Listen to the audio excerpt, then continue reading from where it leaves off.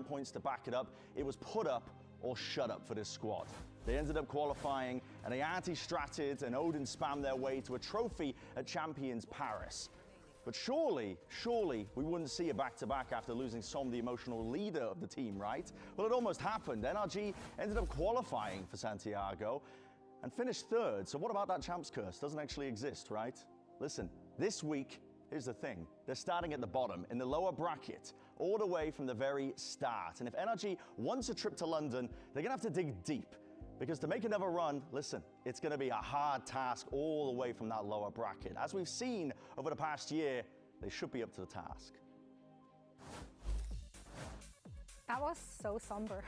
It was very dramatic. Yes, I'm kind of in my feels right now, but like, let's be more energetic, a bit more positive about that, because yes, they stumbled into stage 1, but then they got themselves 3 consecutive victories. Yeah, I think they're looking in a decent spot. The problem is they really did put themselves in the bit. The fact that when you come in as a 4th seed and you start in the lower bracket, it means you've got no second chances, no opportunities for failure. And you just have to win so many times in a row against what I think is clearly the most competitive season of America's that we've ever Reds had. for today. Yeah. I mean, the rest of the teams out here are a nightmare. I to got beat, NRG even for a and team 100 Thieves. as good as NRG. Those are my if anybody Preds. can do it, and if there's anybody that you can rely on in this lower bracket, it is definitely NRG, because of the way that they started. Their first opening matchup was actually against FURIA. I'm a little bit worried for That 100 series, Thieves. I think that's Loud's when pretty good. Nana was still playing a bit of the waylay, But when I'm Brock pretty was playing confident NRG will win Deadlock, today. they were kind of wondering what that was about, and then they switch it up. They go back to kind of the current meta, and then they say they realize that things were not going the way they were They saw the planning light. after. They saw the light. They saw the light, and now they're good. Also, in their defense, though, like right at the beginning of stage 1, like FURIA came in red and hot. Yeah, like they looked good. they were at the height right now. I know they petered off a little bit here in stage 1 towards the end, but like in hindsight, that's not a loss. When's the next comp check coming No, out? we've seen actually Monday, just as in recent usual. games, I mean, with the G2 Every win Monday. recently, that form matters heading into playoffs, and I think NRG is starting to recapture that. But I think also it must This be week, said that their ideas I'm just going better. to Absolutely. Let's hear more about the I'm gonna ideas power and rank all the today's teams. match from Coach Boncarl. Let's caught up with him. Except actually, wait, I don't know if I can do that because America's Coach Bonkar is of not going to NRG. Now, that fully was a decide close yet. win against Sentinels right? last time There's like an we saw you. extra. Did you identify any pain points, excuse me? There's an in that extra match? week that we have to wait before The lower Americas will bracket send their round. last team. Really focused on winning the easy rounds and or rather closing out the easy rounds. I'll definitely be because we're talking a bit running about out hard rounds and hard situations, but every time which we had them, we teams kinda lost or like track of the round. the teams that are So eliminated just if talking they about need to make changes. So I'll easy probably talk scenarios where we about should be converting you know and Cloud9, closing them. EG, Gotta ask, Sentinels, is Hubert today? etc. I don't know, um, it depends if Scuba brought him or not. Oh, so Scuba has Qbert now. Oh my god, a love triangle. Well, best of luck in Qbert. Let us know how that goes. Thanks, Bedbound. I appreciate that. Yeah, honestly, it's been pretty incredible how many people are willing to just listen to me talk for like an hour about the game. I did not think that I was gonna get more than like I don't know 1,000 views on the videos. So the fact that I hit like 15,000 on this last one is I was nuts. about to say, it's all on camera. We don't need to like rehash this here. I'm glad you're enjoying. Let's talk a bit about what's at stake for them. Obviously, like they all want to make them global events, the Masters. Yeah. But I think for some individuals, this one will mean a lot more. Looking at Kiko here, because there is always a buff if you get to play in front of a home crowd. Yeah, I mean, it would be a huge opportunity for him, I think, to just go to London. I don't know when the last time he was in the UK. If he's like me, it was probably be forever. While we wait for this to and listen, while we wait for this game to start, I actually want to go back. This this tweet that I made about Ospas has gotten a lot of attention, and so I kind of wanted to like go back and just look at MIBR Lev on Ascent and just kind of talk about Ospas's positioning. My content's saving you from scrolling. Nice, that's good. Doom scrolling is not the answer. Okay. Yeah, let's actually I want to just go through this again because like my initial thought watching this was just that Ospas was he was not playing aggressively enough against this comp with the comp that they're playing. And I kind of wanted to just explain the reasoning why I feel like this. So with the double sentinel comp, you don't have a lot of fighting ability, which means that like in the mains, the other team is going to feel pretty safe. And so if they feel safe just coming into the mains, then they don't have to use a lot of their utility. And if they don't have to use a lot of their utility and they can just get mains for free, it becomes very easy for them to figure out what the setup is. So like if they get into the main here and they hear a Vice Wall, or they see a Thorns, or like they see a Sage or somebody jump spotting, it's super easy for them to just start baiting out the utility, right? And one of the things about the Sage and the Vice and the double sentinel in general is that it's good at stopping the sight hits, but only if you have the utility. And we're at a point right now where teams are good enough to understand that if you try to brute force through like a Sage or Vice's choke point, you're not going to make it.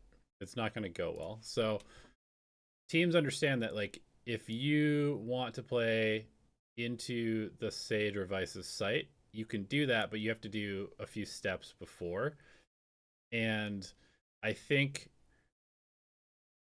because of that, what the defense needs to do is they need to stop the free taking of the mains, specifically the mains, because I think what we're going to see is we're going to see Ospas do a lot of like mid push with the up, but I think that's not good. I think the main pushes is what he needs to be doing with the op, because it's going to protect the setups and it's going to protect like the information and the bunkering of the Sage and the Vice. And so this was just sort of like my random thought as I was watching the game. And I wanted to just verify that that is correct. So let's just watch some of these. They have the chance rounds. in these early rounds. Ospas got a round 3 op on the last map. This time though, just a rifle in hand. Yeah, also I think prioritizing the op is really important. Well, so and you can see that contact first rifle again, round, Rose he's was considering playing throwing the dart if they pretty wanted to passive, accelerate. doesn't want to get run Not down, seeing which anyone I mean, in it makes main. sense as Actually Jet. You stuck shouldn't be behind that dark afraid cover of being right run now. down, but They you choose just understand go for the playing pop out in a moment. passively, like a classic There's the Ospas noise position. made. Paranoia down the fast lane. Ospas stays hidden. Spike is all Gets the the way pick. up there, just waiting out for these well. players to step into Ospas's crosshair. Okay, so that's a solid round. That's The good. orb. Pass the wall. Plays that one Fast fine. rounds like that.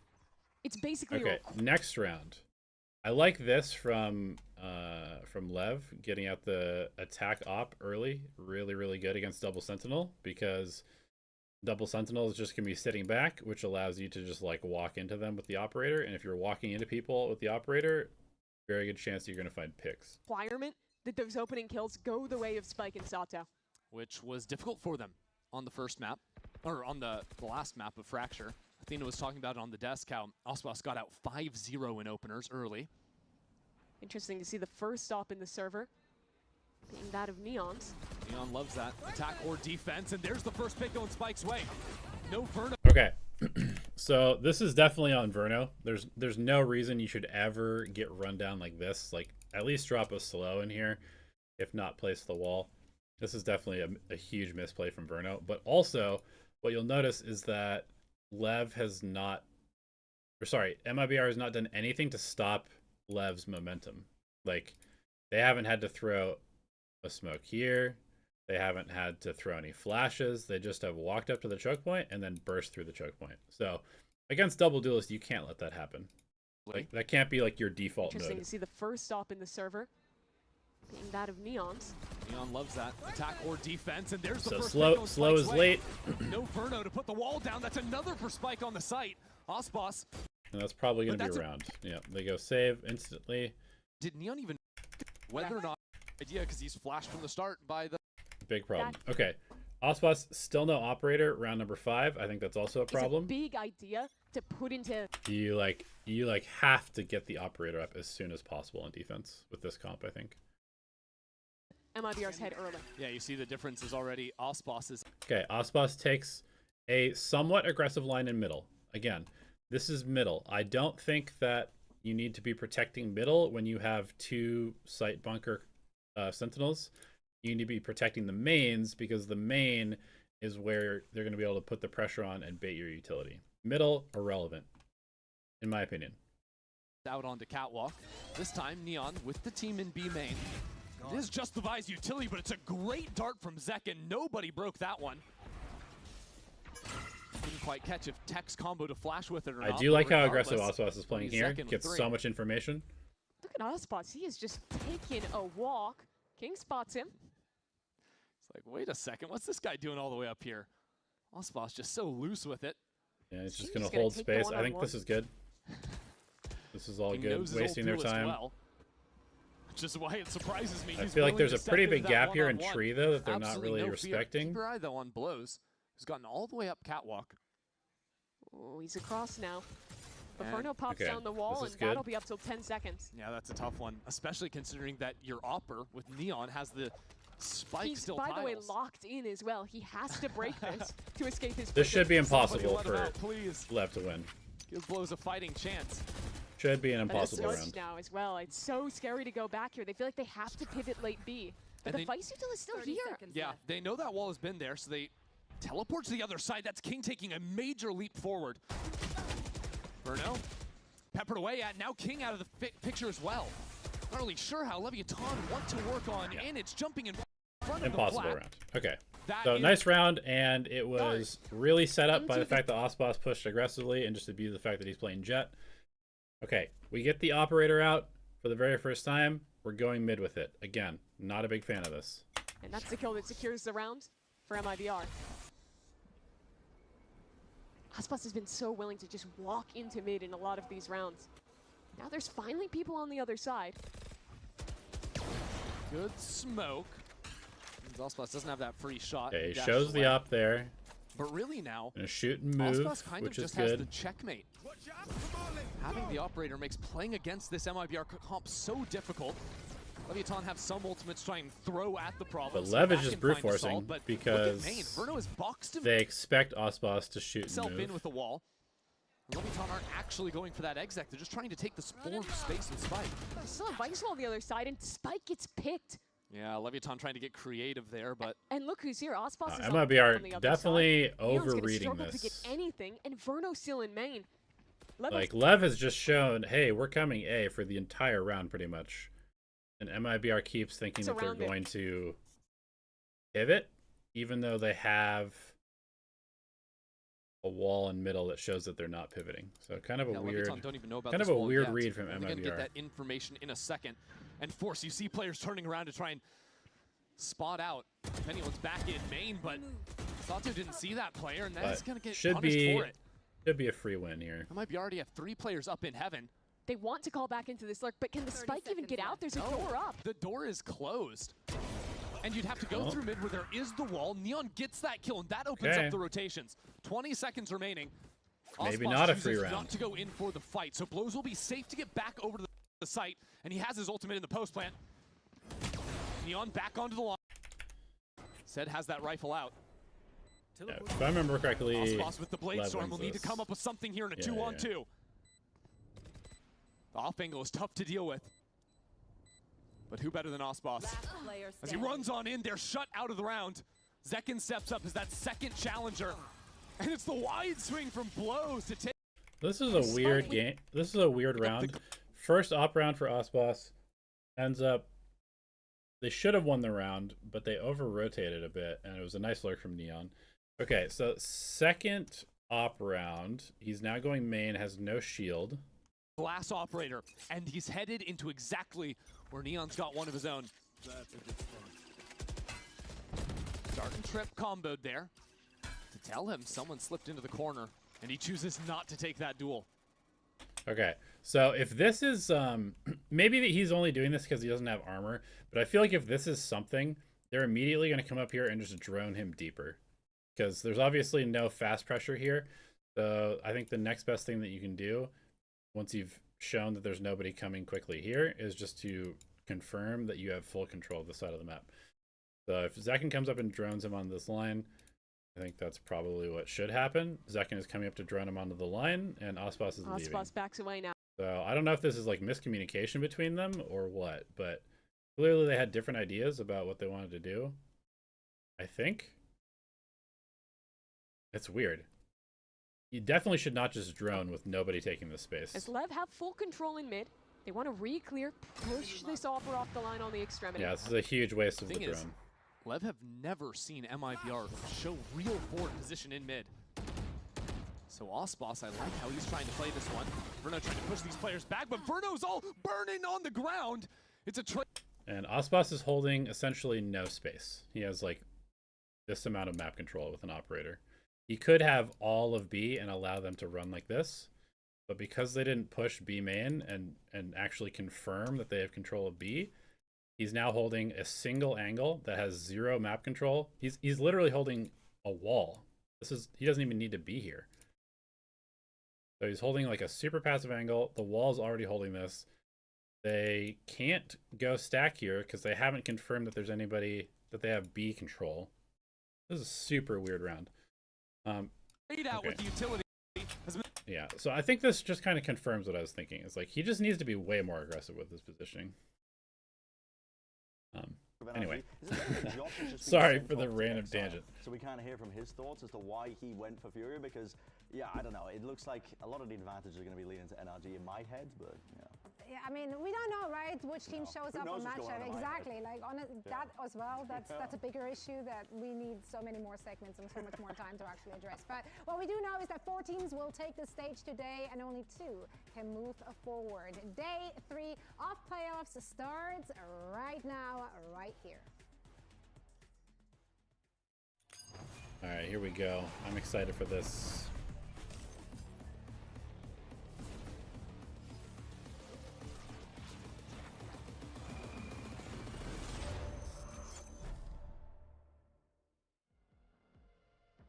I think the name of the game, playing against FURIA, is going to be staying calm in stressful situations. Definitely a hard team to play against because it's very random, but there's a method to their madness, and it's just about understanding it. Mata, cojones for days. He is just crouched on the side. He's waiting for it. Oh, he gets one. Oh, give me some, bro. Honestly, it just feels like any other game going up against NRG. Not trying to take it like any more special or any less special than any other game. Just got to do my thing and hopefully we win. Creeps ever forward. Here's the rifle drop. Blows on the other side is dealt with as well. Now it's FURIA back in the driver's seat. They have a lot of like tricks up their sleeve. They're a very tricky team. Playing against them is a lot about being on the same page with your teammates and listening to communication.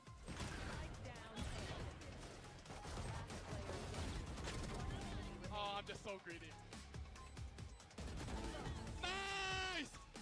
I'm feeling excited about a lower bracket run because this showing that we just had, so the most embarrassing game. One thing I'm kind of interested in so now we have with, oh, sorry, punched my microphone. With Mata's agent pool,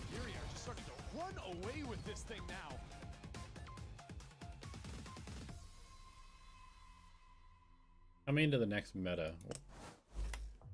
Where are we going to be at with Mata's Masters agent London pool? continues right now in this elimination game. First out is NRG!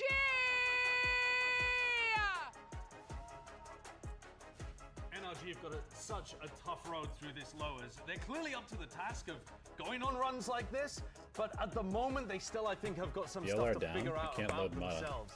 And my big question DLR is really down. Okay, what well, the depth of their map pool let's looks like currently. They had to reinvent themselves early on in this stage, and we still haven't seen them in lots of maps in the pool. And they've had a lot of time as well to prep, to change things up. Since that first week when they faced FURIA, that's what they were trying to do when they realized maybe the approach that they had towards the beginning, since Master Santiago wasn't the right one, and every single week they look better and better. But it's a run that has to be perfect. They did it at Champs, 6 games in a row that they were winning, and this time around is 3. You win 3, you're in, and you make it to another international.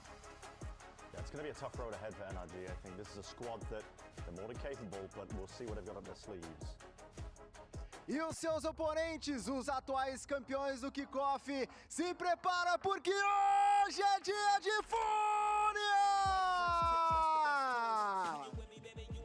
As well, got a lot of reinventing to do as well, with not a lot of breathing room to do so in this lowers. But they seem up to the task. I mean, the arrival interview, while we were speaking to Alan, he seemed quite confident. He said that the whole team had this 3 to 4 hour talk. But I do think that they're in this almost like this identity crisis almost, where the strengths that were working for them in the past, these days in the current meta, the way it's been settling, a lot of teams playing this heavy retake. Okay, honestly, going to the next meta, NRG should be great. If they start putting Mata on Jet, they might kind of own.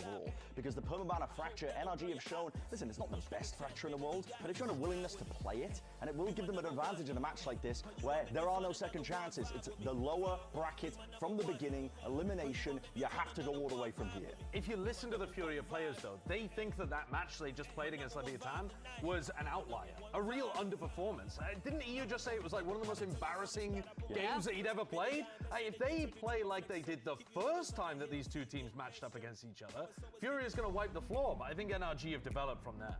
All right, and here's the map set for this series. Lotus picked by NRG. Hey, Haven picked by FURIA.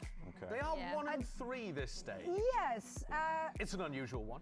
That's a choice. I think it's pretty interesting to start up as well for NRG. I know we talk a lot about Crew and their Lotus before they lost, but for NRG, you look at the past year and they've won 10 out of the 12 maps of Lotus that they've played, and that is only changing from the Race to the Neon and the addition of Kiko with him being in the Omen, which is what Som was doing before. So it's a map that has been super consistent for them, and it's a really good way to start. Yeah, I mean, we call this one a Looney Tunes map veto in the business, because you're going into 2 maps that you haven't even seen NRG, and they're the kings of anti. So that's exactly what I wanted to make the point of, which is like, I think to beat NRG, you need to take them to unknown territory with your own map pool. You need to direct it in a way where they can't anti-strat you, because this is what has won them trophies. This is what got them to the position where we're talking about them being reigning champions, is their ability to dissect what a team is doing well and absolutely crush it on a day-to-day basis. I think this puts a lot of pressure actually on FURIA to be able to win here, which is such a weird thing to say, because this is their opponent's map pick. Right.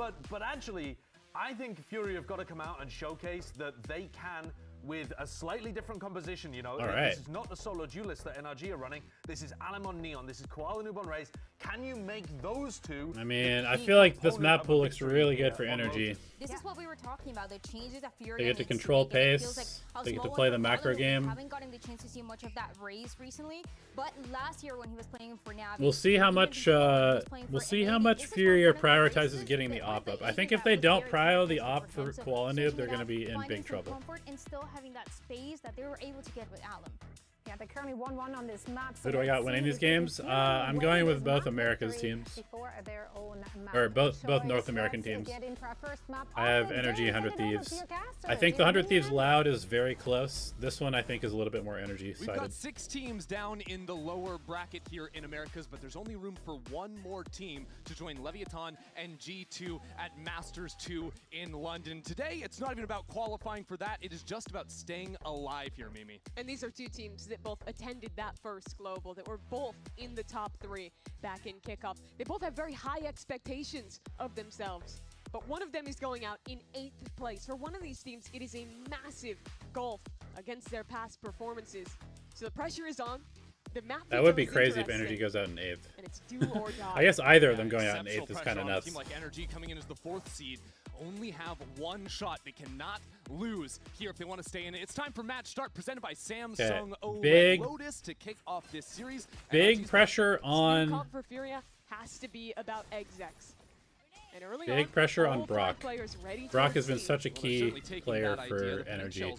Also, I like seeing Koala Noob on the Raze because it means that he probably will plenty of up. Rotations coming online. Alim already into the site. Stepping forward now as the haunt is broken. FURIA still haven't taken that fight, is now stepping into the smoke, trading things out. From Brock. NRG Ooh, it's a huge down, duel. and it's going to be even for a moment, as FURIA don't have a Kiko comfortable position. rotating in, EU 1 shot. In with the smoke. Look at NRG freeze, they're still just holding back. Have paranoia. The refight. Taking stock, there's a paranoia, finally comes down. As Nerve is pushed back, EU will cover.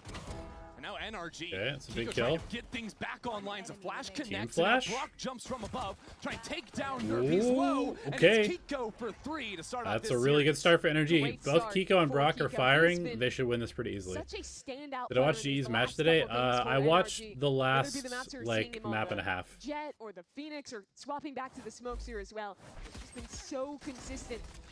As that one British player here in America is looking to get a slot. And I love the way that NRG ended up playing this retake, right? They give that bit of space once their I fight saw that they got situation kind of is owned destroyed. by PRX. And they do a great job Adjust my face waiting cam. for What's their wrong with opponent it? to use their tools before they then Is it too re-push low? and took their own space to win out the round. A lot of energy for Oh, it's way too low. the Whoops. defensive side. Quick fist bump between new assistant coach Mitch and Bonkar. Yeah, Bonkar was going a little too crazy alone during the Sen series in that coaching booth. Need some emotional assistance down there in the coaching booth and the analysis as well from the former C9 player. Better. Now Fury just try to bait out some utility in here onto the B site. I want to talk about Forgot the that I coaching moved it to for make some FURIA. videos. When you're giving up that second smoker in the Viper, you have to invest so much more of your attack side around succeeding in your faster rounds. What the Viper normally gives you is an option to pivot back late A, have lurks embedded there. You don't have that luxury with this comp. So the execs, the team play, that's Okay, got to be really on nice point, and Mata stun. tested, will get away. Yeah, it was a decent Really paranoia, nice stun but from the Mata. fact that Ethan is there to offer a little extra support from Mata. The counter util, this hit out. the counter util from NRG has always been one of the NRG most have brought impressive the things to right me. pieces into the picture. Brock there on the buys will take 3 of his Another own. 3 for Brock. Brock has been the Clean. standout player, really, alongside Kiko for NRG in these last few games. In that nail-biter against Sen, the longest game of the stage, it was him stepping up on this very map. It was, but NRG's stage got off to a really rocky start. This matchup is actually what kicked off the stage 1 for them, where Furia took down NRG 2-0 off of a pretty solid performance at Masters 1. And that was a wake-up call for them, right? They changed Big their compositions, first gun they round. improved some There's of a their map judge for writings. The team Scuba. play got better.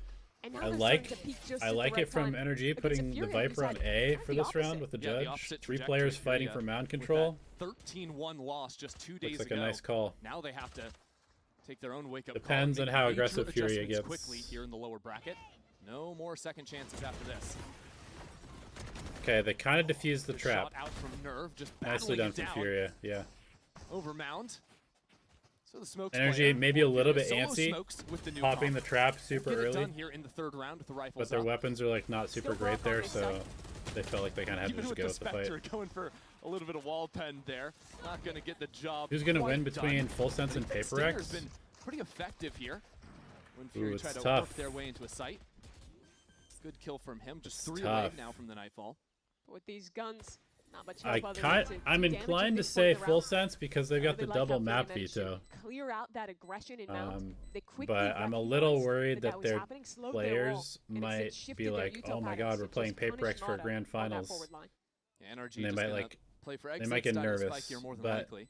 in theory, And Full just looking Sense at how should these win. first few rounds have gone for Furia, I actually like some of their chances, how close they are to getting a Fade ult and a Raze ult into the game. You're talking about how when they went for this double duelist comp, making the change after playing it 4 times this stage, there's a lot to be relied, I think, upon having those big exec So pieces, fresh. especially with the Thanks for ults. stopping by. Yeah, the nice tools that you have are the Raze nade, as you saw in that pistol round, that can help you break that Vice utility, make C a little bit more permeable.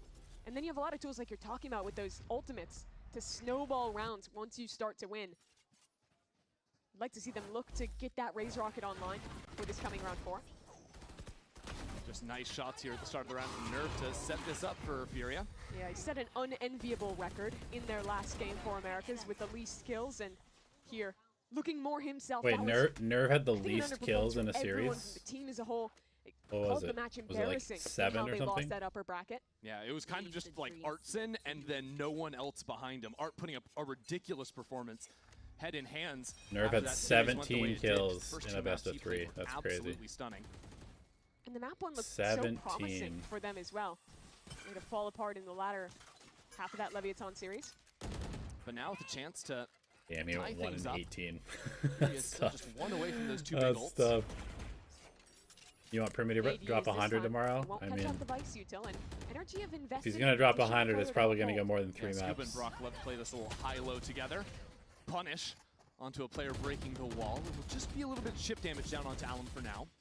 But look at the map control they've lost. Mata postured up on A, allowing his team to stay heavily stacked Yeah, towards Mata's the BC position's side. really good. Yeah, Furia basically give up the Gets ability super to early work warning that they're aggressively coming without back. having Viper here, Does so a little it chip gives these damage. gaps over for Makes them NRG to spend utility step up early, into. can So stop Furia have to them fight from their way back scaling. in. And it's a good fight for now. Allen did slip Keep through your eyes though, on which Ethan, who has is stepped in to support maybe gonna his beat the duelist. timing a little bit. Little ping pong setup. I don't think NRG are biting. They still have 2 players on No, scene. they This is know all that a fake. nobody's here. Yeah, NRG are never ones to over-rotate.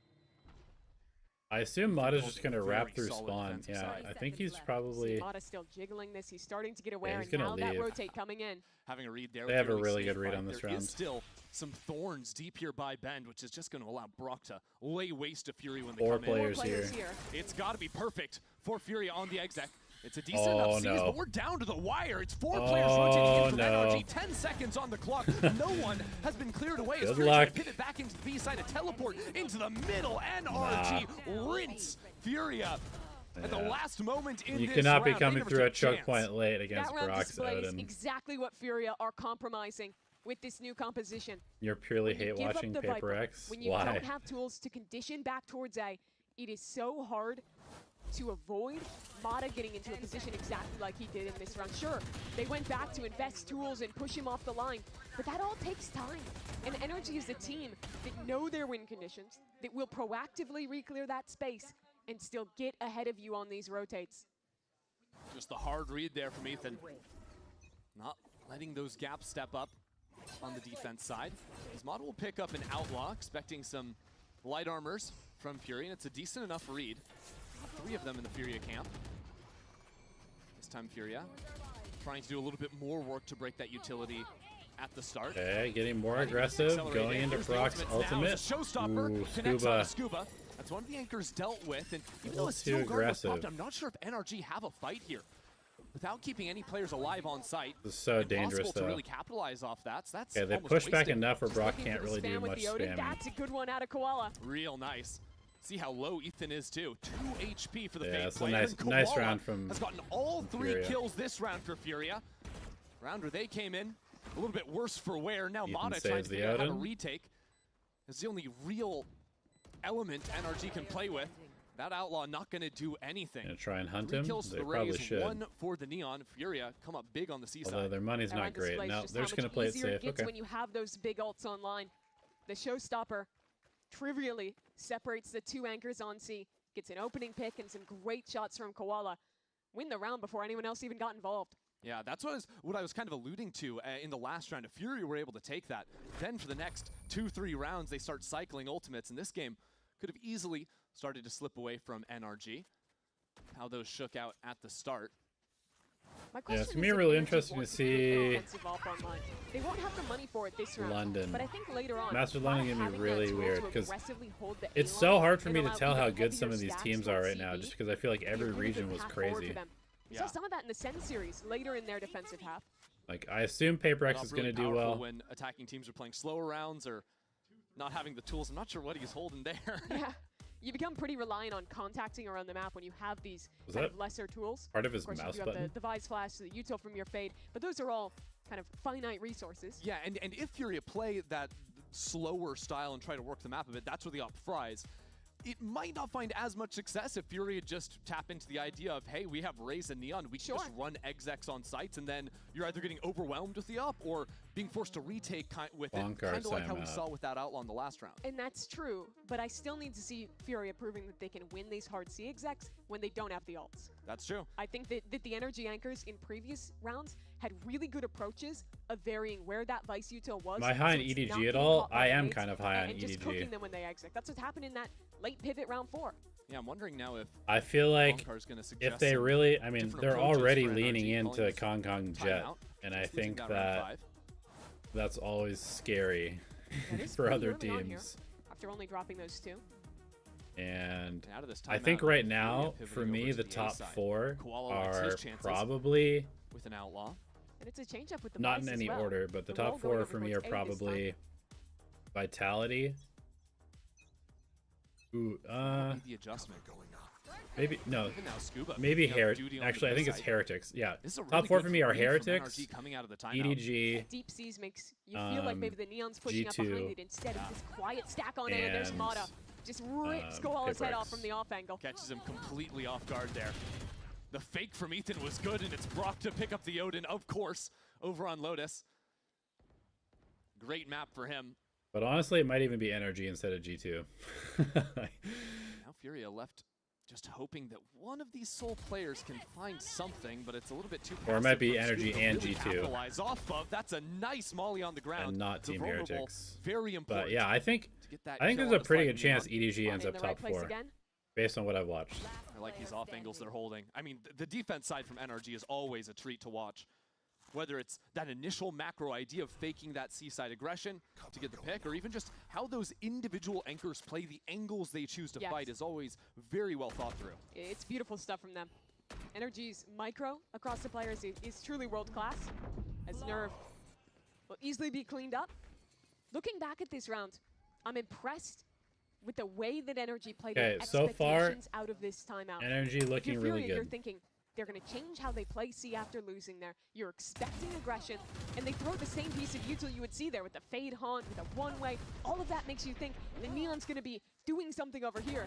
So they look to contact into what they're expecting to be a weak A, and there's just 3 different guys on off angles ready to rip you. Just a perfect round out of NRG. So now Furia go back to the tried and true.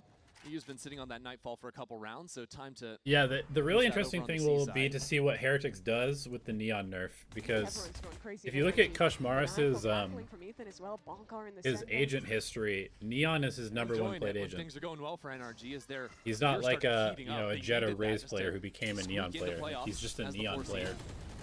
And other than that, he they're gonna plays like a do lot that. of other random Won't get stuff like tripped. smokes and like initiators and stuff. So I'm curious to see if they have him expecting a flex rocket. and then Furia just have actually Woot be choosing the to solo step duelist, on or out of whether it they now. force the Neon, Looks or a whether lot more they like the earlier shift rounds one in of them this to half. something else. Neon posted forward on A. Stall agents over on the other side of the map. Yeah, again, just a pixel angle for Mata to work off of. This time, no kill to be found, but Alum's a little bit lower on just a stinger this round. Good decision from Mata. Last time Furia showed this, it was a fake to go back into C. And it might be that again, honestly. Just They're leaving depositing Alum the Neon. Do they inserted re-clear over him? by tree door. Him being the player on low HP, him being the one with the bad gun. Scuba's off Nerve angle is a is little nice. quick on the lurk, yeah. Scuba just abusing Yeah, an off really angle. nice Again, off this is what angle. I was talking about. NRG are always in the Oh, what a uncomfortable haunt too from Ethan. positions to clear away. And even there, just a great haunt over the top. Sets up Trying for to a little bit activate of the extra lurk, poke but damage. they're so And aware. there's NRG Mata is on so yet aware another of what angle, Furia is doing just right now. catching Furia out as they try to slowly contact in. They are super on top of the game. Pace change seems almost necessary for Fury if they want to make any attempt at winning some of these rounds. This is a flawless out of NRG. NRG have them locked down on the read. This Furia team has been getting away with contacting around the map so much in their recent matches. Yeah, And discipline here, from NRG looks NRG really have good players right in the now. perfect position to shut it down. When do you ever see a Viper playing that? No, You just not often. don't. But they know that this team loves walking. They trust their aim to succeed in those positions. And they're getting rewarded for it. So I think you're right.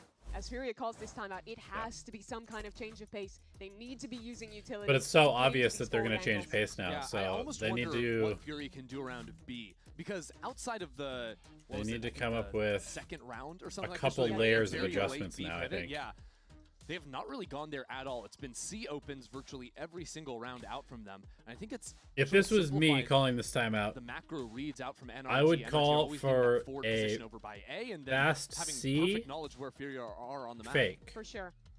There is still And I would normally go- utility, some other stall pieces I would there, probably but go they're a little B. difficult to just hard exact, but I would wouldn't say hate fast to see C them, open, especially but on a map actually like you have this, 3 people try walking something a B. bit faster, at least experiment.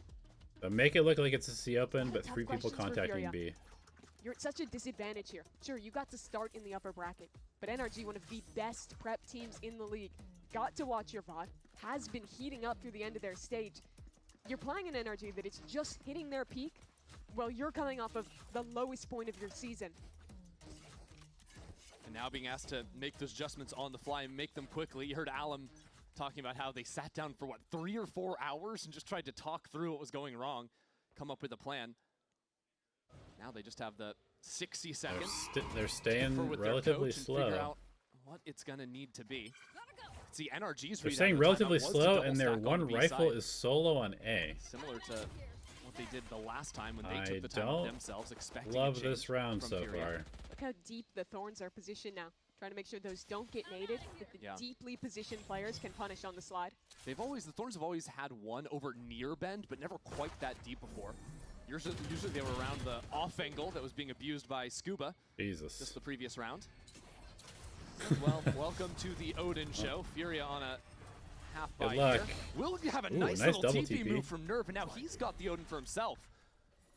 Tough to flush him out of this position too, especially as he's timing. trying to escape himself. Ethan will find his mark, full protection by that The smoke on site. timing is nice. And now that X Factor from FURIA ripped away. Spike still not planted. FURIA want to try and get a fight. Yeah, that's FURIA need to do something with confidence, man. They look really, really scared to do anything. 2-on-3, make that a 1-on-3 now. The Spike left out in the open. Art's been off to a tougher start to this match after an amazing performance just a few days ago, and he will not be able to find anything in that 1-on-3 there. NRG have done an excellent job of conceding just the right amount of space on C. It's very rare this game we've seen them give up the entire site. Except they're almost disgusting always just from Brock. people in these backside areas. Solo walks up, takes the timing. With that smoke front sight. And that's an attacker smoke getting from, but it almost works to their advantage because it's isolating fights from the players that are coming around bend if they actually want to try and get the plant down. And so maybe the real plan from FURIA coming online here. They switch over towards the A side. EU's got his ult back online, and Koala has a showstopper of his own. Actually, it's Koala's second ult of the half, but he's just spammed out before he gets to use it. This has been a big problem from FURIA, sitting on these ults for a long time. Now a teleport over from Kiko to hold on to this A site. How did FURIA advance from here? It stuns traded between the Neons, but still FURIA with no headway into the site. So they do try to change pace, but they get walk back towards spawn, and that's a big kill. opener. That's what they needed. Maybe Interesting opening up a path wall into also. B. That's going to force Ethan to stick Artson. around on there. Look at Mata's position though. Going for that clear forward, it's Kiko to land the first, and now that leg spotted is easy pickings for Mata. Yeah, it feels like the casually confidence working is their way lacking back from into the FURIA site. though. They're like NRG not hard committed to just any look of their great out here plans. today. Again, the round hits a freeze, and NRG have the perfect answer as to where they're fighting. Just beautifully orchestrated from them. They're not rushing any of these duels. It always feels like they're the ones at the advantage. They're picking when they're dueling. Yeah, and it makes it really strange for FURIA because... Which is so weird because they're playing double EU's been duelists, sitting on this but they're Nightfall not since like... round 4, I think. Koala has his second online, but this round he's just spammed through a smoke, unfortunately. They're just not like... I don't think FURIA have actually got to play a round that full committed enough. they wanted to. They haven't been able to play a real exec in the last They have 4 4 rounds. ults.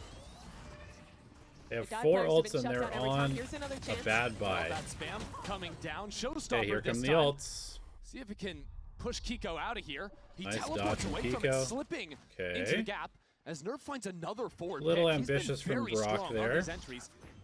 This is their best chance yet. See what they can do. Kiko down into the site, and he's completely unexpected. Kiko Ooh, I traded thought he up was by going to get Nerf, 2 who there. continues Okay, to they be might win there this round. when It's his going to team cost needs it. them 2, Scuba. maybe 3 ults. Try and have some impact they can on get this this flank. third Both all of ult- FURIA playing on site. Scuba's not going to see Oh, anyone. boy. Ethan as well, having 2 players swing straight on into him, They isolated probably away cannot. from his teammate. Won't be able to do much. Gonna walk his own molly? No. He is gonna walk his own. Okay. Scuba just walking into his demise. That's a 3-piece out of Nerve. And I just gotta Okay, say honestly, again, that fine while round. the rest of the team has been struggling, Nerve has really been stepping up to the plate in Fine these 3 rounds. round And in the from last 2, it's FURIA. been these double TP plays that have gotten them into excellent positions. This is the opener from Koala, or rather from Alim, getting that kill with the shotgun. But what's excellent there is that as all this chaos is happening on the site, look at Nerve in that smoke, stepping up, getting the pick as people are trying to flood in. Yeah, nerve catching Brock trying to fill was really good. Now the question is how many Okay, times now can you they replicate that? need to Because do you can get it away with those again. crazy teleports 1, maybe 2 times. They need to do it again, and they need to 4 commit players both here ready ults to fight on immediately. A. Yeah. They better ult X's this. with the fast lanes. They better ult this. Mata just waiting on the other side of Rubble here, but They FURIA have better good ult position. this. EU boosted up on route, and now the spam lands onto NRG's duelist. Those other No players, they ult? start to scatter away, stuck behind layers of smoke utility. Waiting Kind of for a chance favoring to them, strike but back in. I'm surprised no ult. Ethan spotting Koala there. EU still has this Nightfall to re-exec. Yeah. Holding that for a while. How's it going to come online now? I With don't that know. ult to play I feel with? like you had to rip the NRG ult and rotated go if you were everyone going to over do here. it. Stark contrast to the start of this half, when NRG held their Bro, ground. come on, This Furia. time Brock has made it all the way over to the A side of the map, drops a very forward steel garden. It's only Now Alum Furia that can responds fire with their back here ult when with they're the lightning. 4v3. Zapping down NRG, but these smokes continue to nice just pick. slow down any chances of forward progression. Still Furia stuck in the same spot they started the round. And another smoke drops down. Looks like B is going to be the pivot. But Brock is Slow walking all into the way the deep to Odin. hold. It's going to be Low tough. HP and Odin waiting for them. 30 seconds Gonna Starts be to think maybe tough. they went all the way around the world. You're going to tap and taking keep their time. walking? No. Nerve is just so gonna plant. low. If he can do anything here on 3 HP, Furia have a very good shot here in the post plant.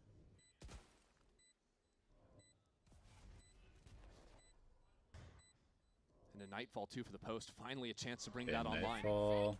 NRG have rotated over These, there. No one nobody. getting tagged by the Nightfall. Scuba's Makes things coming real super late. strange. Ooh, It's a huge good kill. holdout from Alum as another player steps into his crosshair. Huge round This from round Alum. completely spirals back towards Fury. It was looking rough for a while. The early brawl over A main, the amount of stall NRG had, that controlled play worked out from Furia. Oh, Now second kill boy. from Scuba, nearly Jesus, makes a that go was for close. it. But Alum will see this round through. Alum sliding in there for the It is trade is wild that nuts. Furia If come he out gets with that flicked one and dies, of they all lose the rounds. round. And see how grim this was. NRG had the perfect read. 4 players waiting. A refight at the exact precise moment they needed to. But it was these two. Nerve getting that kill onto Ethan, and then Alum in the late round. Managing to clean up the second they had a door into B. And from what was such a grim half for Furia, they could take this one 7-5 Okay, now. Koala But as Noob we go Operator. to the last round, I like for it. the first time, Attack up. both duelists by an operator. End of the half. A lot of waiting This is for a it nice over little. on the A Ooh. side. While Kiko just throws that low smoke, tries to hide Slight, that behind slight mounds and trolling get from tagged Kiko up there. by the scouting util. The only teams that show good tempo and double duels, Paper X and Team Liquid. I think there's idea, more but than now that, but NRG rotates straight yeah, in there's to definitely this quite a B-hop. few that don't do enough. Sliding through, Alum is down, no support behind it. Fury were trying to spam down through the green wall, Nice kill but from Scuba. Scuba Not survives on really 32 the HP. best support for Look at the Alum. next layer. Energy is ready towards A. The off is here. That's a kill. Yeah, perfect Fury is in utility, trouble. setting up Mata for that shot. And then the C's behind it as well, so Fury have really been slowed down. Still have a minute to work with, but with only 2 players alive. Didn't use the Omen ult Major for heroics anything. to carve a path back in. Now they're just gonna go Hoping this energy walking give to them try and create some something. pressure. If they C. can pull rotations with Nerve's pressure on C and walk back into A. But Mata is not moving. I have not enjoyed this Has attack that half from ultimate to Furia so reposition, far. And he will use it over into Tree, canceled out. Was thinking maybe it would go for a play on C before that. And now, 30 seconds left. instead of going A, Furia regroup to try on B Not once nearly again. enough. There's still a player here. Rotates will be Focus very quick into this on B site. And I don't think Scuba's Getting gas the has been Vice challenged wall out, either. I think. Can throw up this wall for a good long time. There it is. 15 seconds left. Furia stepping into a disadvantaged situation, and Scuba is waiting for the dive. A pit as well to try and flood NRG back into this site. Nice Paranoia connects on blind. both players. I mean, it is brutality from NRG. A perfect finish to this half. Yeah, This when was an Energy's winning excellent these defensive rounds, half they look across really the board easy. from NRG. They continue to impress me with the way that they're approaching fights in the mid-round. It's not only that micro later on, but also their read overall. To give very little, to play off angles and punish Furia when they contact. This is the energy you fear in the lower bracket. This is the energy that comes in prepared. And now a big task ahead I to agree. bring it back. 8-4, we'll head to the second after this.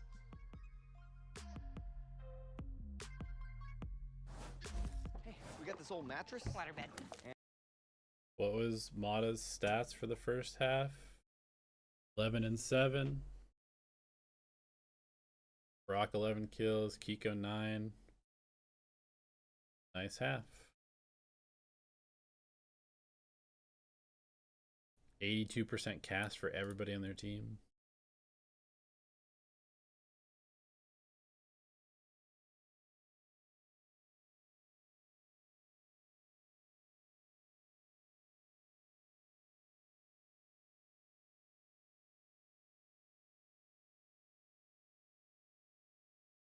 Haven is next. What does NRG play on Haven? Are they still playing the Gen G comp? Have they played Haven yet? This stage? Surely they have, right?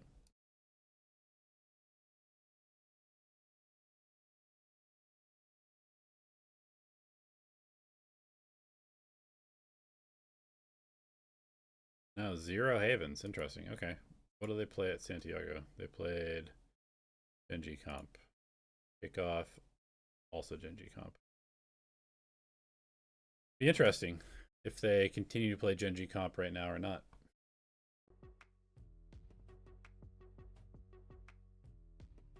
In person at the Copper Box Arena. Starting June 6th, you can scan the QR code to score your tickets to VCT's next global event. And I have a feeling that there might be 2 people sitting on the stage that could be heading there. Oh my guarding god. our players as What? they step onto enemy soil. What have they done to these These guys two? are gonna do a great job of defending the king. Didn't we like fight a war to stop the what's going on here? We got the red coats on the stage here. The Redcoats have claimed California. They've claimed a travesty. the Riot Games Arena. Stoic as they stand there up on stage. Gotta say, And there's no well crowd done. in the arena Absolutely either. lovely over That's there. so funny. That's what they say. It's lovely over Yeah. there.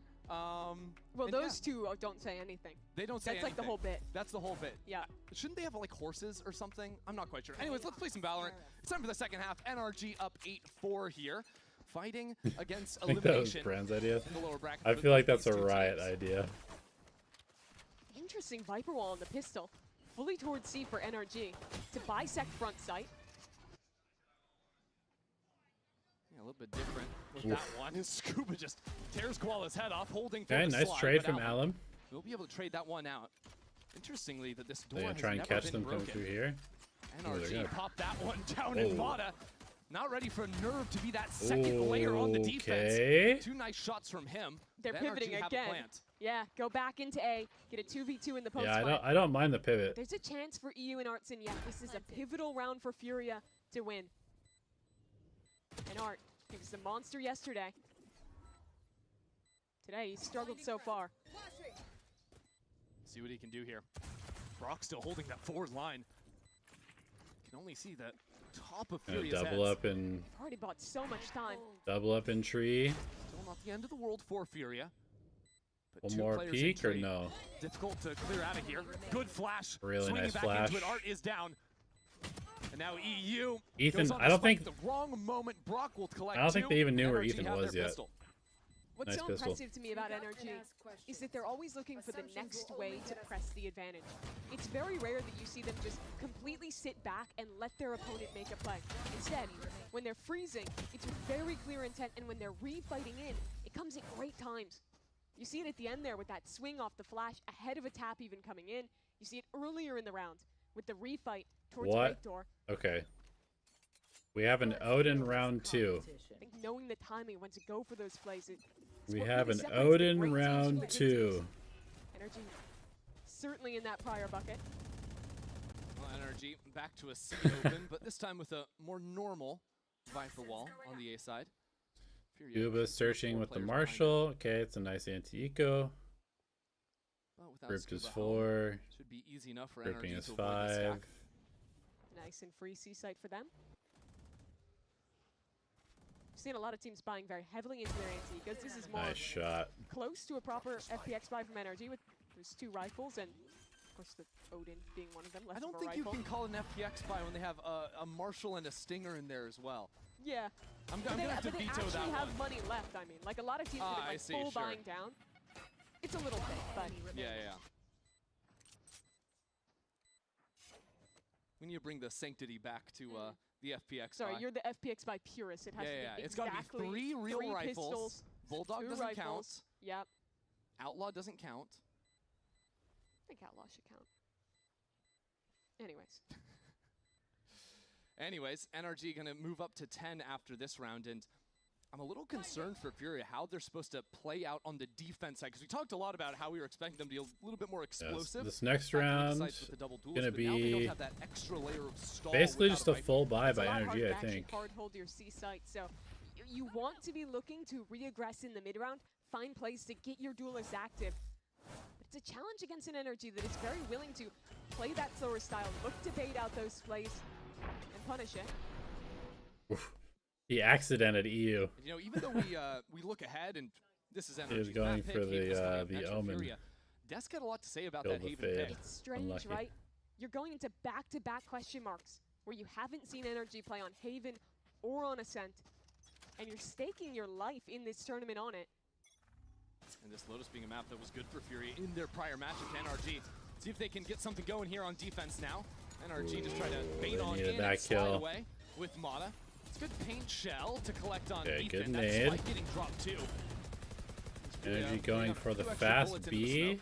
NRG loses Are they Spike, gonna but look double to walk retake through this? space elsewhere. They are. A walk into B No vice uncontested wall. for now, but they're pushing on the other Timing side. is dangerous. weird. Artson patrolling from above. Spot Scuba Oh, jumping up, but there's no. no kill to be found.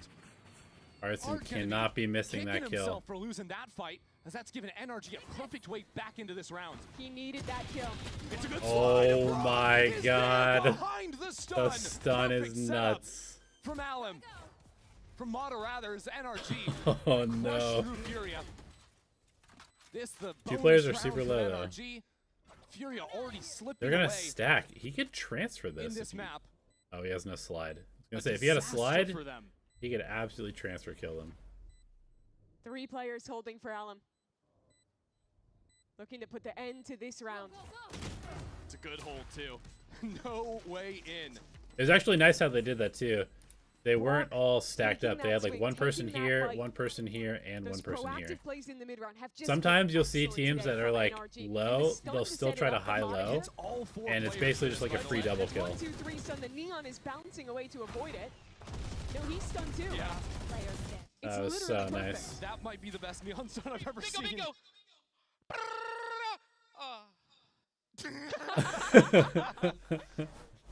So close to the 4K. Would have changed the reaction there from NRG's IGL, and that is going to bring us to a very early Furia timeout. They've lost the first 3 rounds of defense. They don't have a beautiful buy heading into the next, and Mimi, they don't have really time to come back now. You could argue it's too late, if Yeah. anything. Down 11-4 against an NRG attack side that has looked good, that they're already close to some of their key ults on. This is a really bad position for Furia to be in. And I think right now, you can't look big picture. You just have to look round by round. Hope that you can get something going at least in time to recoup for Haven. But what tools do you have for it? You've just lost the bonus. Your buy is looking horrible going into this round, but you feel like you have to force. And it's been such a negative role from Furia as well. You think about halfway through their second map versus Leviathan. What does Fury have to work with? Crushed 4 there. Guardians and a It's Stinger. 13-1. Now No trailing ults. 11-4 Not close on to a any brand new useful day. ults. But it's elimination day too. Well, They lose this map in the single. good luck. It would be 3 maps in a row, Yeah. 3 playoff maps. Lost like that. Even just looking at round difference, it might be one of the worst streaks we've seen in Americas. And For a this is team- that same team that didn't Okay, get they need defeated to once leave in A. kickoff. They went all the Yeah. way through the upper bracket. It's a completely different story.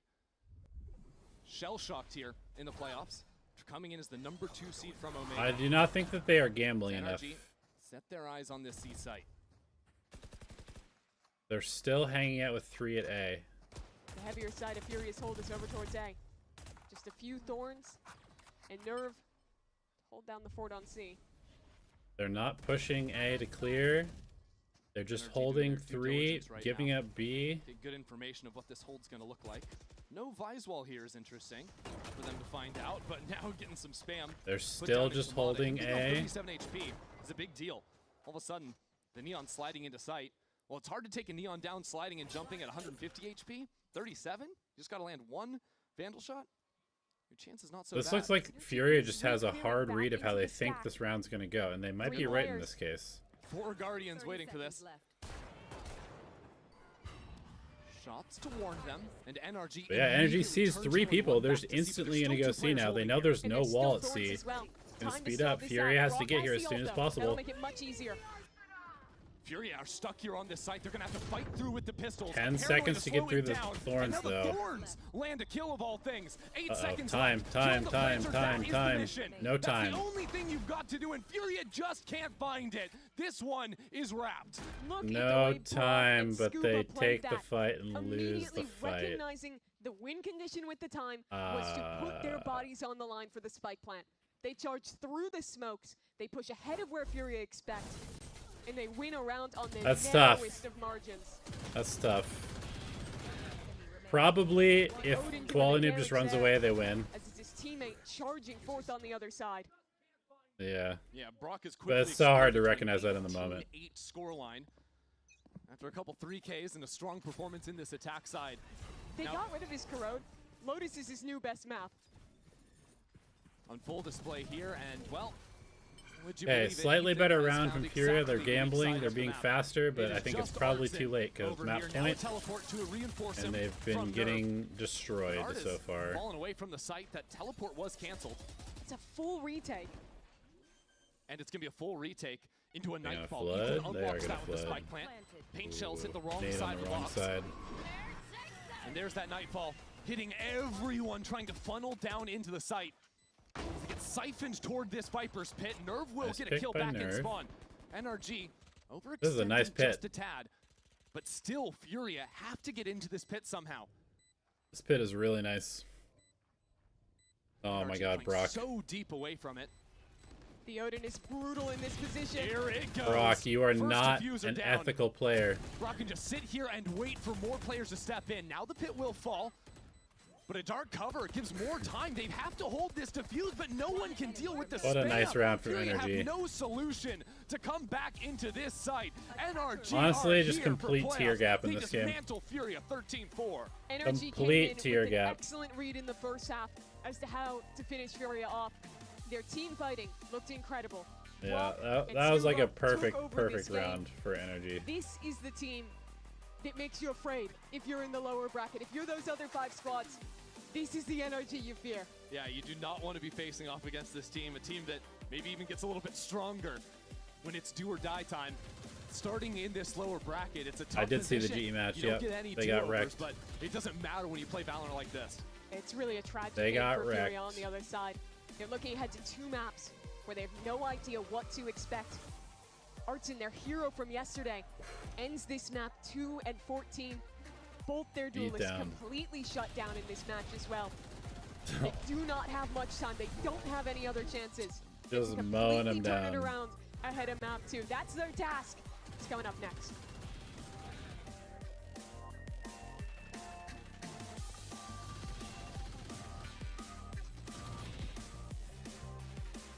Mowing them down.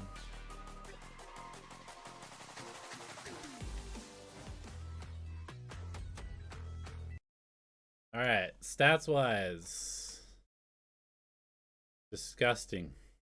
20-8 from Brock, 15-9 from Mata. Really, just the classic Energy map. 2-14 from Art. Yikes. Yikes. Just out of curiosity, we don't have the latest data, but we've got decent data. I'm just kind of curious where we're at with Lotus right now, just from stage 1. Go down to like 40. Non-mirror win rate. Cypher high, sky high.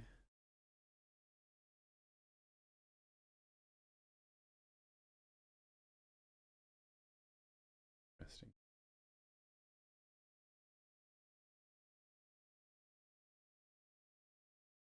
Is it just a nervousness thing, or shouldn't keep any expectations from GE?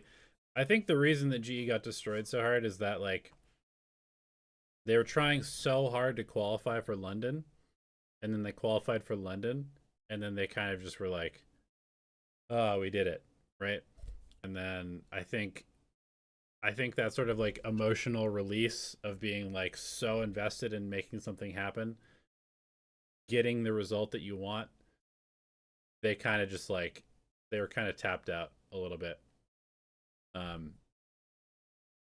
that happens a lot when teams are like not used to succeeding. If you're not used to succeeding, then oftentimes like that first big success makes you kind of just like incapable of locking in for the next sort of lower stakes. Like obviously winning stage 1 would be pretty big for that org, but for the players, like those games are so much lower stakes because they've already made it to London.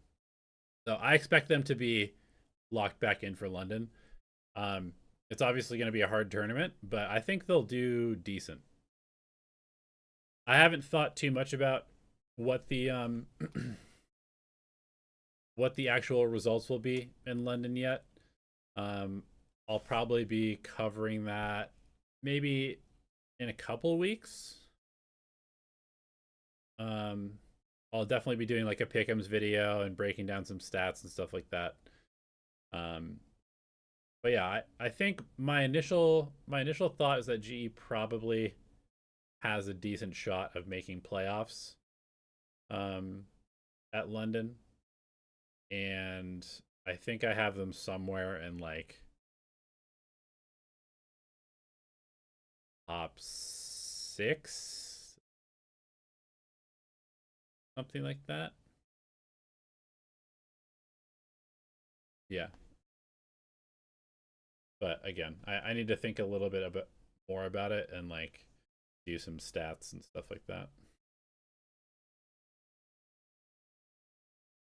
But I think they'll do pretty well.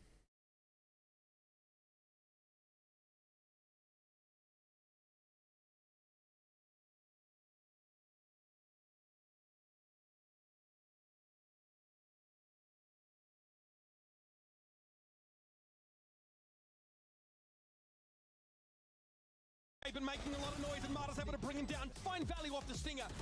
Jonah has to play post plan here. This is uncomfortable as Brawl notches a third. It's on Jonah and it's not enough. Bola do mercado sendo abatido, o Fael cai do outro lado, e vai tentando fazer a bola. Se vira, veio na bala, olha o Ayu! Maravilhoso!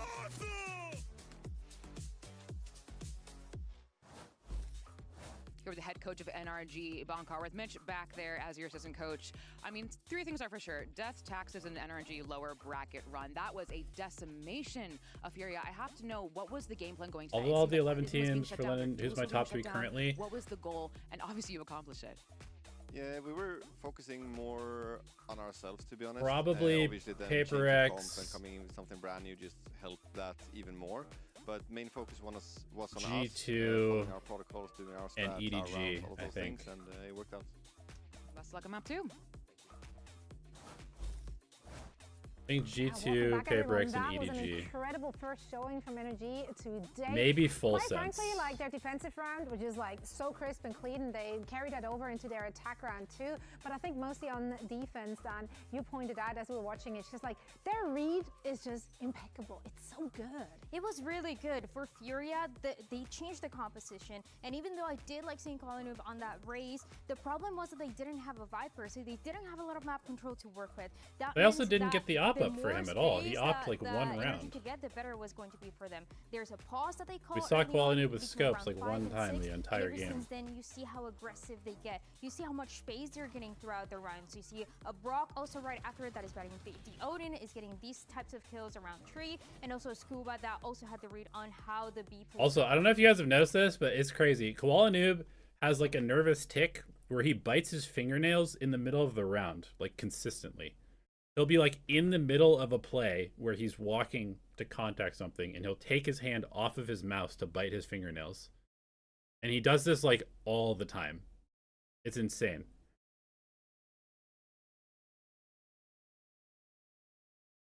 EMEA still in the mud? I don't think so. I think Heretics and Vitality could be decent.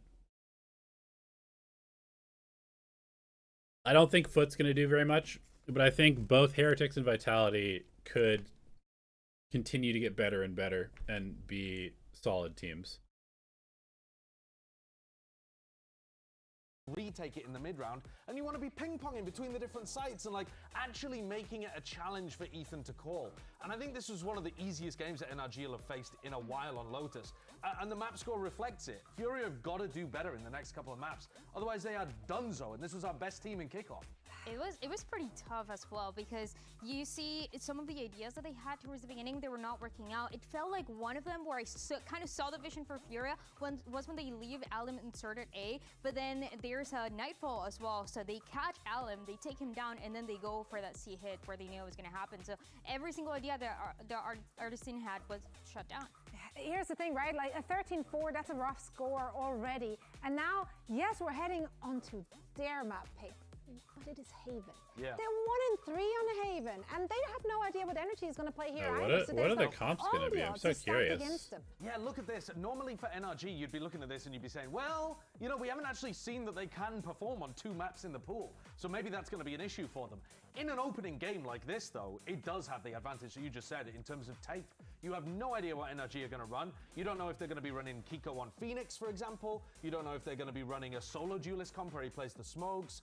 It's really difficult to come up with a game plan here, and it's not a map that FURIA have been amazing at. It's one that they like playing, they've played a lot of it, but they play other teams close. They don't actually dominate those matches. And I'm just wondering, I feel like if I'm it's going to be the same approach as NRG and I'm going to play the G2 comp, I probably want... It felt like from what Bonker was saying in that interview, probably they were mainly focusing on themselves. Actually, I don't know. I was going to say maybe put Ethan on being really good at countering other teams, but it feels like that is not going to be the case Kiko on Killjoy. This time around, and I feel like FURIA is going to bring something different. They have to, right? I mean, 2 of the 3 losses on this map were close. Yeah. That's like giving us some hope here. But yeah, let's hear what they have to say ahead of map 2.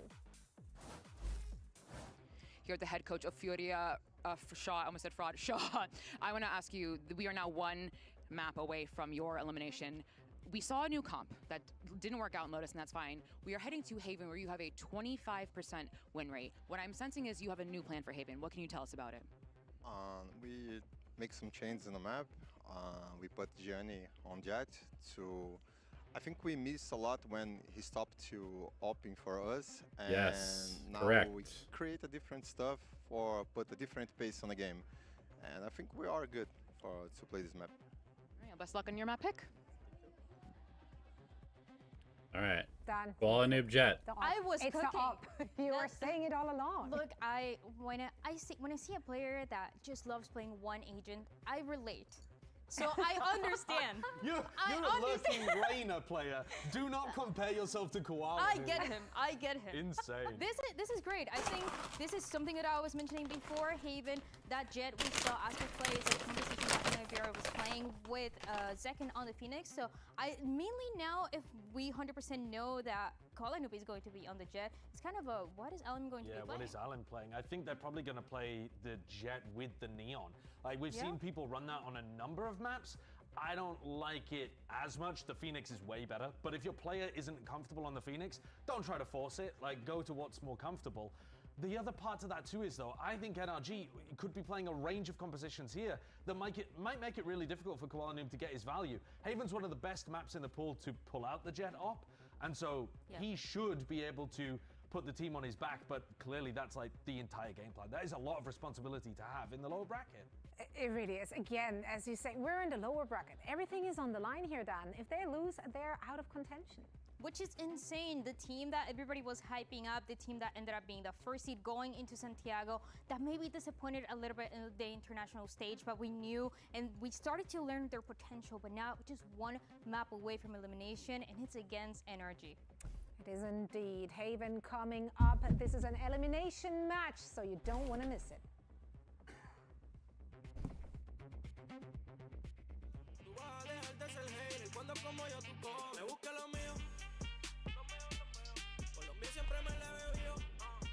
I think we're going to see so much Jet at London. I think we're going to see a lot of Jet. I kind of hope we see some Waylay, because I think that Waylay is pretty good right now.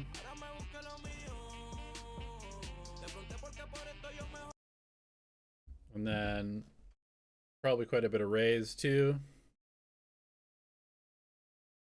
It'll actually be really interesting to see I mean, I guess we'll also Well, see a no lot of surprise Phoenix. that Furia are in a brutal position now, People trailing love the 0-1 Phoenix. in this series after getting taken apart on Lotus. But the silver lining, I suppose, is that was NRG's map pick. Scuba Cypher, Rockhaven, Ethan Omen.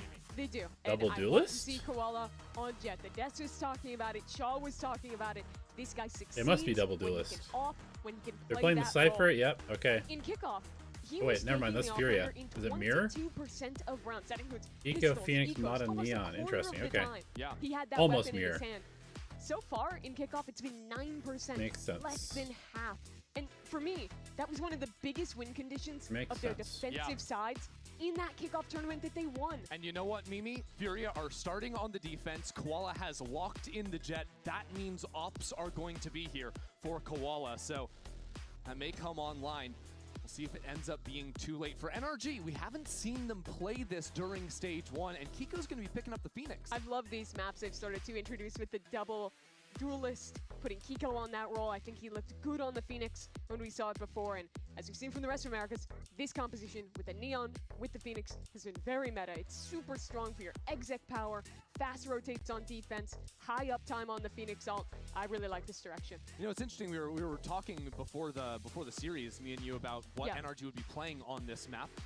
Does look like they are playing that Phoenix, but we were thinking for the Sentinel role, would it be a Viper instead? Would it be a Killjoy? But Scuba chooses to pick up the Cypher now. What do we make of that for NRG? Yeah, I think NRG have rated Sentinels a little higher than other teams, and I think it's a lot to do with Ethan liking to have that utility as an asset on his defensive side. You're so much more free with how you can play your strong side, the side that wants to fight, when you have constant information with that Cypher.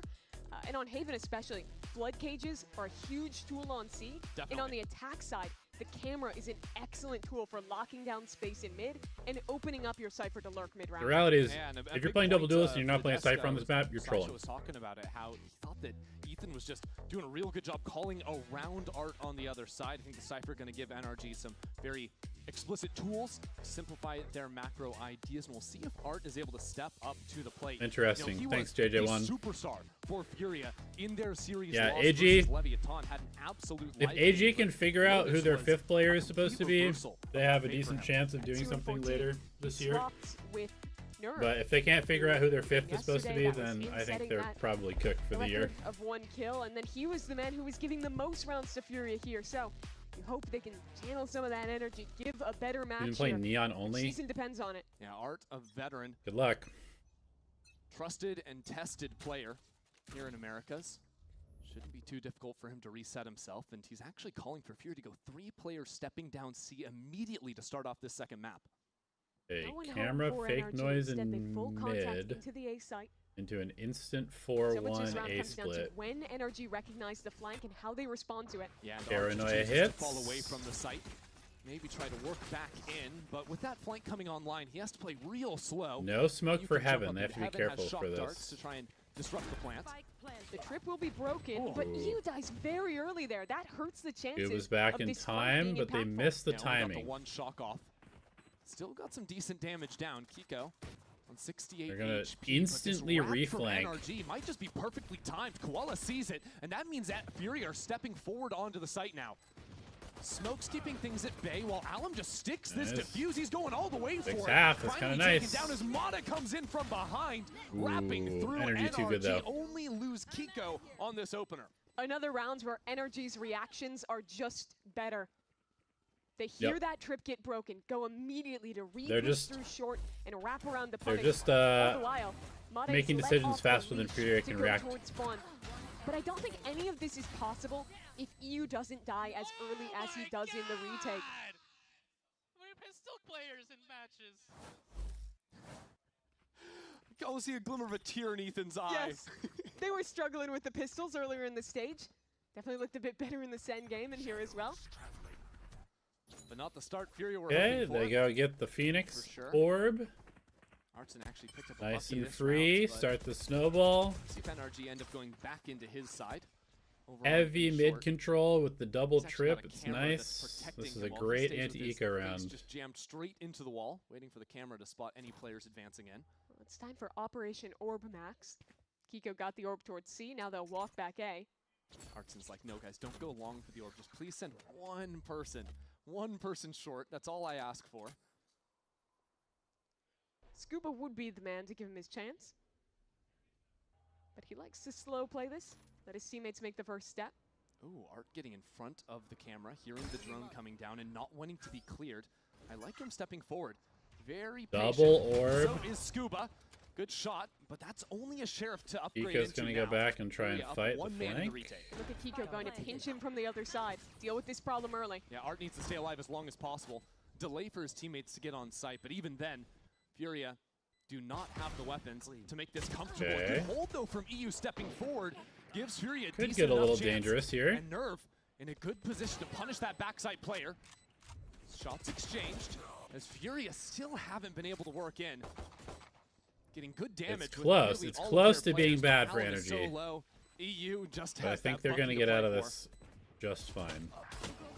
Never mind. Okay, gun down. It's doable. Now getting harder and harder as there just isn't actual time to work with now. Ethan's probably going to lose the Kill these Phantom. players, stop anyone from getting out with the big rifles, but that won't Ooh, even be they may. successful. Wow, they get out with both rifles. Getting both the rifles out of that round is That so was big really for NRG. nice from NRG. And well, the kills were great from FURIA, and they looked like they had a chance. And they get It looked better than it Kiko was one off the because only orb, people so now they're going to taking try those and... risks in short with the 2 players on the pistols. So you don't earn much more from hitting those. potentially capitalize on that. Yamada did well enough clearing back down. That was really into nice from sewers that Mata. it didn't become an issue. Go Dan! Waving across the stage at EU. And you see the implication of that now. NRG keeping those rifles, getting the plants. They buy up around it. Oh, wow. Up. 4 light armors. But they've got the arsenal. Buy up. Make I a big assume go with this. Kiko's going to come get No the orb outlaw on the other C. side. Yep. Here we go. Artson actually playing C solo with the Guardian. Deep. Little chip damage into a Phoenix ult. Kind of stuck here now. Gets away, but takes some damage on the retreat. And with them going for closer to a true FPX buy on that pistol round, just the Marshall is that additional weapon.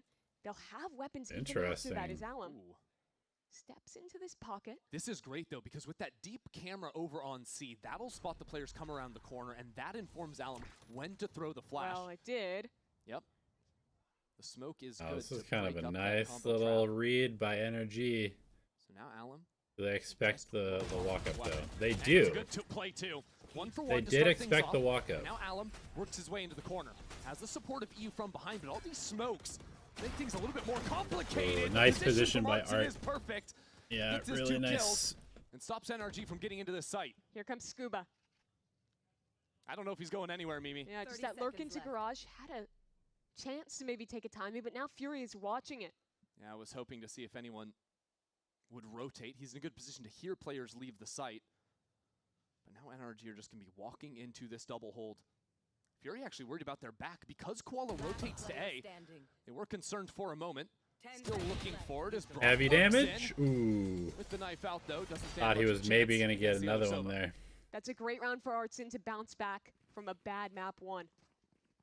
Off of losing a player early, he retucks on a forward angle and is in a perfect position to punish as this execute comes in.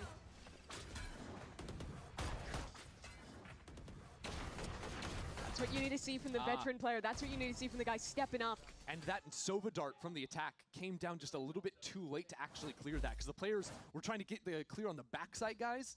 Yeah, That's why timing the was a timing's little bit there, off. But Here comes another fight C long though. see how it goes. Early peek from Nice Mata. jump check. NRG can't actually stick around Instant to fight trap because of the paranoia, defuse. so instantly turn tail and run Scuba towards C. takes a ton of space middle because I know there's 3 C, which means Very there's safe for probably utility 0 here. people middle. Not on A B, good though. read. Not for the lurk. Insta Scuba has exec a on chance to A with posture up. Scuba with super With the run it good back. lurk timing. That'll circumvent all Free these kill in middle. There's that pick. Big. Koala caught rotating. Catching the rotator. And He's got another fight in mid. Still a fight Yeah, in mid. good Exactly. read on the Stepping up backside, into it. EU but the is jump there. He's been good at patrolling ill-advised. late in these rounds. Look at Kiko walking back, clearing this flank, letting his teammates fully worry about spawn. NRG in a good position for the paranoia to slow down the retake. But FURIA really taking their sweet time. It's good spam. He's too far forward there to actually use Dude. the drone. Now EU basically out The of this one. Odin versus the Bunch of drone from shock heaven darts is to support. disgusting. And the recon as well. Torque his team out. That's but a for slide sure an in anti. perfectly timed with the flash. It's exactly what the doctor ordered. That's like, hey, And when yet they it's retake, blocked. they always drone alone from now? here. He's got ult. Hunter's Fury online. Not even waiting Yeah, for this it. is No one's free. holding for him. Impossible to win. And there isn't the time, so EU will turn tail and run. Brock wins this round for NRG. But I is a think great chance near for mirrored Furia. comps like these EU mean the getting game would be traded mid close. onto that pick, having a I mean, if straight up the 4-on-4 teams are in this equal, retake. then yes, in theory the game should be really close. But Brock these in teams dead are with not the Red Bull equal. clutch. It was only made possible Mirrored comps by how much means they got like set up. Look at two all outcomes. 4 players Either the teams are coming closely just matched and the unspawned. game No will one be trying to push close, up towards heaven, worried or about the Odin spam because there. the comp is like not the determining factor, Paranoia, it Phoenix just Flash, showcases which team is every better. single player gets caught by that And the answer is that NRG is just a much and better NRG team. easily clean up this round, reset Furia's economy, and now look to run away with this half. The woes just continue to pile up from Furia. That's gross. hoping Brock that even they has a lineup for this guy. Have better solutions to deal with NRG, but so far this map, it's been a little bit lackluster. Hero gun on EU is all they have. A stack behind it though on A. See if Fury can stop the bleeding.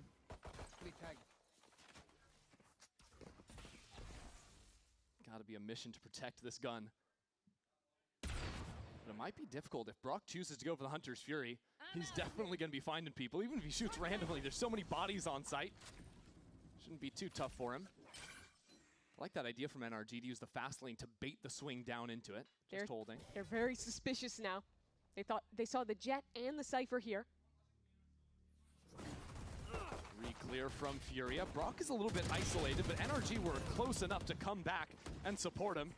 And they realize, well, there was a stack here. Not but gonna now lie, guys, everybody's this dead. series is over. And Artson picks up the gun. The series Good is for two. over.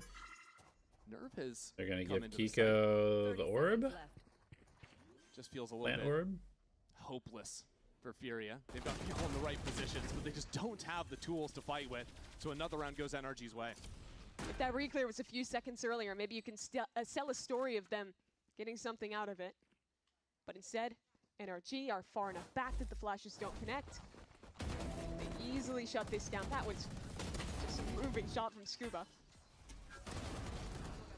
Nothing you can do there. So Furia are going to be calling a timeout, and this just becomes a real moment of truth, I think, for Furia, because this is a team that so many people were excited about. Best team in Americas during kickoff, come in number 2 out of Omega. But since that second map versus Leviathan just 2 days ago, they have been on a slide. I went back and I looked at the numbers. Rounds won versus rounds lost once they started going on that losing streak. Sure. If you include the rounds in this game, they have won 7 rounds to their opponent's 41. I can't remember seeing a team have a streak like this in recent memory, let alone one of our top teams. They're getting wrecked. In the league this year. And in playoffs They as well. are getting when it mattered most wrecked, for them man. to show up. That's coming off of that That's hot tough. start. Remember, they began this stage beating NRG, dominating them 2-0. Tough. They looked like they could be one of, if not the best teams in the league. They slowly slipped, and now that slow fall has turned into a free fall. Yeah, and you see the sort of stature, I think, from the other side, very experienced team in NRG. Stepping up deeper into stage 1, now stepping up in playoffs with their back against the wall. You see that in the individual play. 2 maps in a row, Brock has been stellar. See that in how Ethan is able to call through these rounds and to find the gaps against Furia's defense. That's been a staple as Mata slides into the site. That'll be the first kill, and he even looks into Garage. It's a little bit extra. It's looking nice. Let's listen to what NRG have in store. Nice listening timing there, dogs. Well, maybe we'll try again later.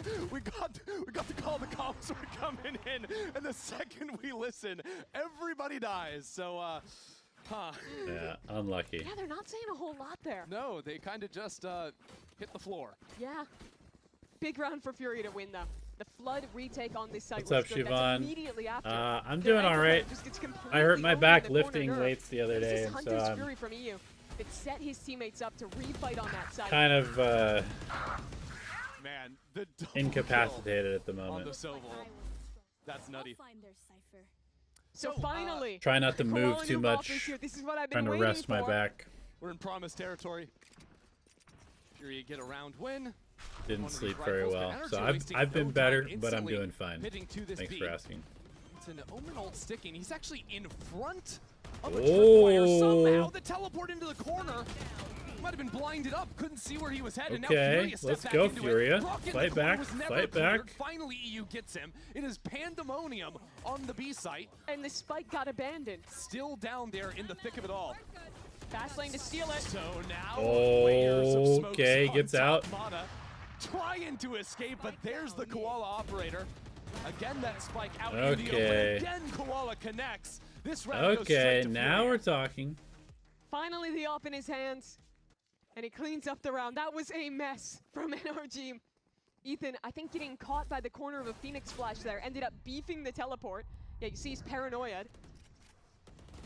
And then Alum fighting back in. Do you see how the spike dropped? It like went behind the Omen. That was wild. Did kind of a trick. I wonder, he was so close to the wall, it might just bounce right off. Makes it even tougher for Mata to try and recover on the retreat. Finally, NRG out of money. Feels like it's the first eco all series. Yeah, so as a result, not only do you have the op, but It does feel like that. I chooses feel like outlaw. Energy's Something he's been doing econ a management has little been bit more so often, good. I've noticed lately. Especially when he's playing the anchor position over towards A. In the corner. Half clear. Then we'll turn away from the Lazy flash, clear holds from it Mata right down. there. Very nicely done from Okay. Hard, and we're knifing. All right, EU. Welcome to Wonkar the party. timeout Have some incoming. fun.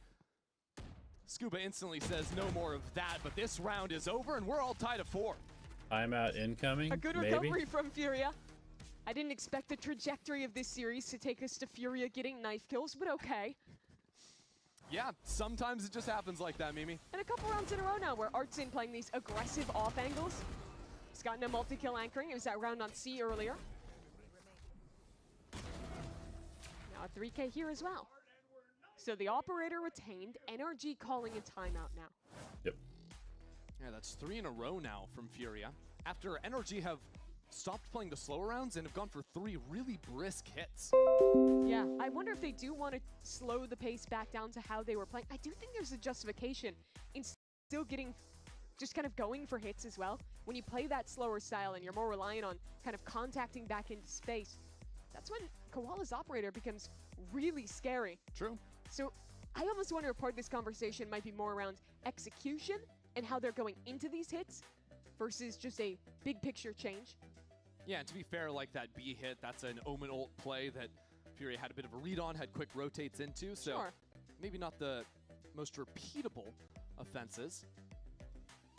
Be interesting to see where NRG go, whether or not it's going to be, continuing to play for more A lobby control. Maybe we pivot and start working towards mid a tad. Because usually You would have look at these Phoenix rounds and ult. say, Kiko okay, we have not Phoenix having that can any do some core success, control, but really. Kiko having that online already. Kill-wise, NRG don't have to play that little getting mini kind of owned, but he's still making The angles space. you get the most worried about are mid, are C long, but it's always a question. Where is that off this time? A 4-player stack from Furia on A. On Lotus, NRG always found the weak spot coming out of a timeout, but this time they are right in the position of Koala's op. Nice that camera. Koala's just ignoring? Wants to get the value out of this dash. Okay, shows the op. Wow. Supreme Is he gonna confidence stick? from He's the gonna duelist. stick. It's nice to see him back with this He's operator going in back hand. in. Yeah, you love to see it. Yeah, After I mean, make not them having clear the you out. chance to play the agent, Make them play clear the op you. role Make much in them stage 1. either Back in a comfortable rotate position, but or NRG's commit utility to pushing gives you him off the no line. real value here. And NRG leave Cypher it in bed. inserted though, he might come Scuba back tucked around in at the some corner. point. As the team goes back.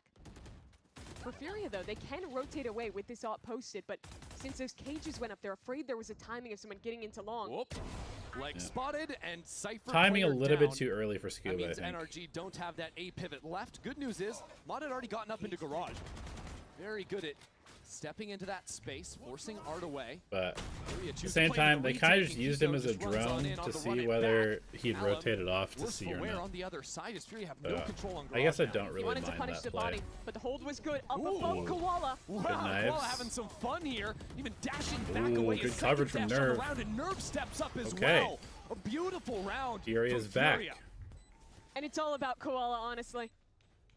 His persistent pressure in A. It is They were basically as reading soon as he got the that someone operator, would come back, the game someone would changed. give him a chance. Pretty The much. second he hits that shot on Pretty much Scuba, the it second they got forces the op NRG's up for the hands. jet, They everything have has to make a changed. play. They have to push. The team does a great job of collapsing to that fight. So nice too, because his off was such a staple of that run of FURIA's during kickoff. And to see him do this with the Blade Storm, but also I think Nerve has had a complete bounce back. Getting the 2 kills in this round.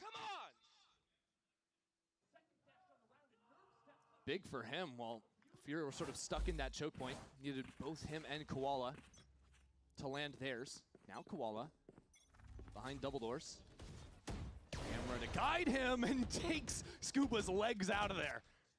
He hit him there. That is Think wild. that he didn't kill him though. This guy is just so fast when he has the op in hand. And look at him, he's already shifting over to the A side. And I love how they play so many resources around him. There it was a cam, it was a flash. Wow. Mata really trying to bait out this A cannon nearly on the flick. Just barely. Now he's gonna move again. Scoops underneath You Mata's going elbow mid? there. He's been a millisecond away from 2 kills here already. I like No, how FURIA he's started to play the map. indecisive. Stepping out Indecisive. He has very good info to work The off mid in push this is kind of round. nice. Are they Now gonna he wrap clears around out and find mid. Scuba or no? Maybe he's a little bit too slow to hear the they rotates going on to the suspect? C side.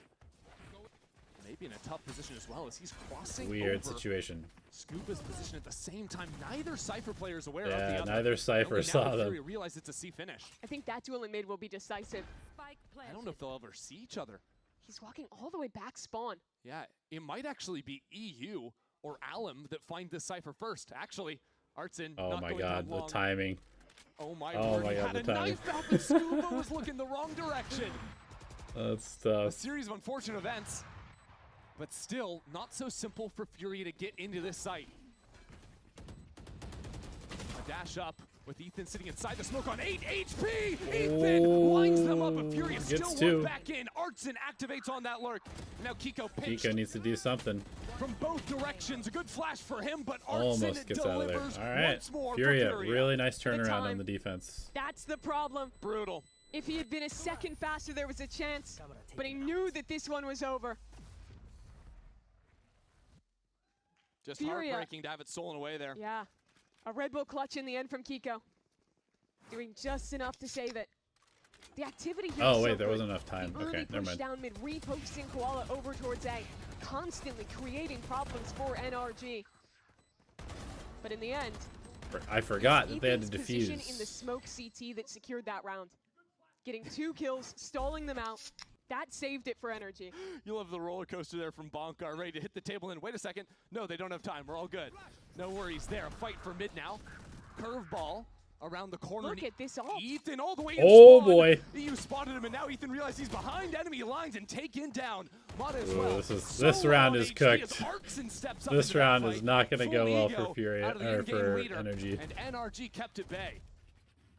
Insane start to this round. Yeah. You saw that EU had no expectation of that ult actually getting stuck. And now Alum steps up as well. FURIA have They completely pulled a lot changed of their players to A with logic the ult and ran on these into it. maps. All of a sudden, they're taking huge timings. Gamble stepping out Do they into speed empty up? space. Yeah, I It's mean they paying gotta. off massively for them. The disrespect is working. But the round's not over. A 2v4. The tap. Kiko.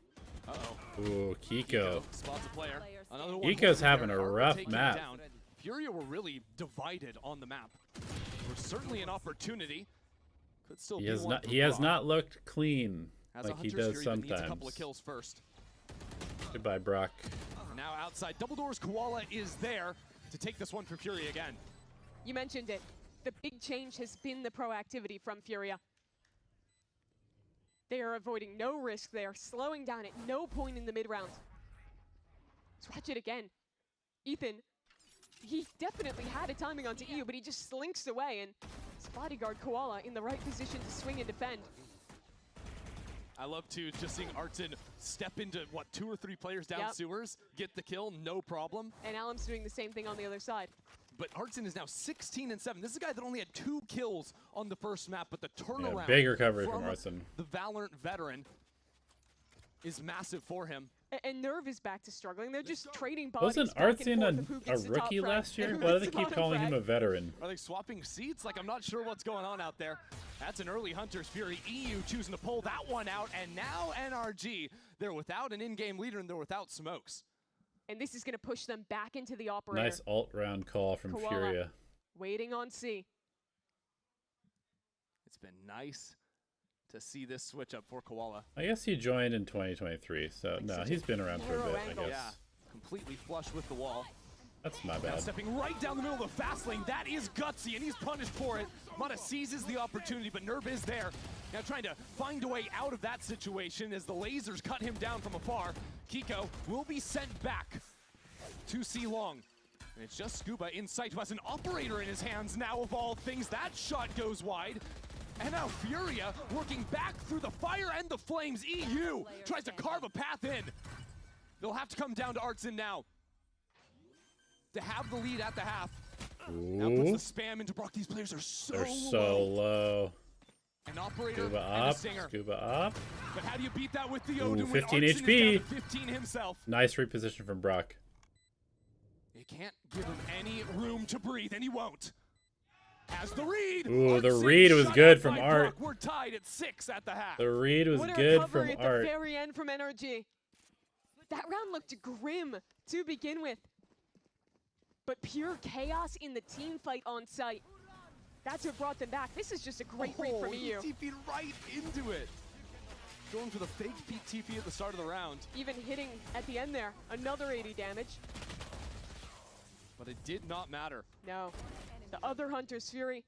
And Brock, really. I think the hero of that one, getting that backside stinger kill. And then having the read to wrap. I can't hit one shot.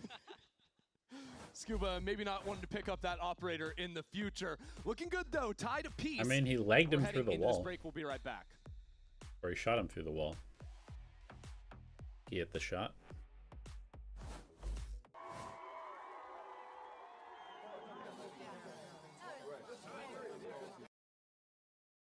But who did I say was going to be the key? I said it was going to be Brock. Brock is going to be the key to this map. Or rather, to the series. And so far, he has been the top fragger on both maps.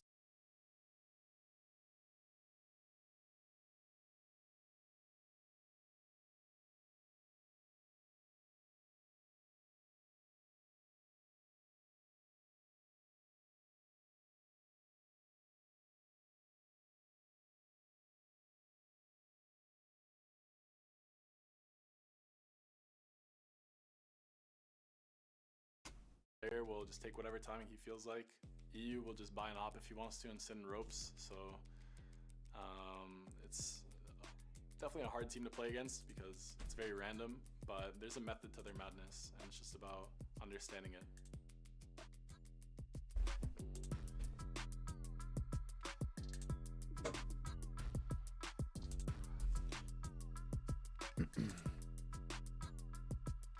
Be right back.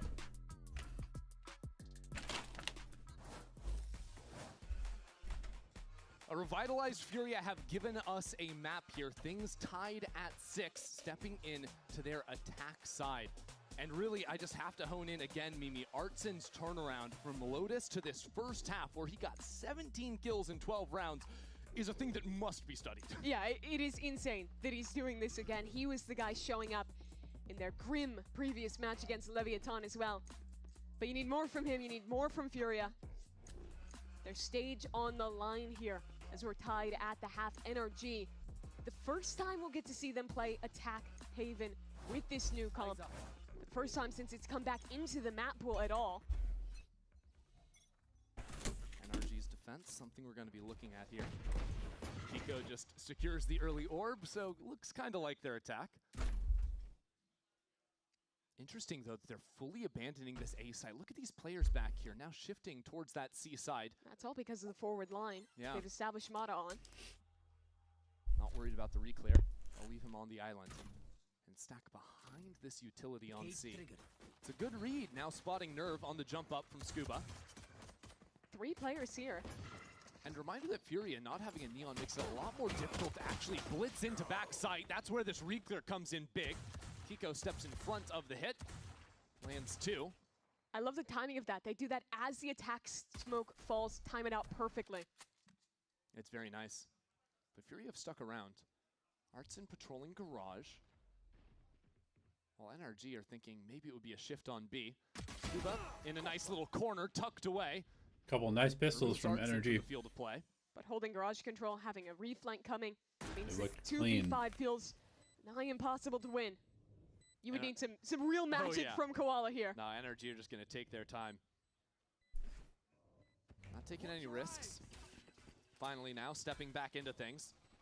You know, Ethan was getting emotional after they won the pistol to start off this map, and the success is going to continue for NRG. Yet another one going their way. Looking perfect in those rounds now. A lot of the ideas here looked great from them.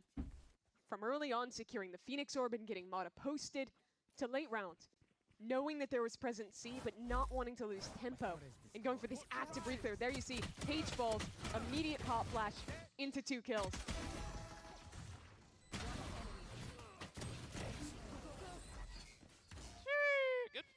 Good fight, Long C, bro.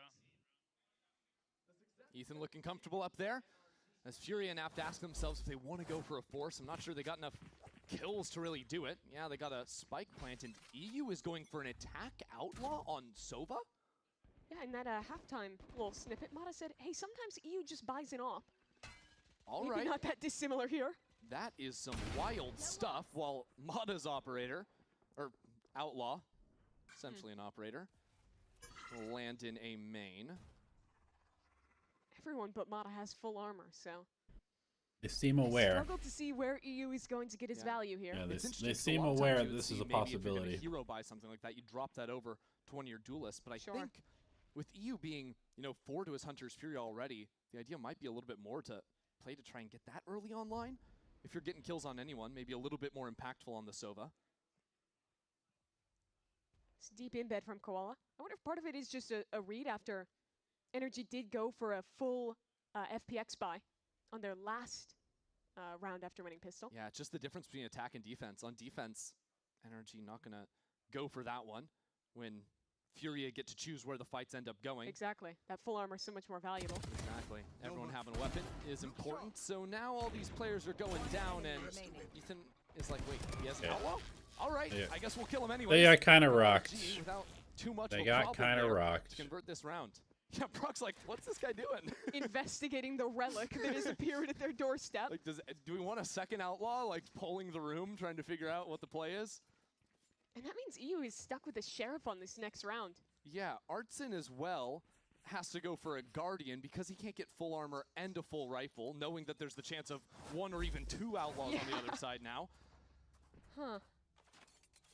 I'm a little surprised. EU has actually sold the Sheriff he was sitting on. And Kiko has his run it back as well. This is kind of a terrifying bonus round now. Yeah, we'll see what ends up happening. Sheriff ended up coming back at the last moment for EU. But a lot more is going to be asked of the tip of the spear for FURIA. Koala Noob, whether or not he can get the advantage for NRG against them. Do I think the next series will be closer? I do. Line here, but not taking the fight. I definitely do. Active pistol. They play a bit more passive now. Drone back into A. And Ethan, he'll have a chance. He's in a decent enough spot, but Koala just nice tears shot from apart. Koala. That'll be the opener you're looking for. That's a rifle able to be recovered now Okay. as Kiko gets back into it. And hold on a Good second. answer by FURIA are Kiko. not on B. They're trying to switch back And towards FURIA. C. Only one player Dude, here, though. what is FURIA Scuba doing? with the Spectre backside. They keep Actually, it's canceling. Kiko that was rotating, but that was with the running back, so he's sent packing. They keep now canceling FURIA out of their realize they plays, still have and time. I They think leave the it's insert of going to EU, lose them never the picked up round. the gun on sight. That is still a Sheriff. He's now worked behind these Like, players. they're The like Sheriff severely didn't need anything overcomplicating else. things. Might Yeah. have wanted a little bit more switching. I don't around for that understand why last they kill. keep overcomplicating Now with these Artson, rounds. Like, they the get the 1-on-2. pick, they get on the site, and then they cancel out of the Dominant site throughout and this try to map, hit but not another to site. Continue. NRG's Go, reign get it. of 3 rounds in a row is unbroken. I think that is 3 kills and a 1 round if EU has a gun. He had the drop on all of them there. He did, and it's like you see him trying to slow down to hit that last sheriff shot because you can't miss that bullet. No. It has to be perfect. I mean, it is true. If he has a gun there, they probably win the round. But also, I feel like the way that Furia is calling is and it all super goes troll. back to the decision to buy the Outlaw that had no value in round 2 for him. Brutal. And now they're on another eco, round 16. And this is Furia fighting against elimination here. They already lost map 1. This is their map pick. It was a tied first half, but now you lose the anti-bonus. Can you get back with some magic here on a Thrifty? Couple of stingers in the inventory. Blaze walls exchange, and Furia have purchase now on the site. NRG will just play retake. Mata has already worked his way back around. They'll re-clear garage. Furia needs to try and find an opener. Brock ready to lay down the spam. And pressure out of garage as well. Furia stepped forward for this fight, but you can't step into Brock. He will tear you apart. 17 kills so far today. Now Hunter's free to push him away. The timing is perfect from Furia. First kill took wall, and they step back into the site. Bide their time. Entice NRG, siphoning them into the site, but now Ethan is struck in from behind. Ethan and Mata rip into Furia. With only 2 left alive, it is now Artson. 18 HP, a prayer, and a sheriff. Not today, says Scuba. NRG on to 10. Another big investment from Furia, another big chance. But despite the Hunter's Fury, despite how good the fight was, NRG's next layer was better. They step back. Mata and Ethan activate in this retake. Look at this slide. It's perfect. Pulls out the majority of the bullets on that stinger. And Scuba's there to clean it up. Nice, boys! This is how quickly it slips away, though. Yes, it does. Tied at the half. Now NRG only 3 rounds away from eliminating Furia. Furia have to buy. But already look how low they are. Quo's on 2 HP, Art's on 29. Just the damage of Brock's Odin. It was only 1 burst. And that's 3 seconds into a round. Now you're trying to reassess your options. Mata might want to reassess that angle. Let's listen to Furia's plans here on elimination. It's us, too. Nice. 5v3, guys, 5v3. Shobu's A. Come see, boys. Come see. Yeah, we're leaving. Could be down zero now. Yes. Upper could be here. Come garage. Actually, upper's No, go long, please. Go long. Just run around and clear, guys. 3 of us are 1. Flashing this. I have a garage then. So get spawned in it, okay? Yeah, go. Yeah, King's not probably care, guys. Watch out, trips. I don't want to. Can you smoke garage, Mike? Yeah, window? Yeah, no, normal. Okay, normal. I'm off you, Ward. I'm off you. Staying back. EU stepped up majorly in this round. And now Artson too, the 2 players that were taken so low early on. Just diff this round on an individual level. EU's lurk, that proactivity on full display. No one else is really a factor but him in this round. Getting the kill alone in garage, getting a further pick towards Spawn Kiko. Doing further damage. Now just looking to back away. Yeah, finally a little sigh of relief in the Furia camp. You know, I remember watching at the end of that series versus Leviathan. Just the look of dismay on Artson's face. Full on, head down, in hands. And then I turned around just before this round, after that last one slipped away. It was the same exact look from him. But now, has some teammates behind him to step up and keep it competitive. And the player doing it is EU. When they struggled in kickoff, it was EU stepping up in the big games. In Santiago, when they went out early, when they didn't live up to their expectation. Actually hitting him up. Thank you, guys. EU was that huge. player. Yeah, He was the guy making the difference. Yeah, in that last year's Artson was the only guy, now tied at 18 kills apiece. EU steps in to find some impact. It'll be a fight over A to start things off. NRG actually looking deep behind this fast lane. And Nerve backed into the corner. He has Paranoia out in his hand. NRG are ripping Furia apart again, dominating in the A main fight, and even a little bit more spam on the backside. Mata for 2 on that one. And Furia consider working back into lobby. They don't know anything else on the map right now. But Brock's still on this tight angle, ready to spam. Flash around the corner. Brock returns a shock and falls back to a deeper angle. NRG expect to pivot back to B late. The difference between a 1 and the last round here for FURIA is massive. To go within 2 or 2 rounds deciding NRG winning this series. That's what's on the line here. No drone means NRG just have to sit and wait. Patience. And now Alum wins that fight? Are you kidding? Alum might have seen a path back in here. Brock just waiting for the blaze to fall. He's stepping into it. That's insane. What's he doing? Going in front of that play, slow on the peak. It's tied. 3 players alive on both sides now. Kiko in heaven, chips away at Koala, jumping on backwards. 20 seconds left on the clock. And there's still a molly to stall. NRG chooses to fall out of heaven instead. FURIA just fully FURIA walking has back to into win the this site. round. Somehow it has been brought to even. Okay, So weird much molly. writing on this, and Okay, Kiko bests ult. out. Yep, pops Now the throwing ult. it back, adds another player into Does he the mix. push? But Ooh, NRG are good low. coverage from Scuba. It'll have to be EU again. Waiting down in hell, and 1-on-3. The shots connect. They land, but there's too much to deal with. I NRG think that move is on to probably it. FURIA looked like magic was happening again. But NRG too good at closing out these advantages. They do have Hunter's Kiko Fury for going next in early, round. getting that kill, earning their own One up back. in knives. That's what made the difference in this inevitable 3v3. FURIA never really should have had a chance after how good this read was. The full commitment into A lobby. A 5v3 to I'm start. actually curious what I think Brock thought he had a little bit more room Phoenix's on the side win of the rate blaze wall is to go for on the clear Haven there. Ended in up this getting stage. stuck I in know that it was first really good in the last stage, but I'm curious what it is slow in to this get through. stage. So now trailing 4. That look returns to Art. Yeah. It's tough. 7-11. FURIA call a timeout. Their last ditch effort to stay alive in this tournament. FURIA as an organization, they've always been at the 51% bottom of for Americas. Phoenix. Their highest hope was the earliest tournament back in 2023. This Haven, year one of the lowest was win the rates first for time it was different. Phoenix this They go stage. international, they pick up rookies, they rebuild completely. Interesting. And have the biggest shock that anyone could have expected. The top seed out of kickoff. But that's just one tournament. That's just a flash in the pan if you're returning to a first round exit here in the playoffs. Yeah, because I mean, you even look at this matchup, right? It was NRG that went deeper than them. Back in Santiago, right? FURIA didn't get that chance. Now a chance to get eliminated here. Still so far away from having a shot to qualify again. Keep up. It'll be Artson with a Sheriff. It'll be Alum on a Stinger. The tool's not quite there. But FURIA had time to come up with a plan.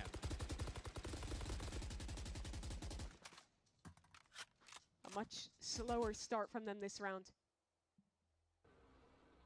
Wild setup from NRG. Double trips outside of A long. But Garage is going to be the first focal point. By Brock.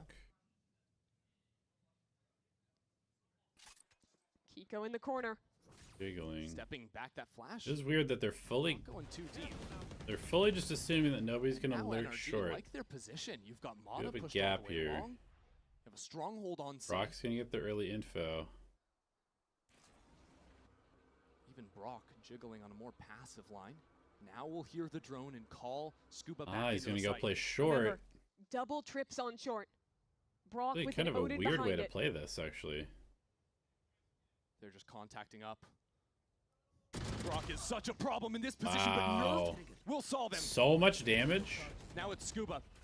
And Kiko already back into the site. 30 seconds left. Both trips dealt with. FURIA have Both been trips good are on gone. this approach, but Kiko is here! Kiko And gets Kiko two, lands on Nerve 2. low. More and more NRG members step into this fight.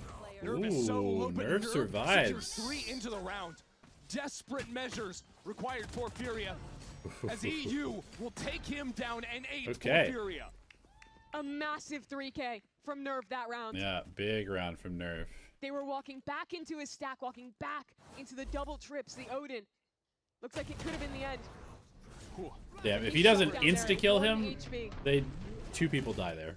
Nice transfer from Kiko regardless. But Nerve's work was enough to take the round for Furia. Adam! Call back to the first map when we had Mata waving down EU.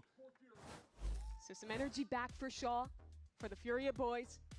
And now it's Bonkar taking his turn at a timeout. So back-to-back timeouts, huh? And when it's so close to your opponent's last timeout, that makes me think that he has something specific he wants. Yeah. That he has a read. And solving problems before the game gets dead even too. And Bonkar's so good at it. The strength of this NRG team is how they build. I feel like Bonkar uses his teleports Sure, they pretty lost quick. to Furia Or, week one. not Sure, his they teleports. started this stage I think 0-2. that Bonkar uses his They still made timeouts playoffs. They still pretty showed up. liberally. This is where they Like, thrive. if he thinks When they that have the he can make an footage, when they adjustment to have win the time map, to he improve. just calls it When immediately. Bonkar can get in the conversation. Yeah, no, I was especially impressed back on Lotus. Coming out of every single timeout, on the attack side, NRG were somehow mind-reading Furia and hitting the weak sides. And on defense, they seemingly had all the right answers as well. That was a big reason the blowout came into effect. So 3 go mid this round.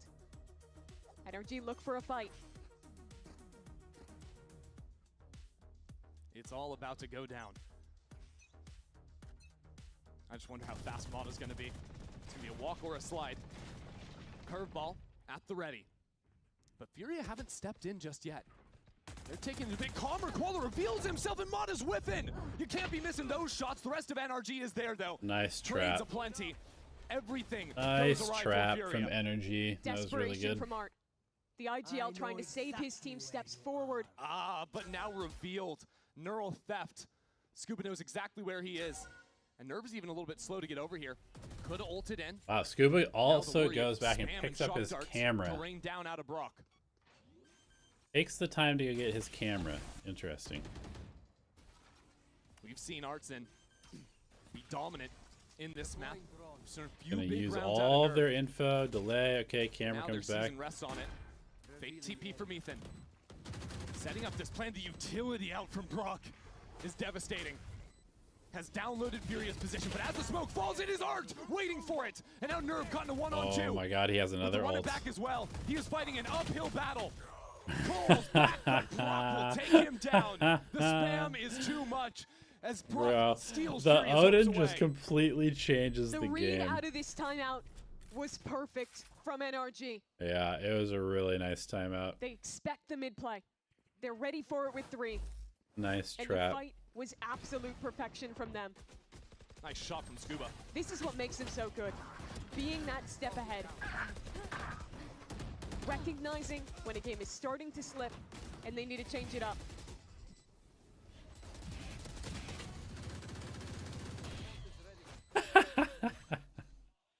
Kiko getting the run it back online completely changes that as well. Furia can't believe it. Would need 4 in a row. That's so funny. The #1 team in kickoff at risk of falling out in 8th. Camera taken out. In the first round of the lower bracket.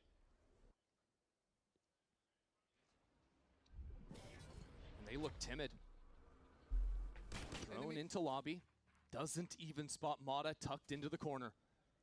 Don't know if it'll do Artson any good. That's a sheriff in his hands.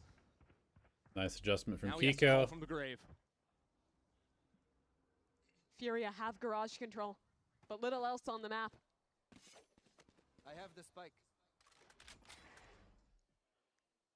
Where can they even find a pick? Brock holds passive on B. The Cypher passive on the other side. NRG giving nothing away. Yeah, you don't want to go near Brock. He has been the guy today. Best player in the server by a long shot. And now Hunter's Fury from back in spawn. Oh, EU he's blinded so up. destroyed. Now just 3 Dude. remain. They're As the too swing good. comes onto the seaside. They're Furia too good for have their Furia. duelists alive, have Nerve into it. But they have no position anywhere on the map. Alum They're just investigates too good garage. for Furia. The rest of NRG group up. It has to be him. Well, Anoop has to get like Has a timing 3, here from or Window. Alum We're has to looking get at him, 3. catch them with util in hand, but the spam is there. Now Yeah. just 2 remain for Furia. No more second chances. No more hope for Furia. All right. NRG will send GG. them home and advance here in the first Does round. Furia of the do bracket. anything Incredible performance I today assume from they NRG. don't. They came into Lotus prepared. I assume they don't make debuted any their Haven, changes. looked good on that as But well. you gotta wonder. They've shown why this organization is one to fear. Why the other 4 teams left in this lower bracket have to be ready for them if they want a ticket to London.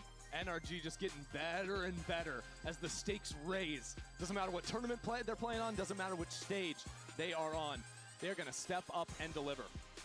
What a day from Kiko. I've loved watching him pivot more and more into playing this second duelist. Map 2 of this series, he drops 20 on the Phoenix in the tournament that means the most to him to get his slot to play in front of his home crowd. One more win for them, eh? For the first time, we hadn't seen NRG play this Haven. One in more stage win. 1. Debut that Phoenix. That's Looked all real they good need. while doing it. Fortunately, it does mean the end of FURIA. 2 of our top teams that represented the region back during kickoff. But now things are all sorts of topsy-turvy. FURIA are out and NRG are here to stay. A menace in the lower bracket. And now it's the start of a revenge tour for NRG. They started this season by losing to FURIA. They've beaten them now. After that, they lost to Crew. A chance coming up for them to do the same, knock that team out of Energy contention. moves on to Crew.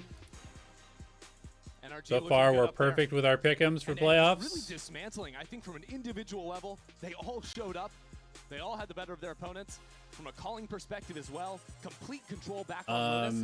And finding the right adjustments here, even when things got They just need one more win, competitive right? on Haven. For FURIA, definitely ask some big questions Oh for no, the future. you're right. 2 more wins. 2 more wins As to make if it. they can show up in playoffs in these big games, they'll have to look ahead to stage 2 to have another chance to show that kickoff wasn't just a one-hit wonder for them.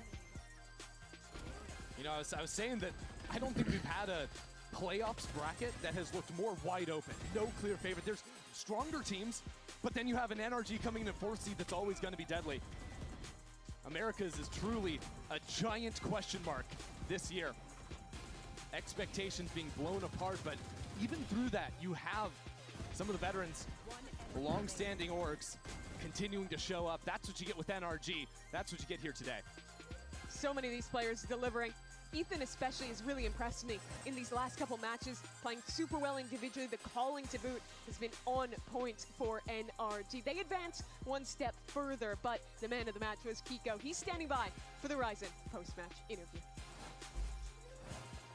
Thank you so much, Ender and Mimin. Yes, I'm none other than the man of the hour, the man of the match, Kiko. Sir, congratulations. You had a game and a half. You made it hard for FURIA. Very part of the reason it was very hard for FURIA. Talk to me about kind of what was, when I talked to Bonkar, he said, we just want to work on ourselves this match. I asked, like, what did you prep for them? How are you going to do it? He said, no, this was us. This was on us. Talk to me about what you worked on. What was that part of that process for you? I mean, just as a team, we kind of really focused on like listening to each other and really focusing on the first call and just being really reactive.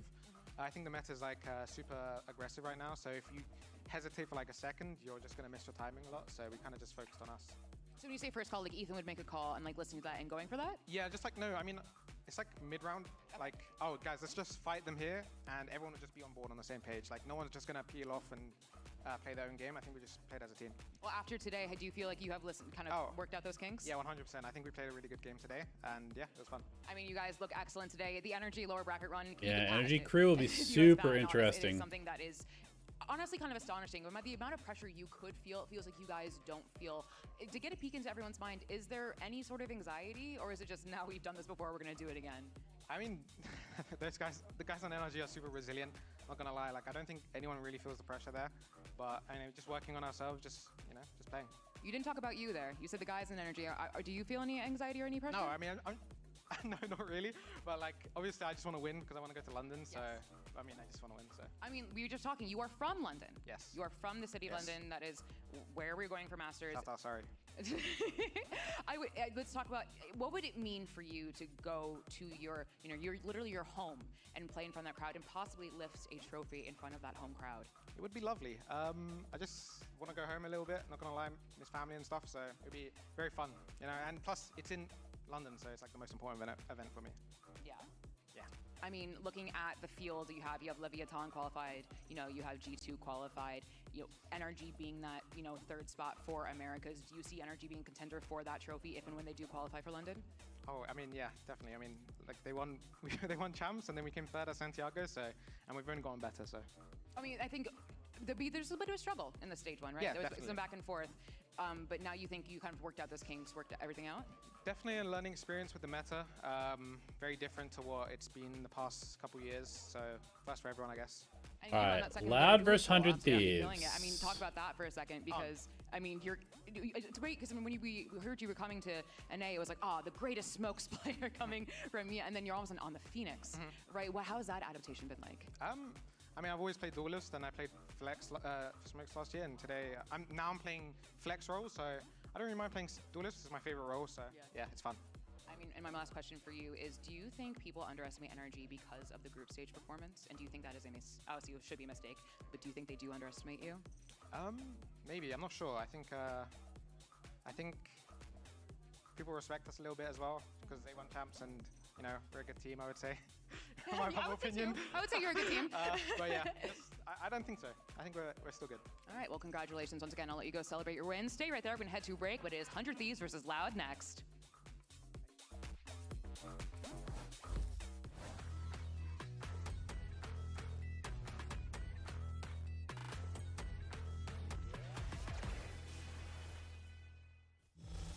When you've played FPS as much as we have, You have tried. Okay. 100 Thieves Loud. I think that 100 Thieves should be able to handle Loud's sort of chaos and aggression.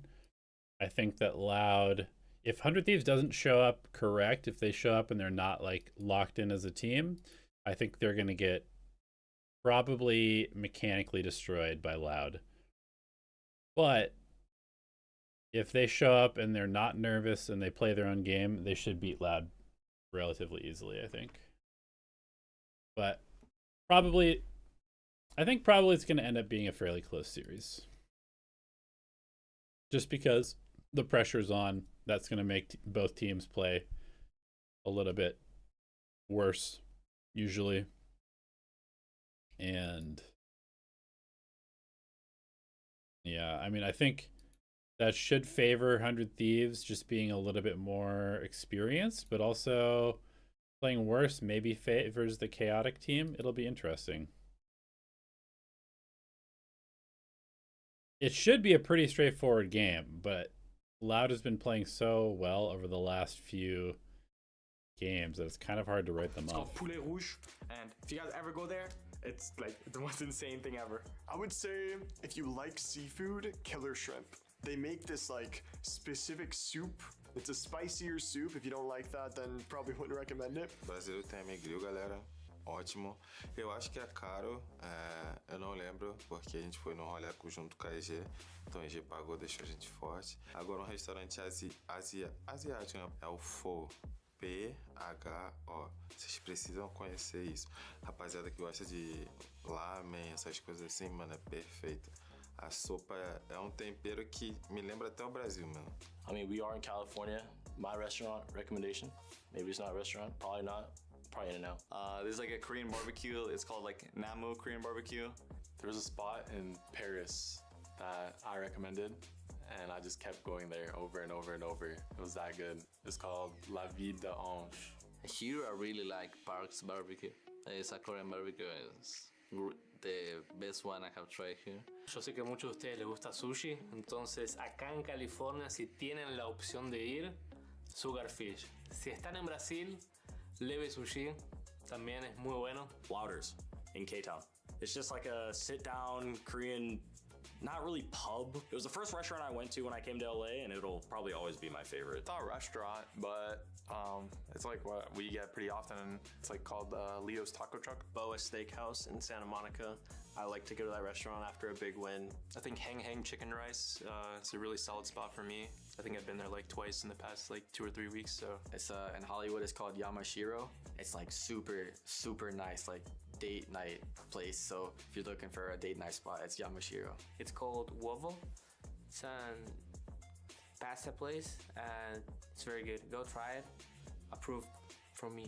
One place I would recommend is Uovo, if you guys want some pasta. The place is pretty good. Hey, King recommendation too. I don't have any restaurant recommendations. I cook my own meals at home and play video games and then sleep, gym.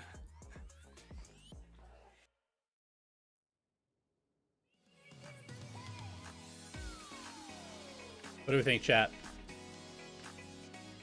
Who's qualifying out of the lower bracket?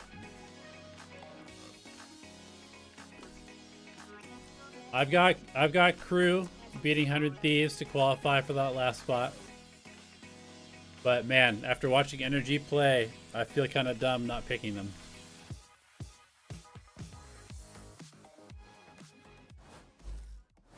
What's up, Maverici? Doing all right? How are you? Yo lo siento como una familia. Nunca me había estado en un equipo que realmente sentía que era una familia. Então tem que tomar muito cuidado a equipe da Loud. Opa, marotou o Darker, hein? É, eu consigo a marotada enquanto o Herc de frente mesmo. Ó, 2, 3 jogadores, já daço pra Loud. I think Erde is finding his form. He's insane. And yeah, just making sure that he doesn't have a comfortable game and making it as hard as possible for him. Los jugadores de 100 Thieves, la verdad que tienen bastante mira. Algo que destaca mucho es como que son muy locos. Diría que no hay un player. It's funny that all these teams think that other teams play crazy. I don't really feel like anybody's that crazy. Maybe it's just because the meta is crazy. Son excepcionales. At this point, they're just trying to walk their way into the site. Fires forward, shows Stopper! That is a big one. Good round, boys. And now Asuna is going to get some damage done and value found. Surely one kill. Rocket still saved. He gets himself two. Just going to bounce back from this loss and make a run to London. Just got to win 3. Esperamos una victoria clara contra 100 Thieves.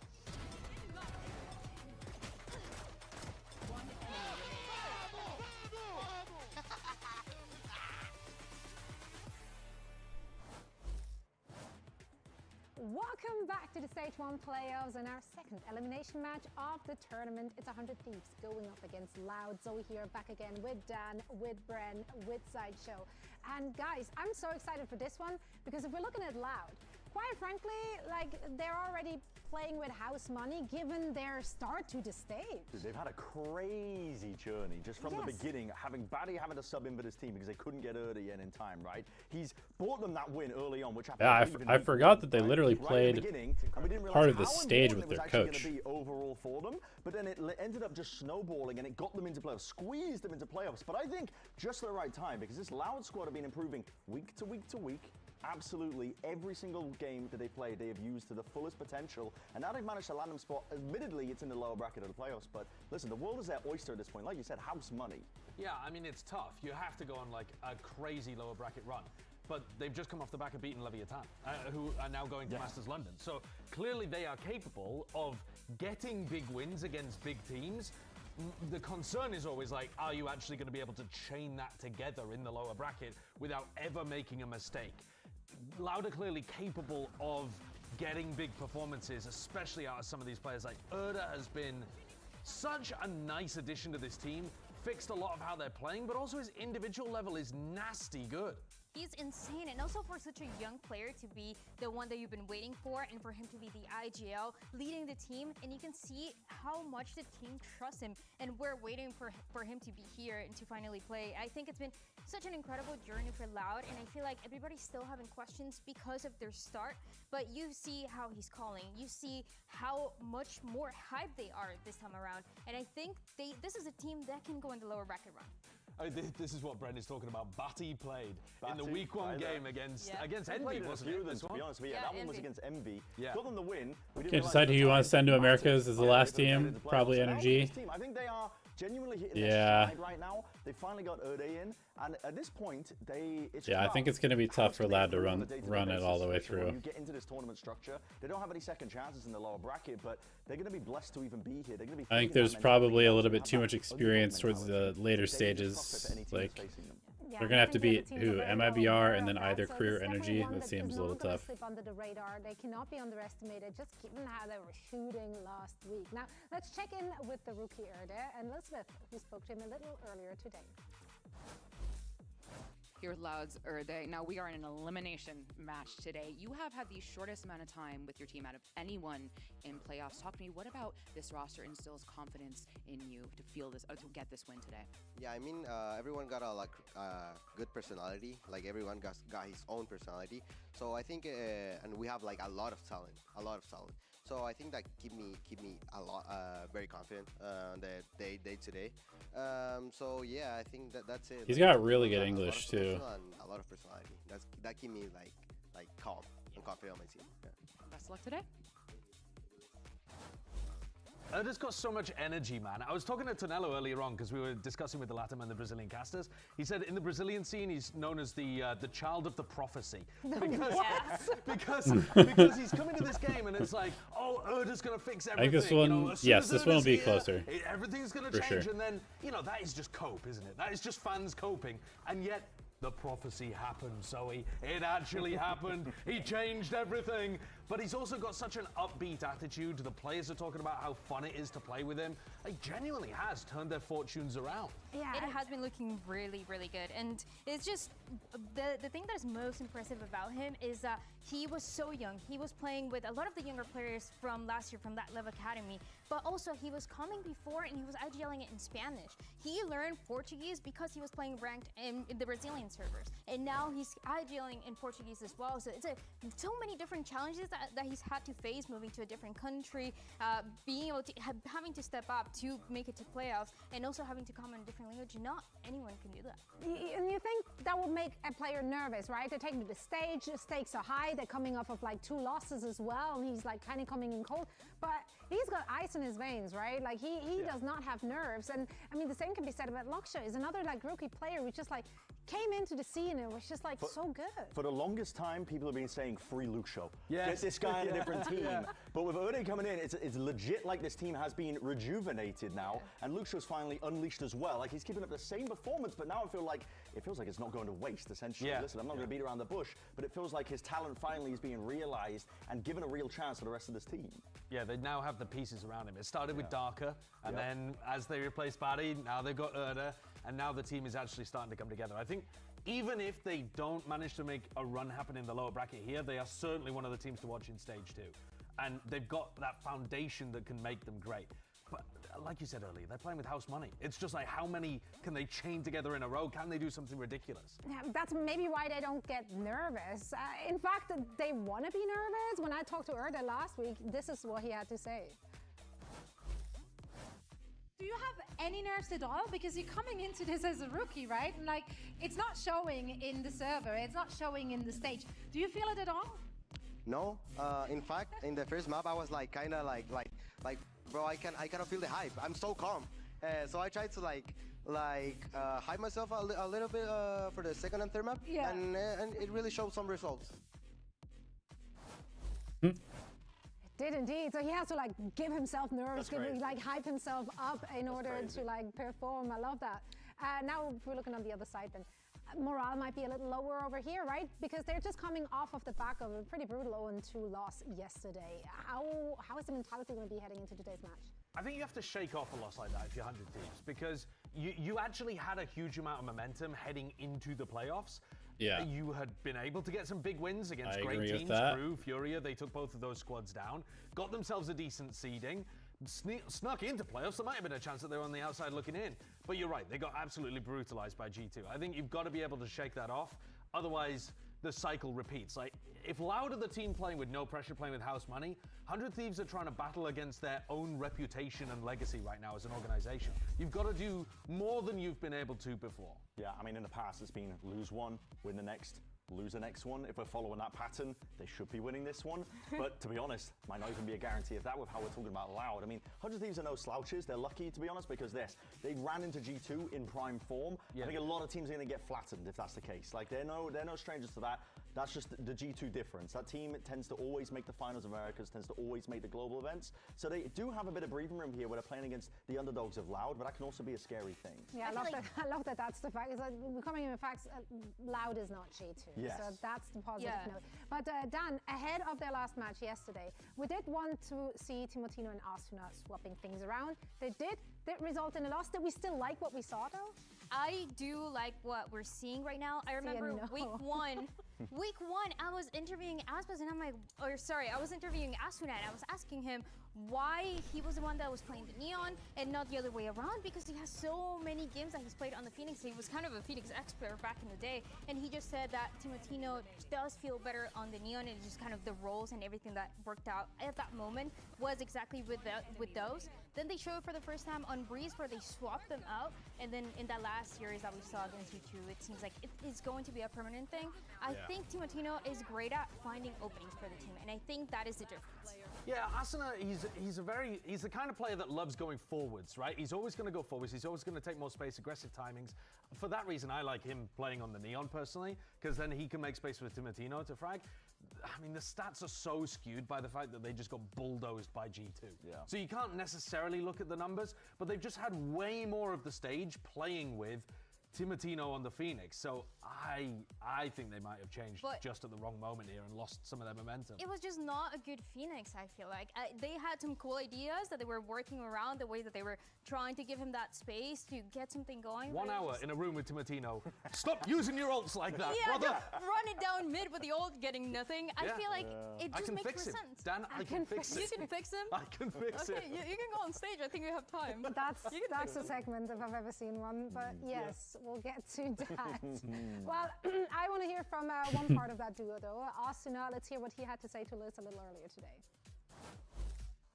Here with 100 Thieves, Asuna. Now, you are no stranger to adversity. You have played the most matches in kickoff. Talk to me about what it's going to take to get this ball rolling for 100 Thieves to qualify for Masters London. I mean, fortunately, we have played a lot of games, so we have a lot of reps, and, you know, I'm not used to having this much match experience with, you know, 5. It's usually a lot less games, but we've been through a lot, so, you know, we're just building up to it. And I feel like Asuna has become so much more, like, this where we fell grown short up. on kickoff, so we're trying to right our I'm wrongs. so used to him being, like, the young kid on the team, but he's, like, I feel like he's, like, the most mature player on their team now. It's an interesting take. Like, I would assume more reps good. Yeah, generally. I think that's one of the things that is nice to have, is that amount of reps. I think this year as well, 100 Thieves have just had more opportunity. They've looked like a genuine dark horse team. There have been years in the past where they just look like they've got nothing going for them. This year, they actually look like they have potential. The problem with that is then the fans get excited, and then you've actually got to do something with that potential. And I think one of the slightly worrying things is that Cryo was put in a position just in this game against G2 where he wasn't able to fulfill the potential that we know he has as a big player. And when Asuna, Timotino, and then Cryo as well, like when all of those pieces are not working, you've got a disastrous 100 Thieves. So they've got to make sure one part, at least of that, is working for them. How can I make sure that that's happening? Part of that comes down to the game plans though, because Cryo was playing retake a lot in impossible scenarios because the rest of the team was just kind of falling flat. So again, they're not playing against G2 this time. G2 were just working them absolutely across the board here, and we know that Cryo has excellency just in his veins. This guy will always perform if he's. Wonder what the Vita is gonna look like. You can't expect that when the guy was playing 1v3 retakes constantly. I mean, look at that stat. He was in 8 clutch situations, 0 conversions. Yeah, I'll tell you why. It's not because he's a bad clutcher. It's because, like you said, they're 1v4, 1v3s, 1v4s. Like Asuna and Timotino weren't doing like. G2 was shutting down Cryo early, so he couldn't take aggro lurk timings. And that meant, Asuna and Timotino have to go and win the round for us. They couldn't, and then Cryo's in unwinnable situation. Yeah. But it's also the only time that has happened, right? Because you look at what he's done in the stage before, and it feels like even when they were losing those games at the beginning, he was still the one consistent piece. So even when you have Asuna, when you have Timotino on this double duel list, Cryo was always the one finding space, and it feels like it was just a G2 thing that knew exactly how to punish him. I think that in this game, watching Cryo play against Luke Show is going to be a really interesting one. Because they're not going to interact with each other very much. They're both going to be trying to find those same kind of. I kind of hope that we get to see like chamber v chamber, Luke Show, Cryo, team respectively, and they're both super skilled. They might be the most skilled players on their teams respectively. So I think that'd be really interesting. Whoever can get more value, find the best timings, find the best openings, create those avenues for their IGLs to go back to, might end up winning the game. How straightforward were predictions for you guys for this one? No, I flipped a coin.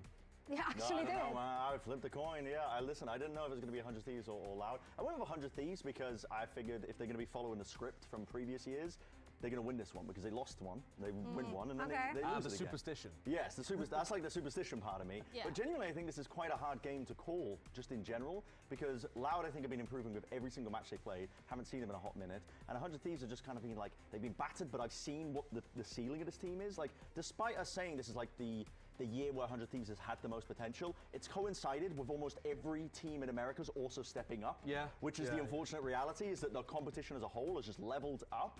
But yeah, I think it's a tough match to really predict, I think, in general. But they've got good ideas. They've shown good ideas. I have a lot of respect for the coaching staff. I think they put a lot of work into it. I think I got to stand up for this one. My maps. back is So they fucked have what it takes to win. up. They definitely do. But yeah, I flipped the coin. It's two dangerous teams, I feel like. One playing with house money, right? So everything is a win at this point. And for 100 Thieves, they're coming for the redemption, especially after what we've seen yesterday. Now, there is a slight delay on stage, but don't worry, we shall keep you entertained. Yeah, and he will fix it, probably not, making it worse. But then we send someone professional to actually fix it. For now, though, here's what Erda had to say about his short time on Loud in stage 1.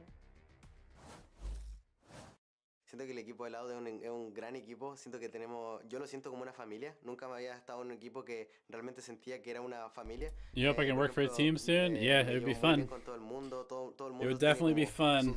I definitely miss coaching quite a bit. Y todos como que siento que somos como hermanos. Siento que todos hacen un trabajo súper importante. Por ejemplo, no sé, se ha hablado muy mal de Virti. Es entendible para mí, es ok, al final la gente va a hablar. Pero, por ejemplo, Virti me ha ayudado mucho con el tema del IGL, obviamente sin contar los coaches, pero me ha ayudado bastante con ese tema. It's really cool to see him highlight Verti, actually, because he's right, Verti has been the focus of quite a bit of criticism. He hasn't been able to find those massive moments the same way that some of the other duelists in Americas have. But you know that it's possible from Verti, and it's nice to see that they have 3 other players actually who are the main focus right now. Like, Verti does not have to be the big player for Loud because they have Luke Show. They have I mean, there's not very many teams right now that I think a number of weeks are paying their coaches in Tier 2, I think. And it's also not only There's definitely some, but there's also to Darker, not that this many. is what he was mentioning, because Darker and Verti, they played together in Cholos last year, and they said, you know, we're still really close. We talk a lot, we work on the game and the technical part a lot together, and it feels like maybe sometimes we don't see it when they're playing the game, but behind the scenes, he's having a lot of impact. And I think we're just missing that Verti that we saw last year, the one that was running in, getting a lot of openings, playing and having insane performances with the Neon. And if he's able to do that today, I think he should have the upper hand against 100 Thieves. Yeah, I would agree with that. I mean, Darker as well as an individual. I feel like this Loud is almost like... Yeah, I mean, also, part of it is like, when you have good plays individually, my results last year were very bad. So, isn't right, but when it all starts to click, you finally start to see them. People don't really know me. Because I think they just see the bad results, I think.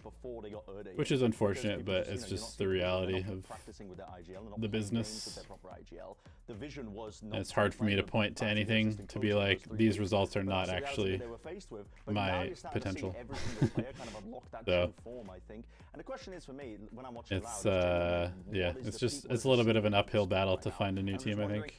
They might not have enough reps to do that because they're starting at the lowest point in the bracket, but I am curious to see how far they can go because there is undeniable talent on that squad. I think they're going to be tested today. Would it be a good opportunity to coach a free agent team? I mean, certainly if there was a good one that was open to working together, I would definitely be interested. I'm not opposed to it. I don't have any ego of being like, I deserve to be in Tier 1. Like, I just want to coach, to be honest. I just want to coach. I want to coach a team that has some potential to do something. But there's not that many spots, so. Will stay alive to live another day. Let's send it down to the stage now and bring out our teams. All right, here we go. Chegou a hora de mais jogo eliminatório. Eles estão de volta no playoff. Faz o L pra Loud!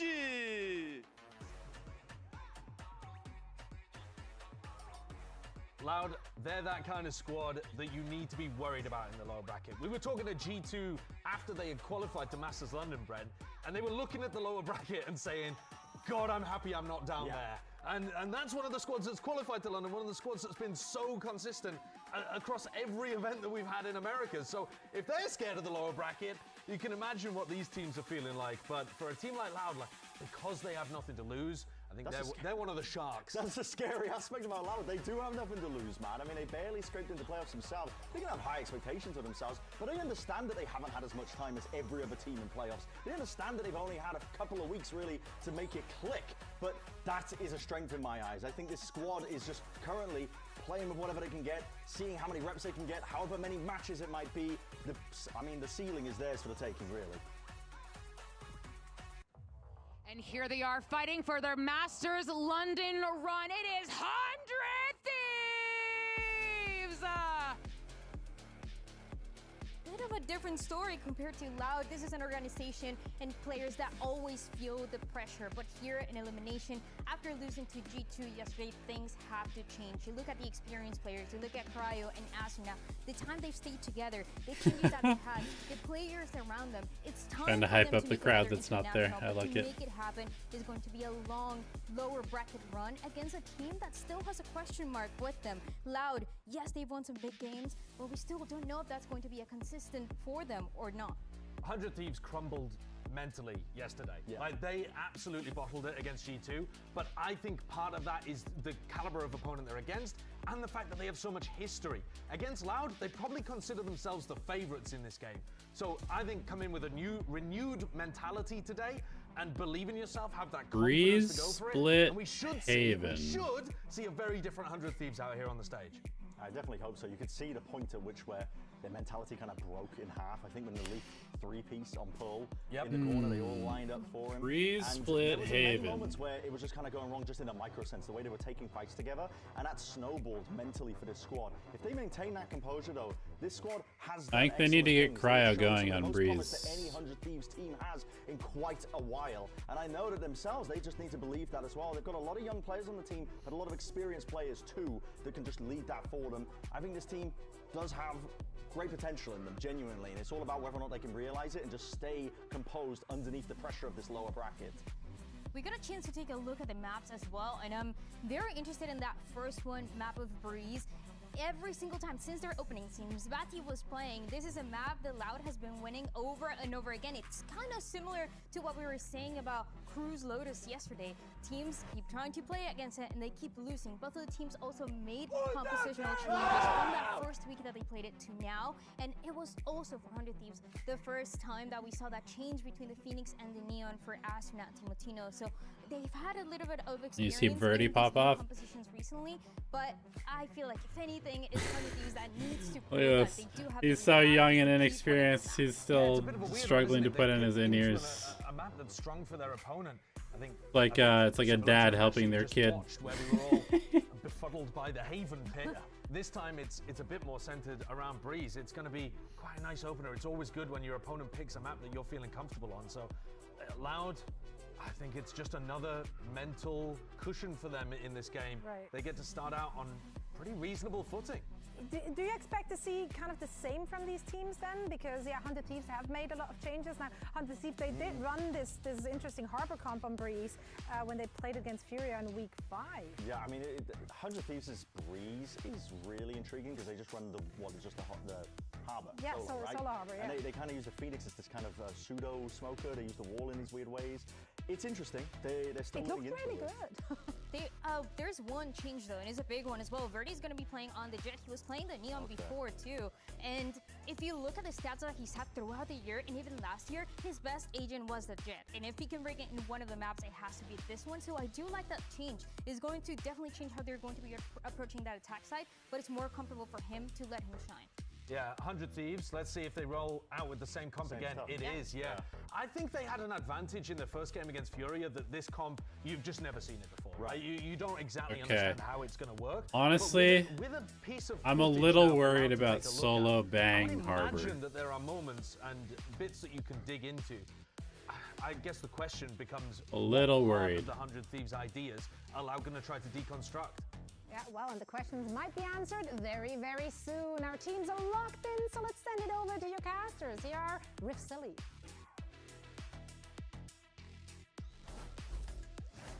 It's time now for this elimination match to begin. Both teams kind of hitting a bit of their arc now as we go into the playoff status, and it's the perfect time to do so in a stage that's been incredibly volatile, where any team is still beating any team, and this match is no different. They need to, because at this point, there's two teams here for Loud and 100 Thieves that haven't hit an international tournament since 2024. Yeah. So on one side, it's for Loud, and then the other is 100 Thieves that hasn't played for Shanghai and also Madrid, more specifically. Those are their masters I was looking for. But now, unfortunately, after this game, one of the journeys of these two teams is going to end. So hopefully they're going to bring their A game today. That's what the Des was mentioning before. Hopefully as well, 100 Thieves, they turn it around with such a new comp too that they've demonstrated last week with this triple slice and no Viper against the Loud 3-0 so far on this stage. A composition that comes kind of, mainly from the coaches, seeing a lot of the scrims and action on stage not go the way that they were practicing. So the coaches said, we're doing this. We're going to put something else in the mix. And it seems like the team really took to it. And also 100 Thieves taking towards this B side as they're going to tempt the Big knife site. Looks like that 0 point might get them to walk away, but more so they wanted that alt orb for Asuna. Really looked like they had a good read at the start here for Loud too. Everybody's already Okay, they're gonna go show middle and then come back to B. For 100 Thieves, if you've been watching it ever since they demonstrated this triple slice, was that it's always been very slow on their attack side. They're waiting. Okay, they're for not that actually mid-round showing push coming anything. out from They're the just defensive side, so they could try to freezing. right away. So you're always going to condition this mid-smoke. Smoke at the middle, beginning, at the 1 minute insta mark, to cleared. see who's They gonna know be it's a pushing fake. out of this. And you can already see Loud reacting to that. They want to fight through the smoke, which now gives a gap 400 Thieves to full exit into an open B site. Flipping the map Okay, a little yeah, bit they're just from gonna the come on defensive back. side for this B They site gave them a gap. specifically, and now it's going to be a full tunnel retake. I don't think anybody breaks off. Okay, elbow. they have want to flood if pressure they're gonna already. use this They smoke. do not want to give time to plant. And they don't even know how many 100 Thieves members are hiding, but there's going to be a bunch. Yeah, I don't. Absolutely lighting up the kill feed here, and Loud is left wondering. At least they did how it so together. Much space was taken so quietly. It's only going to be Kawanzine here to walk this one in and see if he can even do some damage. But what a nice little strap from 100 Thieves to start off. Yeah, 4 versus 1 now. Just Now, enough maybe do some misdirection damage, but you're in a and prime Loud, position not now, quite 100 Thieves, confident to enough to convert a walk big through mix that. around to start on Breeze. I like the idea, though, of what Loud had as soon as You know, like bang on you started Harbor? Yeah, I pivoting towards agree. this B-side for 100 Thieves, the wall came up to stall from the side of Loud. The only thing, though, is when we pop flash into the So pillar, far, I have not been impressed only with this one kind Harbor. of really ran forward into it, trying to bait out util, but at the same time, the rest were still stuck behind that high tide and couldn't really follow up for trades. And 100 Thieves, they kind of had an open space. Felt like maybe none of them really got affected by that flash thrown by Darker in the first place, which now puts Loud into an eco for this round. All classics in another walk down attempt, potentially even trying to contest through this mid-smoke one more time. Trying to just source out everything they can on the map before moving. A nice little default here, and they're right to do so as Loud is just on the other side of this mid-smoke. Austin already at 4 orbs. Pretty good. They'll listen for anything that can clue them into what would be the more advantage play. And it's simple, right? They just are playing a 2-2-1. They have a camera watching the elbow, so everything's really covered for 100 Thieves. It really comes down to that who's going to make that first step, and you're seeing here from 100 Thieves' camp that nothing has been thrown since the beginning of this round, so you still have to play prudently as they drone into the site. Then they'll realize here, okay, it's open. It's free for us to take. It's really up to now, this time, Asuna, who's stranded with only a ghost to be trying to cut the rotates, which is fine to leave him alone there, too. He's going to be able to pick up an orb. A kill would be perfect on top of that, which would then give them a really big bonus round. Gonna turn around? Nope, he did. Oh, hello. Probably gave him a bit of a jump scare, but now 100 Thieves knows basically where Loud is going to be coming from. They were sourcing the far extremities of the map, so 100 Thieves is pushed through. Here. Cryo looking to grab some orbs, maybe even feed a few more over to somebody that would get really big ult out of it. And there you go, Timotino 3 with the three outlaw. quick ones Damn. on a Guardian. I don't really like Luke Show on the Well, Harbor actually, either, the to Loud be went honest. first one too, but it's not an easy thing to do to try But to maybe- 2-1 maybe swing it's against better that a bit, than right? the- When it's a the full after lane for covered him. up, 100 Thieves. I mean, at this point, that should have been a call for whoever was at spawn. I think it was Luke Show to say, look, they're already flipping the site. They're pushing out towards the spawn. Be careful when we're trying to swing. I guess through his on the Harbor's side, actually but been pretty good. I guess they just wanted So to what do I count the know? power of numbers to maybe try to get this trade onto Timotino, but he gets no lick of damage. I guess you Just get easy quite a triple. bit of Puts him quite a few halfway into ults the if you have a overdrive. fragger on. That's what we're talking about, right? A big bonus round for 100 Thieves. On Harbor, An extra orb would have been nice here for if he's comfortable, Asuna, which but they're gonna I have mean, to fight his for it performance this time has actually around been to get really the good ult ready. statistically. So If you're looking from Loud, though, they're not looking to contest really deep into those extremities to try to deny the orb. A little bouncer. No, straight in. And they knew somebody would try to hide in it. Very nicely cleaned up on the protocol. 100 Thieves are going to go ahead and wait, cut some noise, and see if they get anything on the other side of the map for. Yeah, that makes sense. No, that's actually a very good point. That's one of the reasons I hate Bang on the agent is because he plays so passively. As much as they can. And it's definitely an aggressive agent. A little bit too early though in the mid round. It's going to be a little bit harder for Loud to play the retake if they're going to get flooded here behind the ult. So let's see how they react after once it takes site control, as looks like the run it back is going to be engaged towards this A site. Following the drone into stacking smokes kind of weird. In every direction. Oh, takes out Erday's knees as he tries to hide in the smoke. That early damage from pushing forward pays off. And now they're going to try to sink a little bit more into Verdi here too. Hiding, trying to just work within the site right now, but Verdi's able to source one out. Slowly coming in as Kawazine is Loud, starts to get a little bit of a stranglehold on who's in sight, but it's Cryo should win this round though. Cryo ready to repair anything that goes wrong, but it looks like Loud bonus conversion. Get any more out of this. 100 Thieves grab their bonus. Nicely done. They're slowly done. realizing too that this slow playstyle for 100 Thieves, again, double duelists in a harbor, is still fairly slow. And now when you're trying to block lanes, preventing your opponents to go for a split into the A site, but putting the high tower in the middle, they're still doing that with zero information of what's happening into the mid round here for 100 Thieves. So giving a little bit too much space, too much respect as well into a bonus round for 100 Thieves is going to hurt, because that puts them back in an eco, and this is a prime opportunity for 100 timeout. Thieves to snowball up to potentially a 6-0. Timeout. Quick Loud timeout coming in. See what they can get. Yeah, you lose the bonus. You gotta get yourself right. Otherwise, you're gonna end up down 0-6 on your map pit. Doesn't even seem like Romanelli is really putting too much in this one, as the team maybe just kind of resetting mentally. I think so. If I'm not seeing Romanelli's lips move, it has to be on the communication of what's happening in the server between Loud, right? Between Kawadzine, who seems to be figuring something out right now as this solo role for Loud. Maybe having to be a little bit more proactive, or just trying to figure out, not necessarily to fight for space, but just to understand where positioning could be. Because again, you're playing double initiator on your side, right? Throw your knives, throw your recon, get your Allen drone at the minute mark. That'll give you a better opportunity to set up Verdi in a prime position if they want to play to stall, or if not, understand where they should play soft side, give up the space, and then potentially. I think they're also probably talking about the harbor wall. Like, which we haven't the seen harbor yet wall is for weird at the time that they round. threw it. We Do I saw that they also follow stayed on NBA? that side I for just both follow the Lucho Nuggets. and Erday. And they kind of paid the price So for that. I had a because pretty there was no disappointing Lucho to help playoffs. the other three players rotating across. They played pretty bad against the Timberwolves. I feel like it's exceptionally hard to pry any kind of location back from 100 Thieves once they do take it. You're just going to eat flashes or have walls to delay you here. So everything Loud does once they get guns back in their round has to have a real end game and a win condition to it. Yeah. And this I like, though. This is, even though it's an eco round for Loud, they walked down through mid, they disrespected their own smoke, no pressure coming in on Lucio.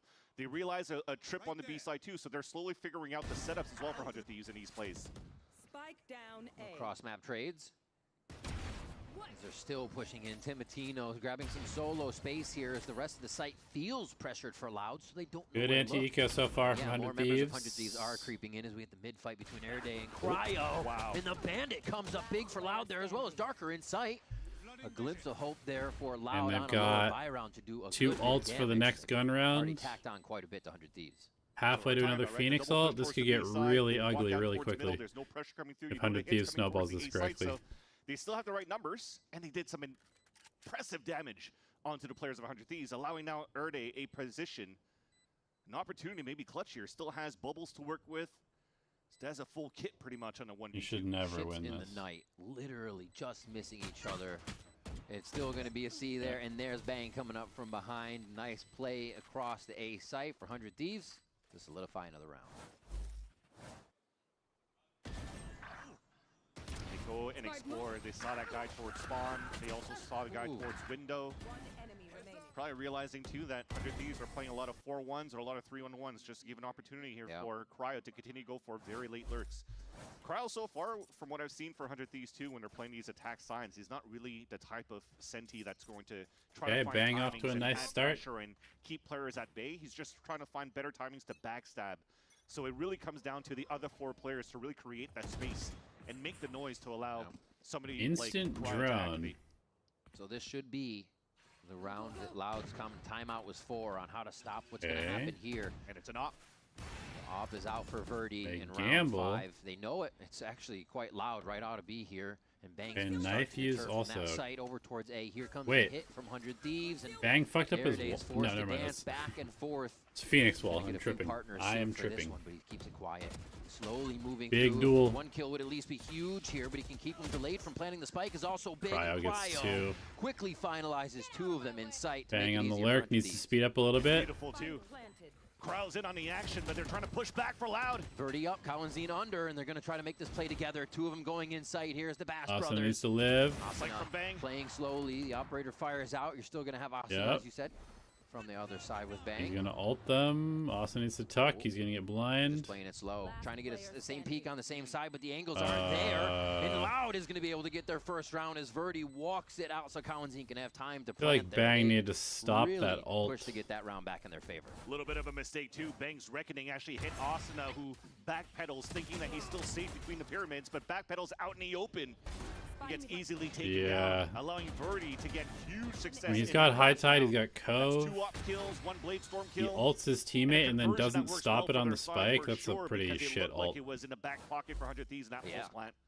You saw too how they started. They played a 4-1, but this time Cryo's going with the team. The lurker's going to be Bang. So now 100 Thieves changing their play style a little bit too on trying to figure out who's going to be in what moment. That pressure from the backstab. Okay, 1 off of Sova and Phoenix ults.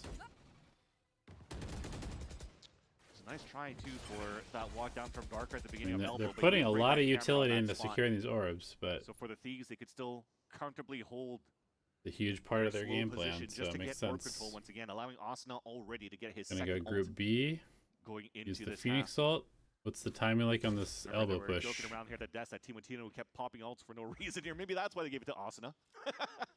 Gonna take more space or no? You could still get that alt this round too. A quick dart, alerts, Loud. When am I gonna do another vid with TMV? Probably, I don't know.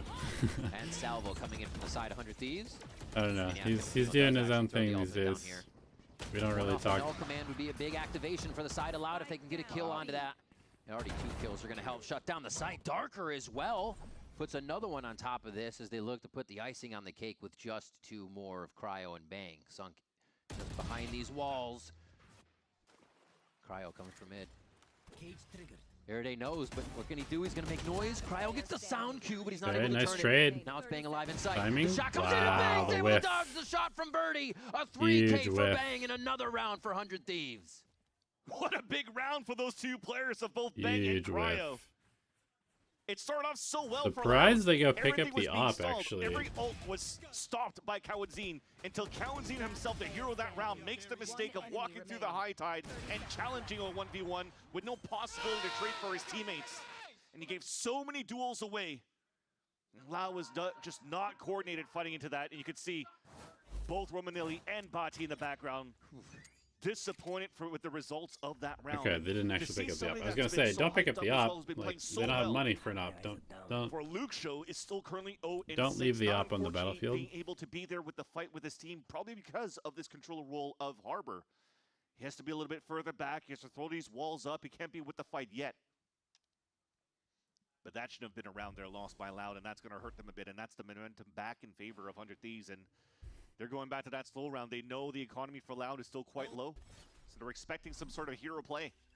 So far, the hero is only Erde with and Verdi with these rifles. Yeah, just get a little bit of that reset back, but still some time to, or econ to buy. Erde makes quick work of Asuna there, really making the Vandal work if they can try to get on a few more of these weapons. Bang trades back. still covered on the cove. They're going to be sliding through for the kills. Vora and Timotino. A little bit of a duo in mid. Okay, I Herde said looks to get under the skin here. I Can said he this might be closer than the other timing? series, but I'm not so sure. Able to trade it back immediately is now Luke Show. Like you said, I'm in not a so position sure of at this point. being on the Looks other a little side, bit playing off on those smokes. Is a forced to little go bit first. one-sided Three right now. Gunned up on 100 Thieves. Well, who better than Luke Show to go into the clutches? Currently third.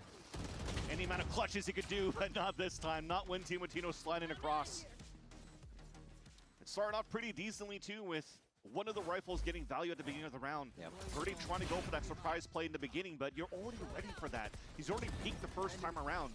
That they expect something to come out here, 100 Thieves that is. So the pop flash comes out, and even when Verdi comes out, you already have a crossfire setup. The element of surprise is already gone, and I feel like you have to give it up. The second timeout from Loud comes out immediately. We saw Romanilli's emotions in the last one. And really not understanding what the team is failing to kind of produce with what they So far, practice. I have not Put it on seen the stage basically right like now. So once again, reset. anything good. Thieves being able to grab two Loud. rounds again right after round 5 was grabbed by Body's going Loud. crazy. Just makes it so much tougher to get the econ online. Or It's even interesting that upload Romanilli and is not. feel comfortable He's versus not talking at all. It's And just this body is talking. Loud's map of Breeze. This is they picked into it, feeling comfortable still against 100 Thieves new comp. Exactly. There's already some tape on the comp for 100 Thieves, or something they could have studied already. When you're comfortable at 3-0, you know your game plans. You're like, okay, well, let's study to see what our opponents are doing and try to counter onto those. But it still looks like on the defensive side, they're still on the back foot of currently what 100 Thieves is pulling out with these defaults, these slow plays on the attack side. And this has to be the map for them to really gain the confidence going into the series, because one, it's your map pick, it's your first map of the series, and it's the one you've been undefeated, and you want to take it to this map as many times as you can against any opponent. But if you're going to lose it in this type of fashion so far, one side for 100 Thieves, it's not going to look good going into split. So hopefully this timeout will come into fruition, as it's already there 2 timeouts burnt this map. Around 100 Thieves, one of the quickest we've seen, and it's really just kind of tempting mid to start. A back and forth with Cowanzine. And Timotino is quite low Cowanzine here, goes so down. They have just a knife for info. Have the upper hand and just play some angles before. Means they're gonna have to go fight something. That's gonna be tough now. Sourced out. Good info from Cypher. Thieves formulate a new plan with this information. And the plan is to They last fake two, A they're small and gap walk they could utilize here B. towards this A site, and it's just to pull out the rotate so that they could split into B. It's not the best A 2-2 fake. split with the reckoning. Yeah. That is, dude. Bang's Back and forth. ults. They're gonna trade ultimates on this.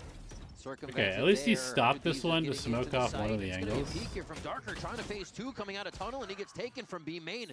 Cryo just wasn't ready for the peek, a little disjointed there, but still holding. Cryo. The rest of the team push 1v1. forward. Erde's there.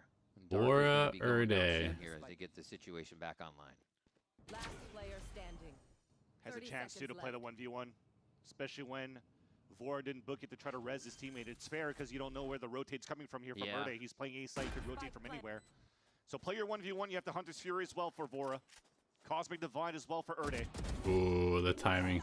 And just like that, sprinting Kind of a around crazy the map, pathing kinda that just Erde messes with takes. the timing enough. Erde gets the shot on Vora trying to get in a position. Yeah, and I think it's nice here for Erde to come through the spawn too. When you already had the null command looking as a camera as Darker gets dropped. Yeah. Verdi's pushing forward. He already lost his duel. He already lost his battle. So why not attempt a late third rotate from the back arches, and it pays dividends because he gets the backstab there onto the 1v1 on Vora. IGL versus IGL, and Erde's trying to bring that momentum back here in the camp of Loud. Checking the situation. Back to mid. It seems like 100 Thieves know they can find a fight right here to make it a 5v4 in their favor. Luke Shaw at 0-8. Of the time, that is. Just a That's win pretty con for Verdi, but unexpected. he off, not enough to afford one, so he's going to play this solo with a Vandal. Dangerous spot to be, especially again when we talk about the conditioning of that smoke at middle, right over there. You're not allowing here these two players on middle to really set up that crossfire. So good on the fallback, but the high tide already comes up. It's a big poke towards A. Timotino actually going very far 100 forward. Thieves to make going it with feel like it's a true hit. A fake. See what he can rustle out of the side of Loud. It's going to be a drone. Fast A Bit of movement as well on the fake other side. into They a aren't B privy to split. just yet. It looks like Loud responds pretty nice and calm to this, though. Verdi just walks down middle and shoots them as they walk through their own Yeah, they'll smoke. just play numbers. I kind of hate Here that. there was a lot of pressure call. coming from middle in the first place for 100 Thieves. I'm pretty sure Asuna tried to pop flash and try to get the battle on I top don't- of window and lost it to Verdi. So that's a big I duel don't like that call. for that duelist on Loud side. And then they realize here, because we have to forfeit already double doors, top middle, let's just play our numbers into a 2-2 setup or a 3-2. And then now finally at the minute mark, they're moving around to try to find the info, but mostly reactively. Wouldn't be surprised here if Lucio's going to get challenged. He just pops the smoke and tries to play around it to try to get one. This is usually Air Day spot. They kind of switch back and forth with how deep they're playing in the site, but now, yeah, seeing Luke Show play around some anchors here will be cool. If he can hold it. There's one. He's actually just going to be able to sit on the nice smoke tag. for now to still use his for safety. Cowanzine clears the path, so it won't be too hard to defend the site. And Luke Show's still there hiding in the shadows for one on Timotino. It's been Luke so Show's much harder for finally 100 on the Thieves to find board. the members of Loud getting in this time. They have to feel uncomfortable doing this plant right in the middle of the pyramids. Thankfully, using Lucio's Cove to plant in there. But bingo's called. They know where their last two players of 100 Thieves are at, so Loud can start closing Okay, in. free kill potentially. Good Ooh, shots. Verdi gets one. Leaves Bang alone. Leaves Bang alive, though. 9 bullets, no So you're going chance. to close down quite fast, and Loud should be able to No capitalize chance. another round. 2-6 as they creep back up here to try and tie the first half. You definitely hear it And now here. 3. Yep. Now 3, and also Loud being literally loud. To hear him through my headphones, so clawing back to this fight. Great positioning coming out from leveraging the Hunter's Fury from Cowanzine and Lucio, using the disruption to play inside the smoke to take players down. I gotta say, a silent killer so far for Loud has been Verdi. He's been doing a pretty good job so far, being 11-8, but most importantly, getting important kills and nullifying Asuna into these early rounds. And it looks different for Loud, too. I mean, yeah, this is their breeze, but a lot of times Verdi's going in really engaging in the first 100 kills, Thieves. first death. So then it's whoever Honestly, I think they just need to behind get those simplify. shots to I follow feel like they're up. doing a We'll little bit see too much on Cowanzine some of with these kills rounds. and Erde and Luke Show Like every able round has been really some to sort of benefit fake off for that the last space like that 3 or Verdi's 4 creating rounds. with the util in hand, or to complement that, I should say. Go hit a site. So yeah, it's really Like, cool to see. do your him just kinda default, step up on just front, group and the Jet 5, now go. is going to have knives this round too. Everything's been a Just kinda split, take it and I into think his they own just need to And the group Des was and go. talking about it, when you're seeing the potential of Loud, sometimes where somebody's falling behind, somebody else steps up to the plate, especially Group Lucio and Erde. go. But they were always talking about those two, where originally here, if you're looking at the one that's being mostly criticized on the roster being Verdi, you would think he'd be the first one at the chopping block. But when Erde talks about how much Verdi brings to the table in and outside the server and helping him being comfortable in the IGL role, it also allows Verdi to be more comfortable in his own role when Erde now understands how Verdi plays, and looks like he's getting value out of this so far. The Verdi openers were a huge proponent for how they took down Lev, so it can't be understated. All right, where do they go now? And Verdi also mentioned Okay, their grouping is 5. I think they're just going to group and playoffs, so go. my eyes are definitely on him to pay attention now to this Looks series. like a good adjustment. Cowanzine realizes It that is an only eco one person round. breaking that drone, but he does have a feeling that there's more players behind that, so already giving up that spot and getting ready to go for the outlaw. But yeah, they've essentially shots. conditioned that they're always split. A little bit of So this time they regular just go. textbook A hit. Okay, Flying in with the that's Sheriff. problems. That's not textbook though. That's going to be painful for Luke Show. And it looks like Cowanzine wants to hide before he gets any help. Ooh, Austin's finds not gonna another allow one. it to Okay. happen. Sources his That position should be immediately round. at the back of site, and now 100 Thieves know they can maybe sit That back. should be They're round. Maybe giving up too much space here, but they'll be able to hold off double. It's a huge kill by Austin in an opener too. I mean, Wow. everything's converted perfectly now for 100 Jesus. Thieves. Wait a minute. Flawless. Thrifty flawless. Thrifty flawless? Flawless. That's actually ridiculous from 100 Thieves, especially They after smoked praising him. Loud for these rounds. They look so clean, pulling it back in their favor. Here comes the string of rounds. 100 Thieves says no. One of those days, unfortunately, when you feel like you could take duels against players and you're just losing them, right? Remember, Austin does this kill. It's a Sheriff against a rifle, and it's Luke Show on top of that. You have to respect somebody like Luke Show and give him that free pass that if he wants to take that duel, let him take that duel, because 9 times out of 10, he should win those. Unfortunately, it's the 1 out of 10, which gives the value off the ult from Asuna. and he gets 2 kills out of that, an open sight for 100 Thieves to convert the Thrifty, sorry. That's huge. Putting now their ults into their favor to convert into a round, and that breaks the back for Loud again on a defense. Not money-wise, but yeah, Verdi throws a gun down just so they can get another one in the hands and use blades. So they're trying to source different ways to keep the economy right as 100 Thieves keep the pressure on from the attack side on Loud's pick of Breeze. They're giving a lot of space if you're looking at this, right? This drone clears down towards the A side at the orb at the minute mark. He sees nothing because all of 100 Thieves were all congregated, still holding outside of the staircase. So this is false info right now to keep the 3 players planted over on the B side. So the surprise pop now with the triple slice. It's going to probably do damage now. Who gets caught first is the question. Timatino actually feeling pressured here as he just gets blindsided by Luke Show there. Raya finds one in the back of ready to sight. source out the next kill just yet. Loud constantly just coming in from deep spawn every round, getting stuck at yellow. The swing comes from Vora to start things off. Birdie out of dagger. Man, I feel like their macro is really off. 100 Thieves just continue to walk through the defense. I don't understand why they just all of their retakes are just from here. It seems like super shit. It's something that needs to happen. The 7-5 would look so much better. Like, you gotta have some people coming through flank on B. Gotta have some mid control. So far, oh, it's gonna be Asuna. You're just 4-person retaking through spawn every round. Like, there's zero chance you're gonna win this map. I just love the stall and the hold for 100 Thieves too under that pressure. Because again, you look at their composition. When you're seeing that they're conditioning the orbs at the very beginning with the harbor, there's no orb to really follow up after a high tide, the slice, and a neon wall. So as they have no utility to really cross at the site to plant, they just hold their position. They hold behind Crab, they hold behind Shrimp. They're now waiting for Loud to react on it until Vora swings out, gets a first pick, but gets info for the rest of the players to really move around and really put Loud on their back foot and force these errors out and convert another round.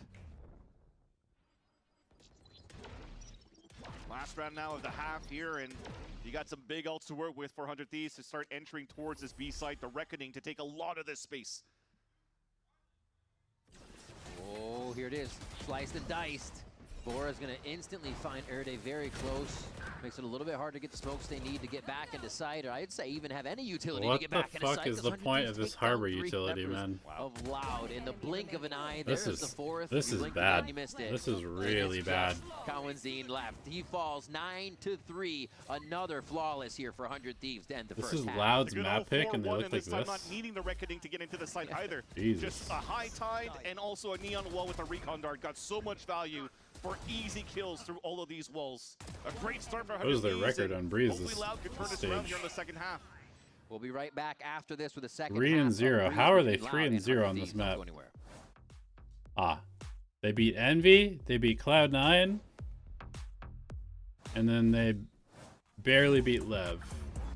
And this is like Lev's worst map. Ooh, this is a tough one, man. They got scammed. Have a good one, Maverici. Thanks for stopping by.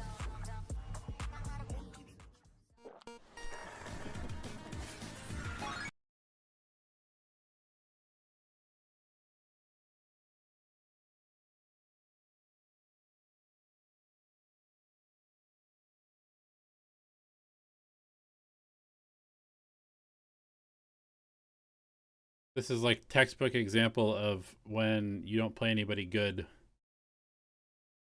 You just you get false information about your map pool because they are not good at this map, but they're 3-0 on it.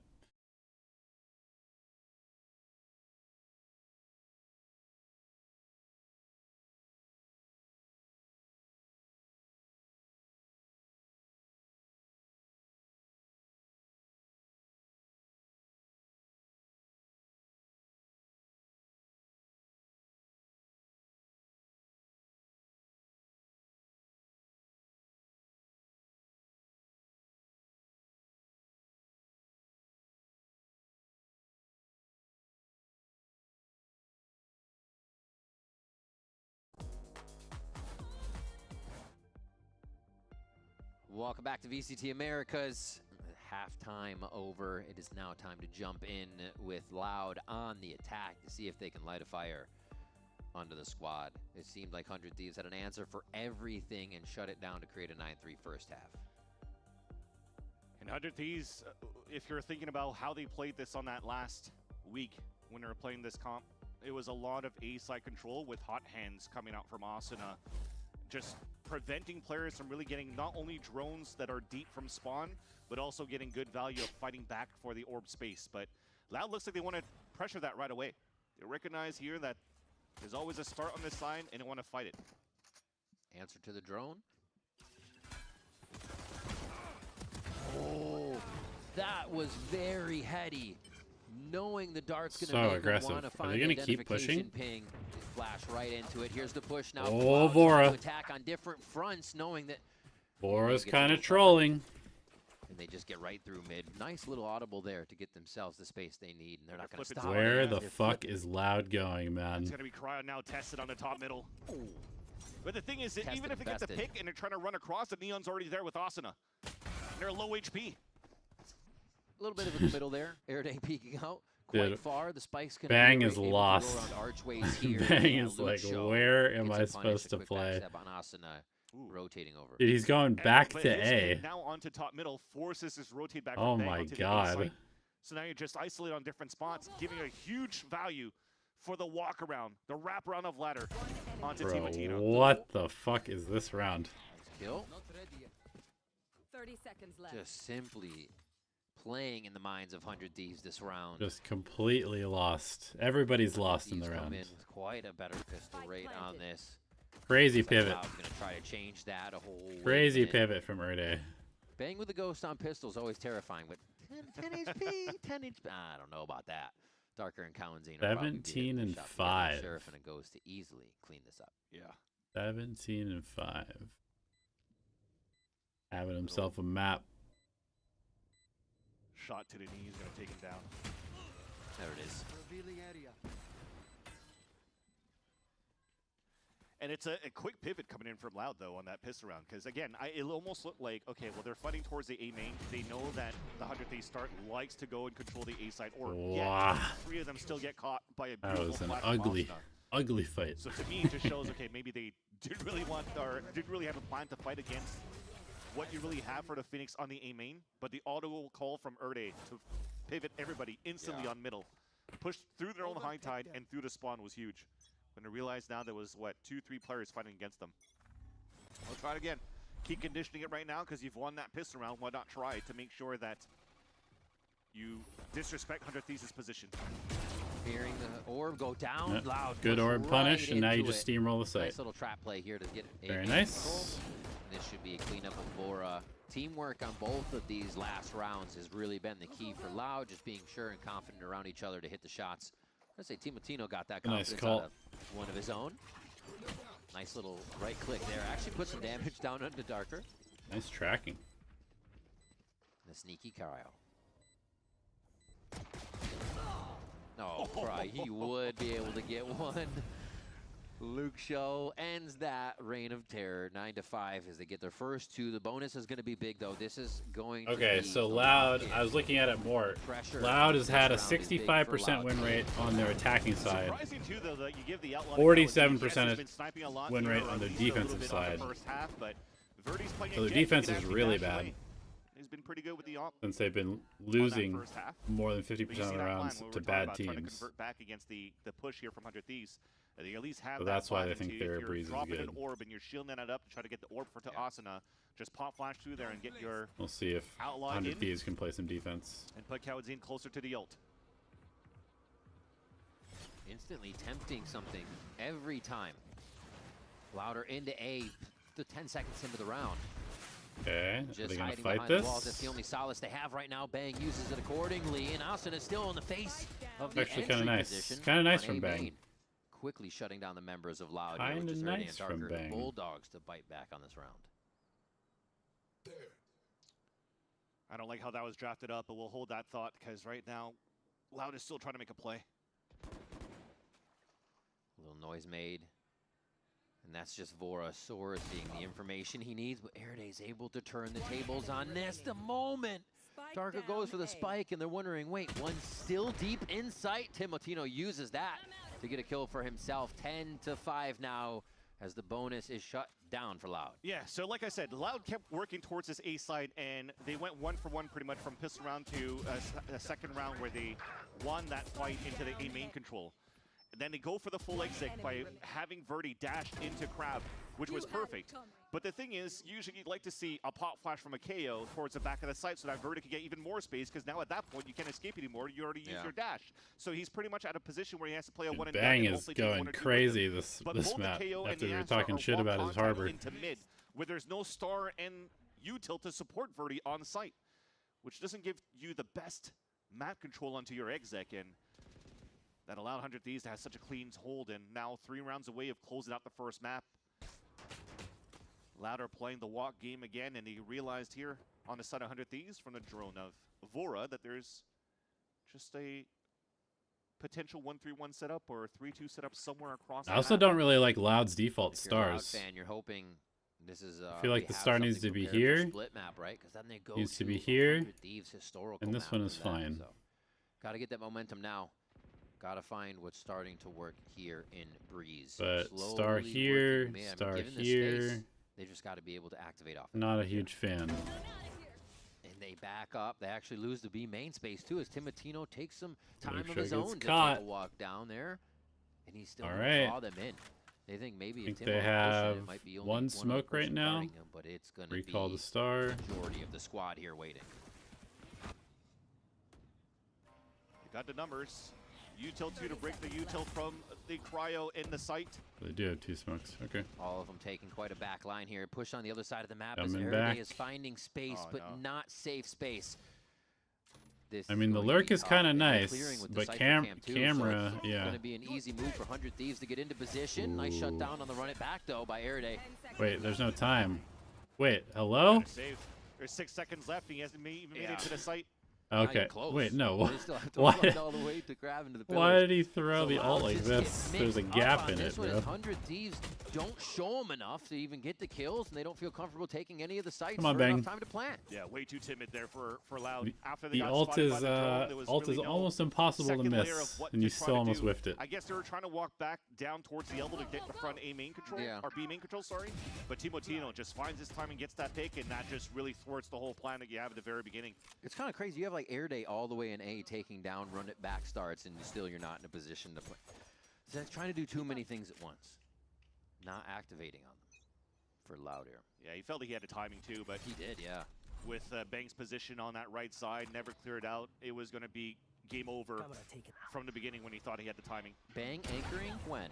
Show me. And another first Always, death for like Luke always Show. Anchoring, you have to expect Bang to still be there. Timotino gets this one started. A pop All flash right, for Darker. we can that go to the 100 next was map. More than ready for. Seemed like it might not have fully cleared the wall from the position of the harbor wall too. Felt like he hit one for 142 through that wall. That's crazy. One enemy remaining. Oh. 100 Thieves looks forth. solid, Verdi now is gonna have and to swing Loud something looks amazing if he wants to pull this completely one. fucking Cryo lost on is this more map. than ready. That's going to be a game point for first map here coming out of 100 Thieves with this defuse. 12-5 score line onto Loud. Yeah, been very annoying to deal with right now for Loud on the attack side is Timotino. Pretty much the only one fighting the forward lines and getting great value out of it. Backing up immediately too. Instant, almost backpedaling while he's getting the kills, so you can't even find a trade. Jeez. That's unfortunate too. Romanilli's realizing here that there's no way for him to talk to his team either. Already burned both timeouts in the first half, and really it comes down to a rookie IGL on the stage right now for Erede to really call the rest now for the team, and the veterancy of Kawadzina step up as well to be vocal and figure out something against this 100 Thieves setup. Zerg denial. No rushing into A main or trying to very nice A main denial. And that's what was missing for the first couple 100 of Thieves rounds. is doing a very good job with this map. Control. They always usually throw that hot hands before, and now they have to confirm for it a to get fast the easy pivot. ult for Asuna and get the ult up ASAP. But split. Talking about textbook things, here's they're one gonna of get them. caught. Hitting from both sides. Util in. Timotino again steps forward, sees one. Good trade from Erede. Erede. That time gets taken down. Yeah, but the before jump down behind, again the timing is from really tunnel. finds 2 in a round where he just pops out of nowhere, and not even Loud is expecting it. The finishing touches Go here next possibly map. from FURIA as well. All A right. 3rd kill on the round, a 13 Easy fight for 100 scoreline. Thieves. 100 Thieves will take Easy, 3. easy. A great start for 100 Thieves as well going into the series too. Remember, an elimination game where you're looking at a team for 100 Thieves that a lot of the community is talking about, hey, great potential, but they had their ups and downs going to this stage alone and having to revamp from time to time. Different compositions, including this one from the Timotino, Asuna, and Bang. The triple slice from Breeze on that previous map that also now pays dividends against Loud, who were undefeated in this stage going into the playoffs, and they got denied here. Where did this Bang Harbor come from? 22 and 7? What is that? 10 assists as well, so affecting the entirety of the map, helping be omnipresent. 100 Thieves found something special as the coaches put the team on this comp. And now Loud's gonna have to find something special. We're moving on to Split, and they're facing elimination. We'll get to that right after this break. Don't go anywhere. All right, how the 2 teams stack up on Split?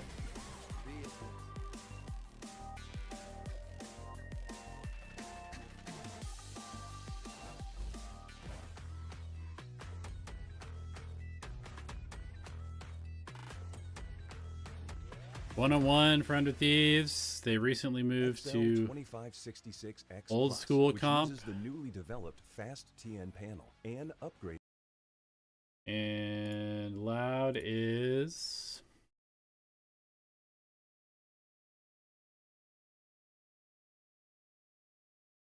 interesting. 100 Thieves pick this map. I mean, Loud's apparently can't play defense on this map. They got smoked by MIBR and Cloud9. I mean, Cloud9's split is actually not that bad, even though they're playing pretty poorly. Double duelist against Zek and Ospas is tough.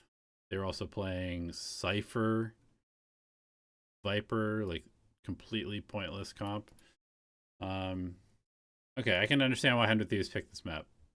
Even if their split hasn't been super solid, it's always been a good NBS map, so feel pretty confident 100 Thieves is going to win this series at this point. Pretty confident.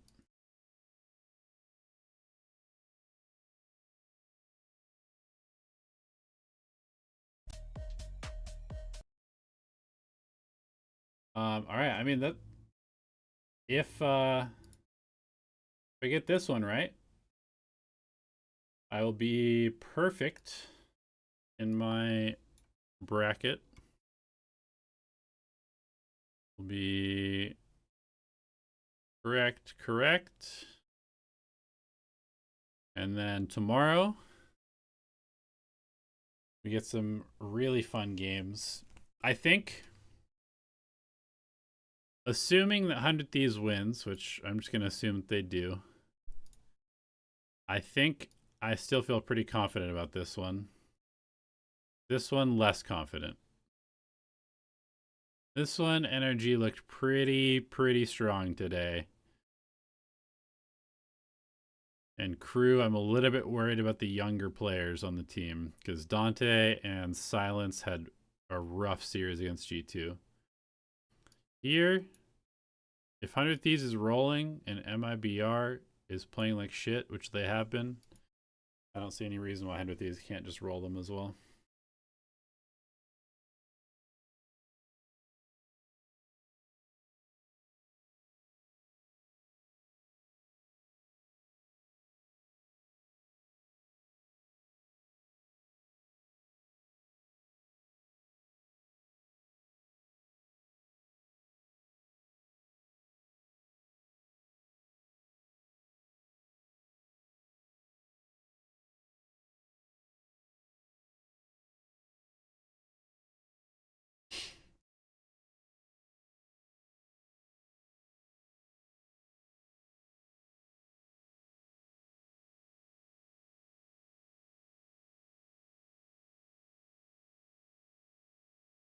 I wonder if 100 Thieves will have switched up their split comp at all or not.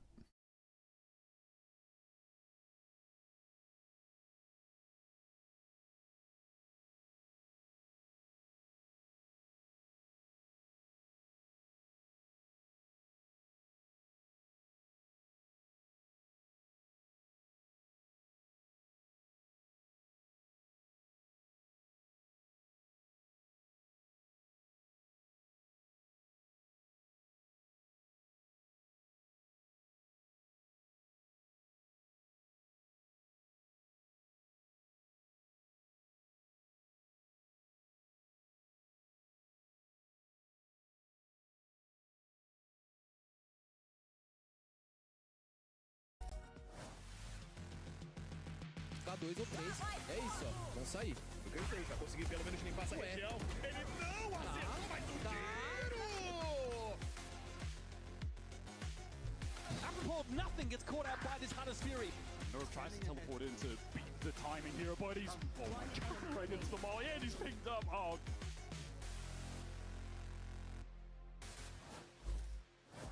Here with Coach NBS of 100 Thieves. I have so many questions I want to ask you. Like, genuinely, so many things. I'm going to talk about the comp, but I want to talk about actually Split, because it's such a storied 100 Thieves map, but this is actually the first time you have picked it in Stage 1, according to my math. Please correct me if I'm wrong. But, I mean, what is the goal going into Split during this playoffs run?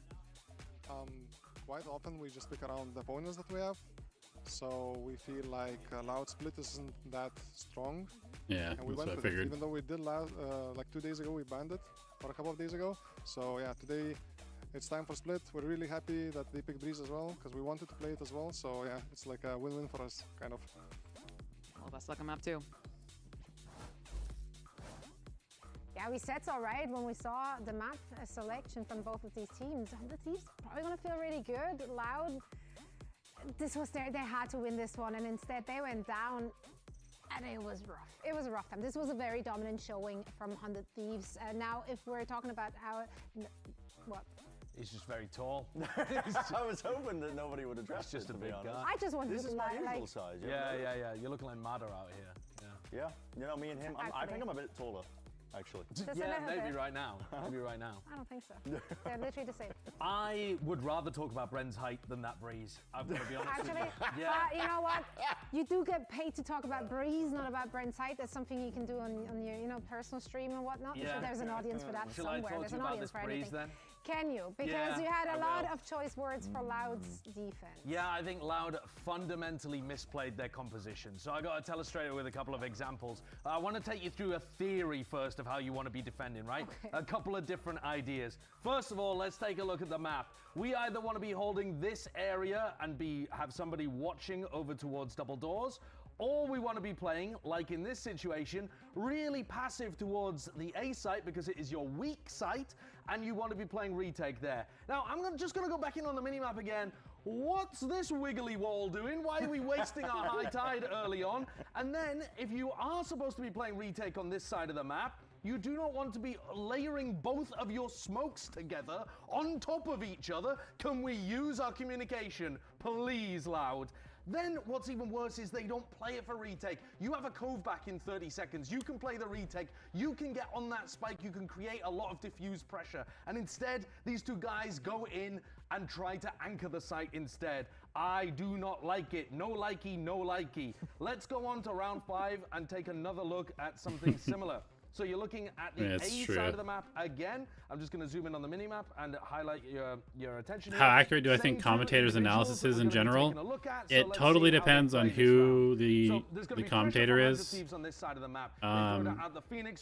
I think all of this standard stuff that creates pressure. Again, this I think there's like some decent stuff neither of them anchoring, neither of them with any ability that gets said from the analysis perspective. I think Sideshow is probably the best, honestly. Hello, Lucho has his cove. That creates the diffuse pressure. If you are playing harbor compositions, you are Sideshow or Mini, retake in these probably the best. Let's have a look at round 10. Maybe they fixed it by the end of the half. But during the actual cast, I feel like sometimes the color commentators try to analyze stuff a little bit too much, and a lot of the times the points that they make don't make any sense to me.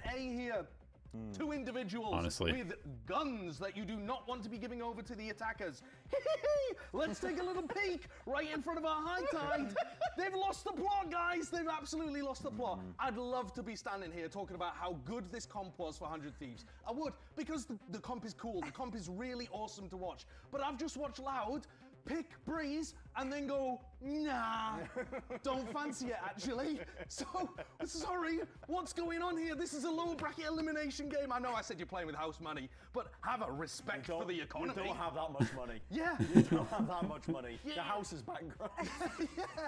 I mean, they really lost. I don't want to be like that harsh about it, but generally speaking, like, I would say, okay, I think Pansy and Hypoc are great. I think Bren and Sideshow are great. I think that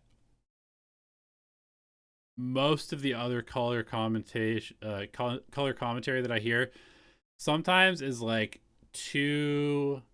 They like try to be too correct with their analysis without actually understanding what's going on. People don't know this has been flying under the radar, but he's one of the top players statistically in terms of clutches. Yeah. And he's also one of the top players in terms of sample size of clutches taken. So not only is his percentage really high, it's not in the numbers I'm talking about, so I'm actually committing a cardinal sin for broadcast work right now. And it's not like they're always wrong, but sometimes I just hear like blatantly incorrect, very obvious things being said. And also, to be honest, like doing analysis live while you're casting is hard. So, like I've done it a bunch and I've made plenty of mistakes as well. But I think that you can kind of tell when somebody is just kind of like saying stuff to sound like they're doing analysis versus when they're doing actual analysis. Lose the first one, win the next one, maybe lose the next one. Getting ahead of myself. Don't like that script, actually. That's kind of lame. Don't like it either. Yeah, I bet they don't. No, but honestly, like this is exactly what we needed to see from them, like to instill some hope, given an opportunity for a lower bracket run from them, because the way they suffered yesterday, that was tough to watch. That was tough to watch. Now let's hear what Romanelli has to say ahead of map 2. Come on, Romanelli.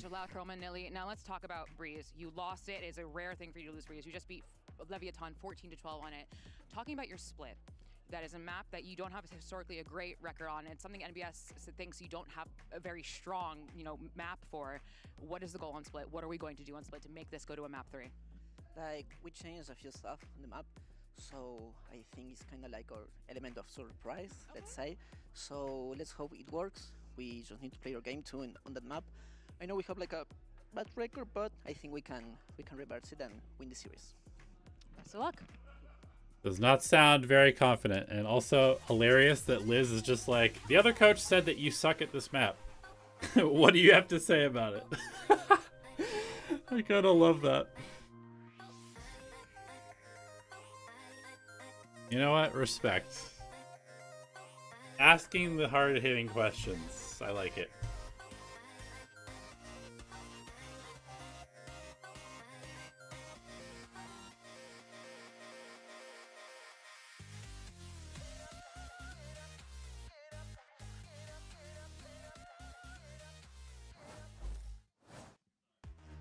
We're back here at the Riot Games Arena for some VCT Americas and for Loud to come back. That's what's going to happen in the second map. We're going to get a third map. Nobody's going to be eliminated just yet, and we're going to get some crazy action on that third map. All right, are 100 Thieves playing the same comp? They're playing. So it's got to be a banger in the first place. I don't know, man. After seeing the first playing map Sky and Sage. also going to split where it hasn't been the best of records for the team here on Sky the side Sage of Loud. it is. But Romanelli talked about it with Liz during the coach interview. Double they might come up with duelist. something new, and they do. Well, okay. Double duelist into a Sage will be interesting. Different iterations coming through on this very map for this team. Ooh, also, I think they're currently now what? I'm pretty sure that Verdi's Raze is like insanely good, from what I remember. Just to try to stop so I don't know if I like this. But this time around, because they're playing against 100 Thieves, pretty sure his Raze is his best agent. Because 100 Thieves likes to come out with the Sage a lot on this map. So they are the ones that want to fight with aggression, starting off on the attack side here with Darker on a Raze. Now, I remember last week when we casted them against Leviathan, I was like, oh, I can't Verdi Raze, most experience on the duelist, 165 ADR, 255 ACS. But at least there is, a flash in the pan that he but let's put him on the agent where he does 30 less damage per round. Hopping into the game, and it has to be quick. This seems like a mistake to me. Or at least make 100 Thieves feel pressured off the bat, because they, just like Josh, will identify what you're doing wrong and punish for sure. Looks like they're Insta wall, quad walk middle, Thieves, and this will give Loud time to set triple up flank, catch the lurker. And Luke Shaw already gets now they out, pinch Louder the down, site. So they're going to figure, yeah, we're getting pushed. They leave nice site pistol, alone, which actually could get dropped on right now if the timing is correct, and they split 2-2 to try to make this happen. Pushing spot is huge, though. Util to stall at the same time. Paint Wow, shells. FT's dog to clear behind. Okay. Ready for the contact. You got to be ready for the util. They are. Wow, Util's nice. quick for Loud. Good shots Pistol from round Loud. should be snapped from here. Don't kill yourself on the nade. Pushing forward to give hugs. And that's Loud giving 100 Thieves a tough time on pistol. Only Luke Show goes down and Loud activate very well around that info. Yeah, that's just Luke Show That calling went it, right? better than They're expected. walking down mid. They're playing contact. I spot them. I'm dead. So let's push. So Big they push kills from for Birdie. exec. It's open for them to take. But what I love too is that they're actually pushing towards spawn. Something that we haven't seen coming out here from Loud, at least when they're playing the defense here on Breeze previously, that they were giving up too much space. But now taking advantage of that. Also leveraging the double duelist to take the crossfire and trade. Allows Verdi to even get 2 kills on top of that, 3 on the board. Going into the post plan, a great pistol round start. 100 Thieves now are going to be on the back foot and having to guess around how Loud's going to approach this double duelist take. They know they can trade right away. Pretty with sure that Loud is Tarantino, going to that's for send sure. it The every race is round. gonna give you too much trouble utility-wise once you They haven't had much luck on split. I'm Another pretty sure B-side they're just take here for literally Loud. going to send it almost every single Not round. closed in just yet. 100 Thieves aren't convinced it's the plan. Put them until on they double hear that. duelist and just run it down. It's a setup. 2 heaven, 3 coming in from Sand. Like the way Loud's covering each other. You got a little bit of help as well from Luke Show and B main if things go too crazy. So they got to be careful how much they're spamming these. 100 Thieves might take advantage of that. Looking to put 4 around Nubok's side and just swing into the site through this as the smoke drops. Nice cuts. The wall goes up to try and stop him from B main. That doesn't really help the cause too much. Loud is happy to see all these kills coming through without too much damage again for another round. Really like it from Loud to not run into the smokes and try to fight. Usually you see a smoke and it's like, oh, smoke, gotta hop in it. Yeah. But thankfully they stayed behind. They knew here that there was going to be a flood retake coming in from the side of 100 Thieves. Well, 2 options. Interesting. Or you flood retake Darker has right, played or you Raze stay back 3 and spawn and times in try his to fight with career. these smokes, right? And 100 Thieves decide to fight through it, and it's a good call for Loud to stay outside of range from pistols getting any value out of that. He must play They set Raze up a and perfect ranked all the time. crossfire or and something. also the 4-3-2-1-0 on the scoreboard for Loud on the kill. How was Sage compared to the other Sentis on split? Guardians, Bulldogs. Everybody just wanted that second round buy. I mean, she's just really good because she helps you fortify the sites, which are very easy to burst onto. Like, it's very easy to get on site on both sites. So having the wall for this, or this is really strong. Heavy sight. A lot of the util that you see coming in from And Loud then gets a big return on these tiny you also areas, can but secure you the Asuna rotate is by able to walling get a middle. huge return and then shut the door. And then Face the also rest of the because the members here sites are Loud. easy to burst on, you end up playing retake a lot, which makes the wall really good for just that simple split step retaking. So of toes crunching it's on the ice at the edge of the B side. it just got the fits full how the ready map is played a lot, and then having the stall early for like the small Started off with chokes the is really paranoia good as too. well, and there was no chance for Loud to really cross into that B site.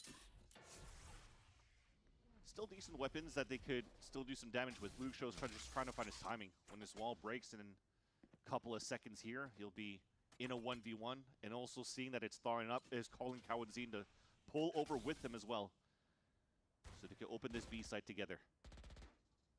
One enemy remaining. 30 seconds left. More than But ready. I think XLG triple Senti comp on Lotus is Find an the attacking last. comp. Okay. Kawanzine taking down Yeah. Cryo as he was playing with his food a little bit. I do. Realized that he had a stinger, so might as well play with the ghost better on the accuracy on the range. End of the day, though, it is still a clean round for 100 Thieves. It's basically just like get on site and then good luck trying to retake because we have so much stall utility. And because you're playing on a map that has 3 sites, it's much easier to get on site than a map that only has 2 sites. Comes out, paranoia. How can you cross this, right? So it's just little things too, but audible calls from those players throwing at util, especially Asuna, to get the team ready is what's important.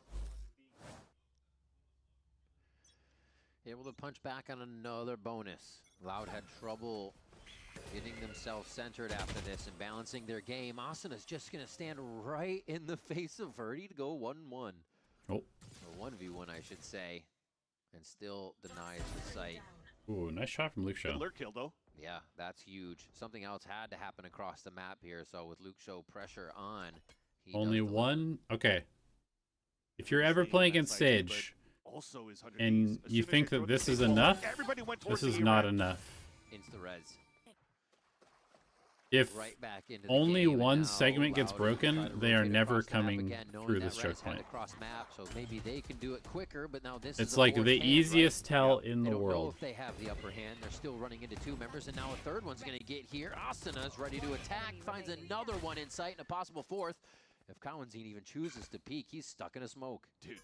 He's back on 3 points, and he just res. That's what I'm saying. Asuna's playing like he's a duelist. He's playing like he's Yoru. Because he gets a first kill on B main, rotates towards the A site, gets a res, and then comes back to B for another kill.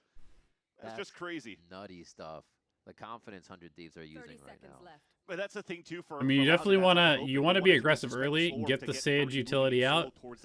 But like, if they wall, you have to break at least 2 or 3 segments of it. You can't just break one, because if you only break one segment, like at no point will a team try to push through a single segment broken wall. It's too small of a choke point.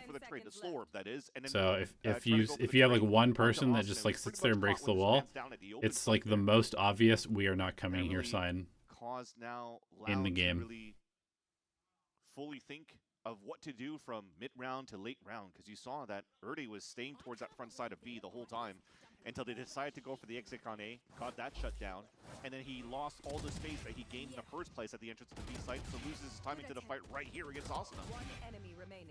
No, so as soon as Asuna threw that wall down, it was the run to the other side. I'll come res you. And then he gets back, wall perfectly is going down, ready for the fight. Like, the timing they have on that, they train protocol, and I think one of the things we used to praise 100 Thieves on this for is how fast they activate their protocols. Each situation to them can just be quickly identified, and they retake the site.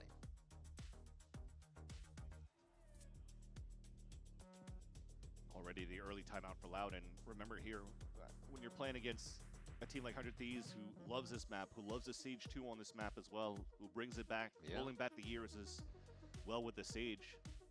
You're almost seeing that every time that they're trying to disrespect here the timing of the util from Asuna, they're getting punished by that. So I think it's now time to you have to break multiple segments. Trying to bait that util a lot earlier.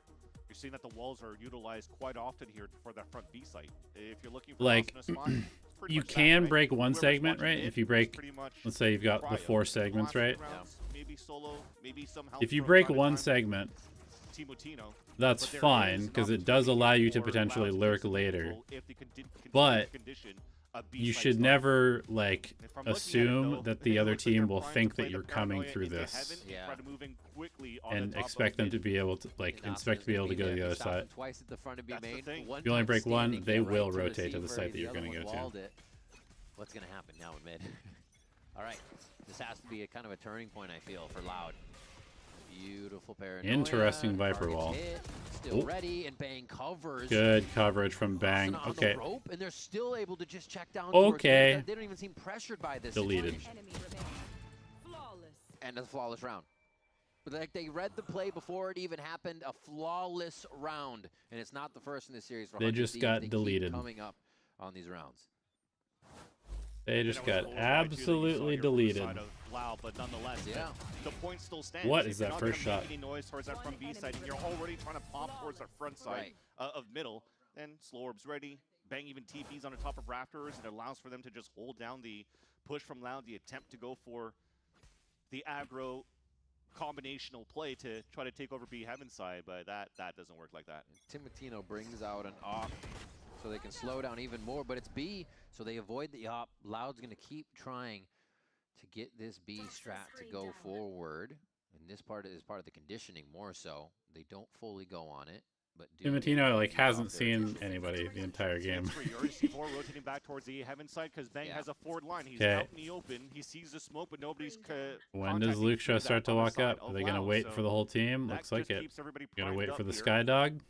For a potential mid take, which is okay because Timotino Ooh, had the forward line at the Timotino. beginning with the op. He's trying to find Communication says, hey, they're probably not coming B. They're coming to you. Good reposition by him. Positions himself to get this pick. Beautiful pick. Really good read. And now he knows he's got the TP help from the shadows, able to clear one more, and he's Bang got a gets smoke two, escape to get out spams now as two. Bang picks up 2 quick ones in the shadows. Ooh, they are. This is This crazy. might 100 Thieves again, be brutal. Right on the play instantly, 2 flawless rounds in a row. This might be like a 13-4 type of That's just map. That is absolutely different.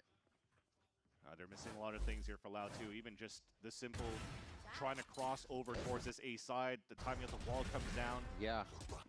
I mean, they hooked the flash inside sight too, so it wouldn't have even cleared the operator before. It seems like they just tried the dry peek. To me, it kind of seems like Loud is trying to play.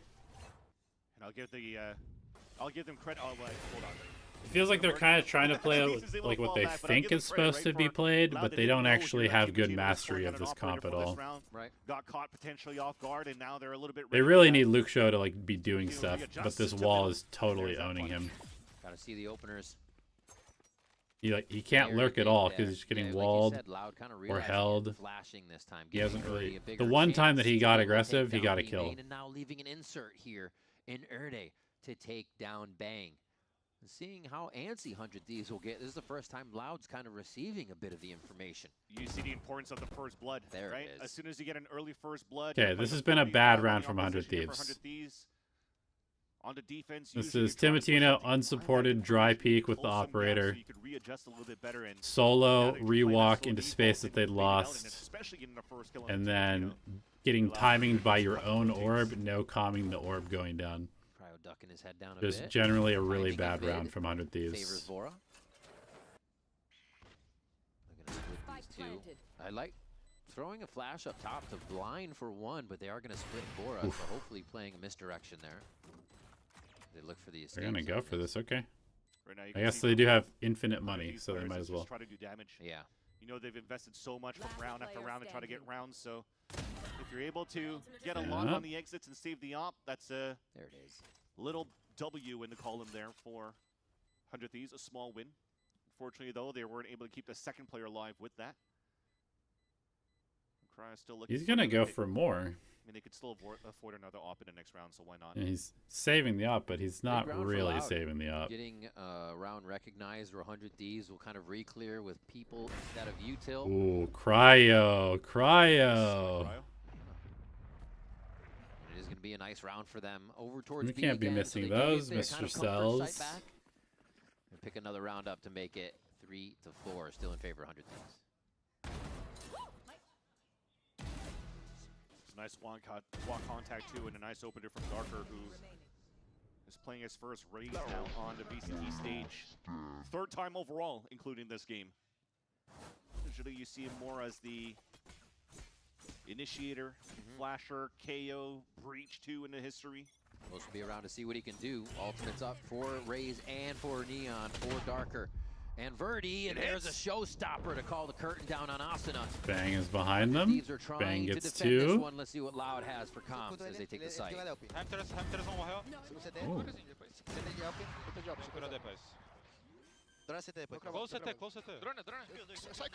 Wait, he's dead. Hello? Hello? What? He's dropped out in the open too.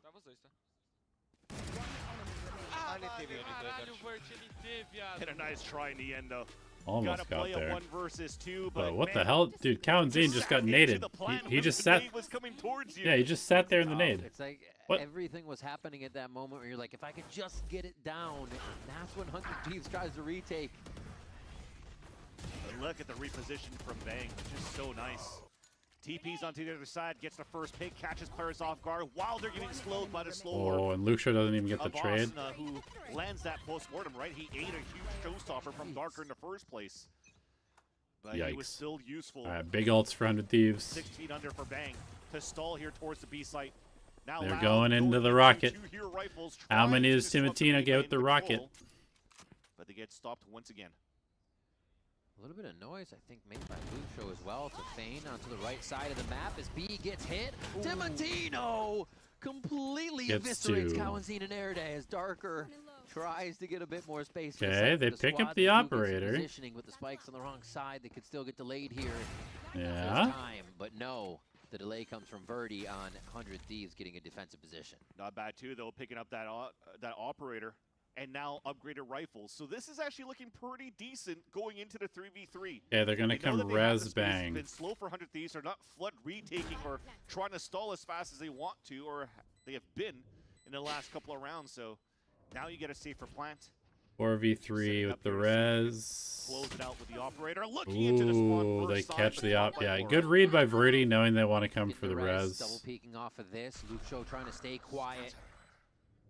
Bang scouts, teleports on site, breaks the crossfire. Now Bang has the clear vision of Nice backside. retake. Really They were good plan by sourced 100 just Thieves. by process of elimination, 100 Thieves pull another round in their favor. Really good You plans. got to respect to the two players trying to make a play.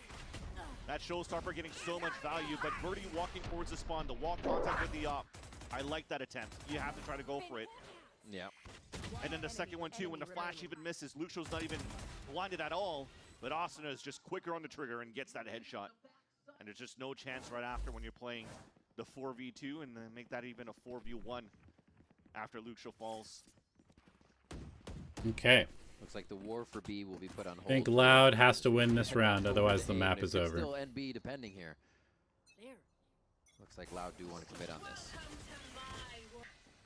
Straight into the pit. It's gonna be interesting for Cryo to play.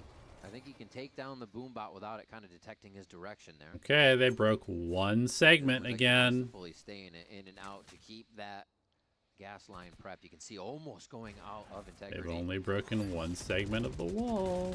Bush has to play it safe. That's such a tiny window to get funneled into spam. Yeah, it's so he's fine. gotta Cryo gives up the get out. ults. Ult goes down and Makes Loud them use a actually bunch of great job utility. taking the space. Agreed.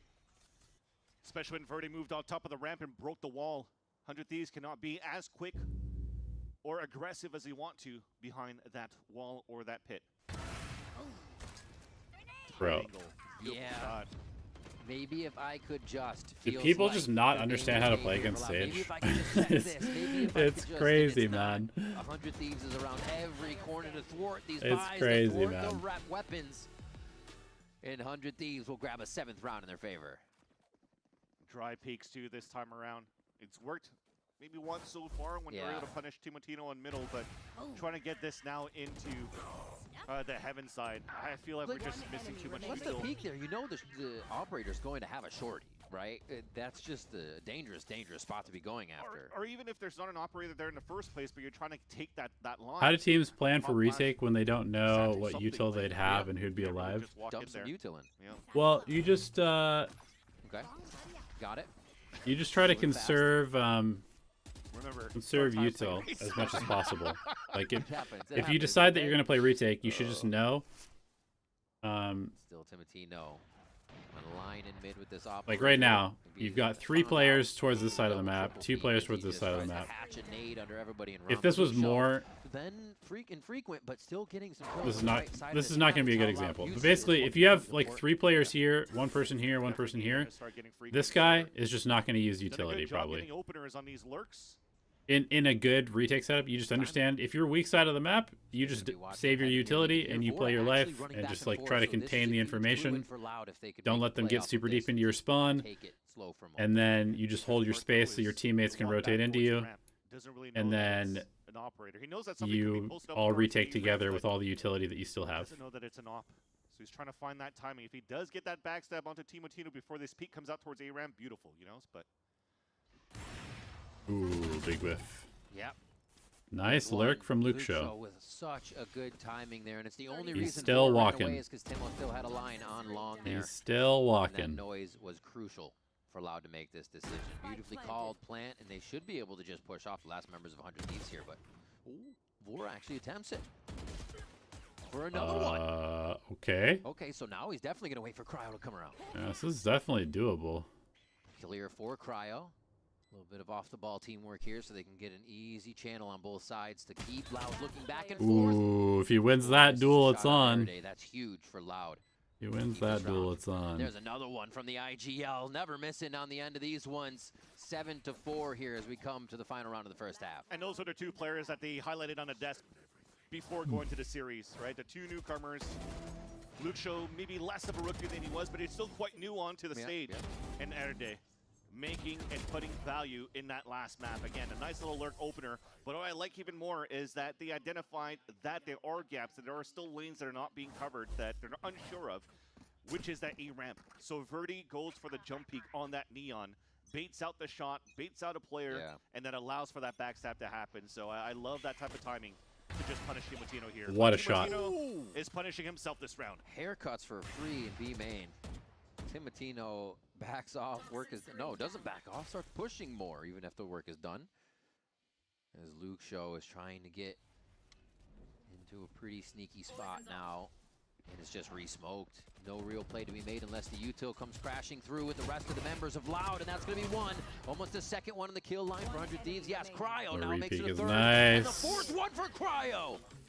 From Cryo Spawn. eats him up in middle. From B Heaven, I should say, to get that one 8-4 in the first half for 100 Thieves. 2 free as well, and it's 2 readable. Yeah. Timotino gets the pick. They know the rotate's going to come back towards middle. I like the satchel across from the top of Darker, but there's lack of util again to try to fight for that top mid space. So another dominating half here for 100 Thieves moving into the second half. So much confidence to just keep re-peaking. 100 Thieves feeling the momentum as we go into the halftime. Let's see if Loud can come back after this.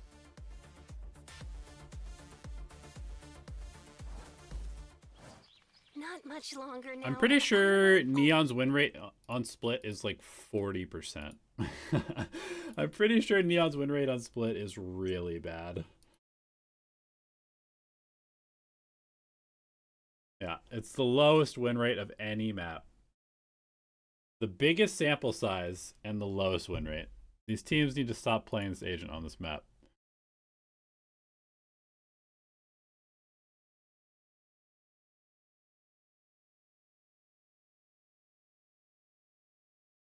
Easy to say, but yeah, he just takes a lot of timing, so we're just gonna have to win our ones whenever he's, you know, first timing peeking us anywhere, and just be ready for Is his this game alerts, post like, Neon shutting nerf? him down is, like, the biggest I don't thing think to so. being No. Loud.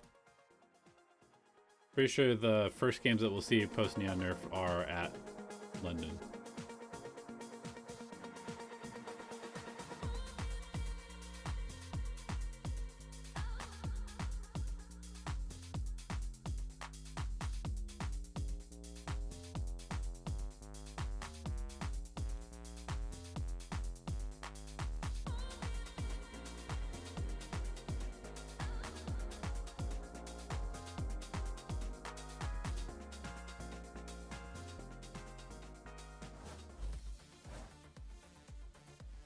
As we get the second half underway, hit up expressvpn.com/VCT for Okay, in-game rewards. what pistol do we get from 100 Thieves? Pro plans I think So Austin talked about it just before we got into this half. I think we either get a ramps wall on vent, waterfall into sight type of A split, or we just get a on the attack side. nice little Great opener, I think, on the second or third round, and also the big one like that slow opened up default and B allowed main, for, allowed to get 1 round on their attacks. That I think bait out some util, and then re-hit with the wall.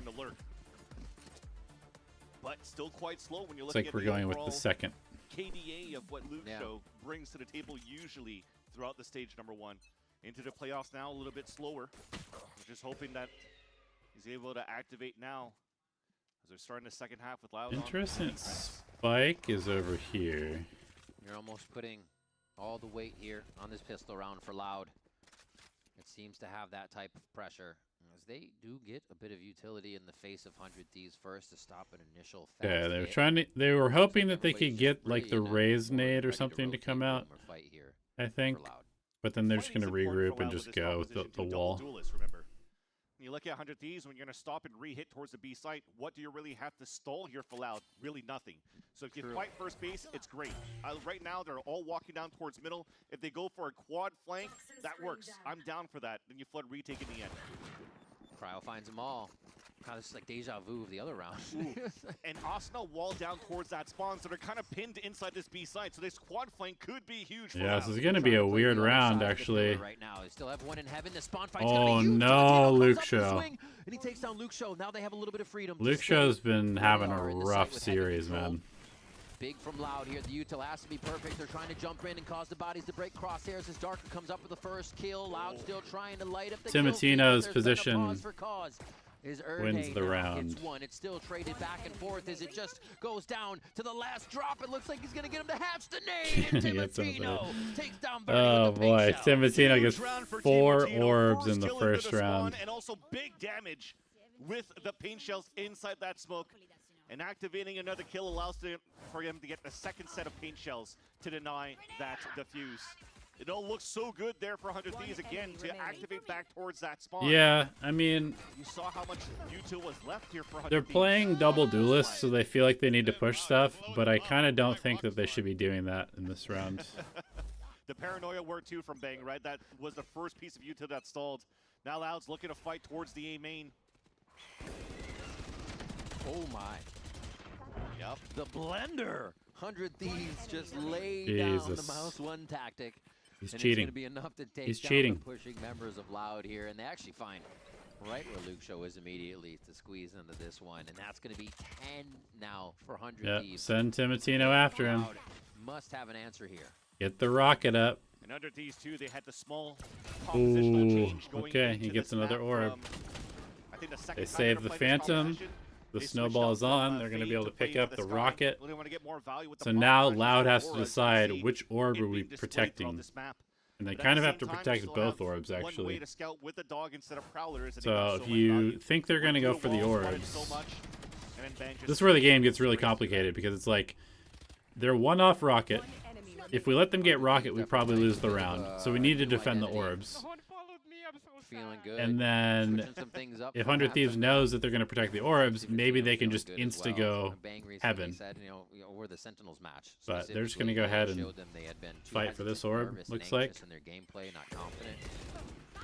Now they're a lot And more there's the confident in rocket. plays All they're right. making here. It's starting off onto Verdi, a showstopper from Timotino. Oh, and Wow. he puts that right into the upper deck for All Ernie. right, Takes it bonus down. is on. 100 Thieves will have a safe site. Flawless, but 5 HP away from losing that with Vora. The bonus is on.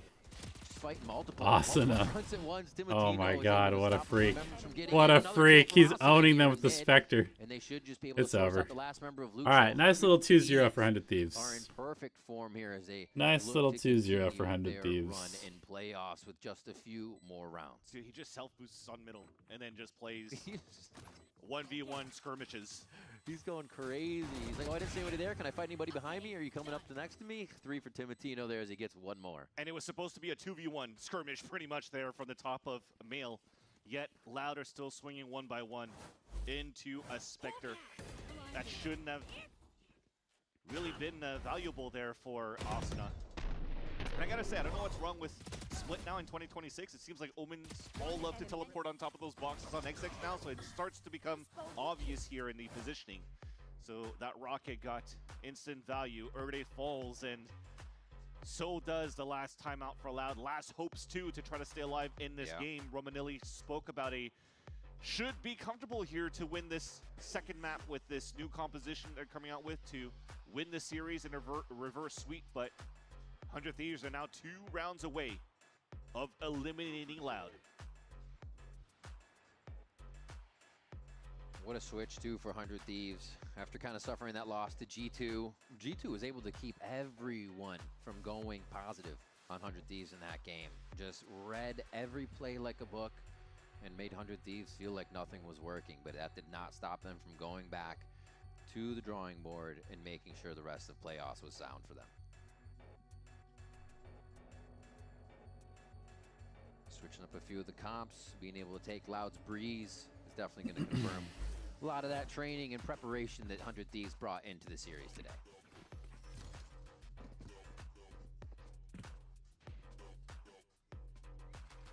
All right, so we're dropping the spike too for 100 Thieves, so they're looking to play this fairly slowly. They're expecting, coming out from a timeout, that Loud should be a little bit more explosive here. I think the aggression should be coming for the info on the top of that A ramp as they're pushing both the Sky and the Raze at that spot. Verde is just playing the little off angle to watch down in a tight line. Alright, 100 Thieves slows down the tempo a little bit, but not too much. Gonna keep the pressure on, pushes them out of vents. Quick space Ooh, gain here. Let's see what darker. 100 Thieves is talking about while they He's execute. moving. Yeah. We high low. I wait, I'm worried about flash. That's fine. Yeah, I'm anti. I think NDA is good. He dogged all of the mid. Actually, can't flash here. I like just freezing. Mid. Go. Could be on the right. This ready, ding. 1 second. Nothing. Let me clear right. Clear right. Only to mid. Can we pump Evan? Can we get a smoke to Yeah, Z? I'm not holding Van. I want a Roomba, okay? Can you flash this close? Let me Roomba.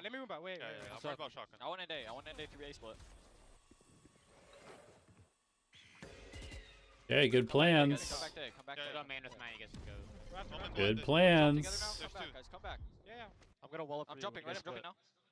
I have blind for Very communal. You saw even at the moment there they wanted to flash, they wanted to smoke, and Timatino said, wait, let me boom bot. All that happening now is cryo. It's a good round. It's a nicely planned round. He's going to be making a move, and the rest of the team can waterfall. Good comms, good plan. Hasana doesn't stop Clean. Possible game point here as the last two members of Erday and Verdi creep in. It's looking more and more like it's going to be that situation. The crossfire here, unbreakable for Timatino really nice. and team. 100 Thieves, 12-4 really now. Another nice round from flawless 100 round Thieves. of the series and game point to move on in playoffs. You can still see the different types of play style from different teams here in the Americas when they're trying to clear space, when they're stalling and then looking. The prime example is G2 on this very map. Remember, their comms were 3-2-1, 3-2-1, and then they're all triple swinging. This time around, it's like, I'm going to clear mail, the other one's watching top heaven. I got your mid. So they're all still individual peeking one by one. And when Vora is actually calling for the rotate back onto the A side, Timatino is still holding out towards mail and then finally saying, yeah, I'm coming. So there's still a little bit of like miscomms or timings to allow 100 Thieves to have cleaner pushes to how they're working that map. But then again, at the end of the day, they still got the round. They still won their duels. They're still dominating Loud in this series. What a push here from Luke Show, just trying to figure out what is behind enemy lines right now. He's like, why haven't I heard or seen anybody? Well, Okay, what's his timing like here? And he might be able to get a really nice frag here. One quick kill, second one It's could be lined one. up as Vora. Ooh, gets the Sage, so no res, no instant reset. But the timing, yeah, trying to fill. Definitely a desperate play. He's ready to just jump into A site at a moment's notice here. If Bang might get a bit more info. Yeah, and they're pinging too in case of a push. There it is. But now they realize that the push never went towards spawn. All he has to do, teleport A. Yep. 17 HP Group. left. Go Now A. TP with the rest of their group Play take the entry towards numbers. the Easy. site. This might be the final nail in the coffin here to end the series. Just keeping Loud looking across the map with these three members to find a kill, and now Clear all everything four methodically. 100 Thieves easily enter in to set up a garrison here to keep themselves moving on. Super in nice. This playoff. Still 2 flashes Kawatzin though. This could be huge for the retake as they're doubling up towards this ramp. Him and Verdi. Timatino, first contact for the rest of the site to activate, and he's feeling good about it. He'll get double swung here. He actually sees one gun, almost able to take out Verdi, and Loud need to make everything count at this point. It's up to Verdi. No, it's going to be up to Erday, and Vora comes up with another triple kill on the series. 100 Thieves take victory, and 100 Thieves will move on to the playoffs. A 13-4 victory in the end. Very nice. 100 Thieves looked like they were just walking in a park or on the beach hand in hand, just cruising by. Big gap between those teams. But Loud discredit them, right? They had a should just today to keep the roster together, keep working. On their attack side and make I could Loud see come them to maybe and looking punish for them every an single upgrade somewhere potentially, Absolutely. I think both teams kind of they definitely should just keep playing together. That show the process is working, but the grasp They on turned that their process season around still very seems quickly. to slip the approach at some 100 times. Thieves has some nice momentum. I think they can beat MIBR tomorrow. Rising against the pressure here with the changes If they play like that, if they play that clean, that new outlook, they can definitely beat MIBR. Here across some maps that they're able to use to make it look like a all right, y'all. I'm gonna go take my dogs for a walk. Thanks for watching. Appreciate you. I might stream tomorrow. We'll see. I'll tweet it out if I am going to. But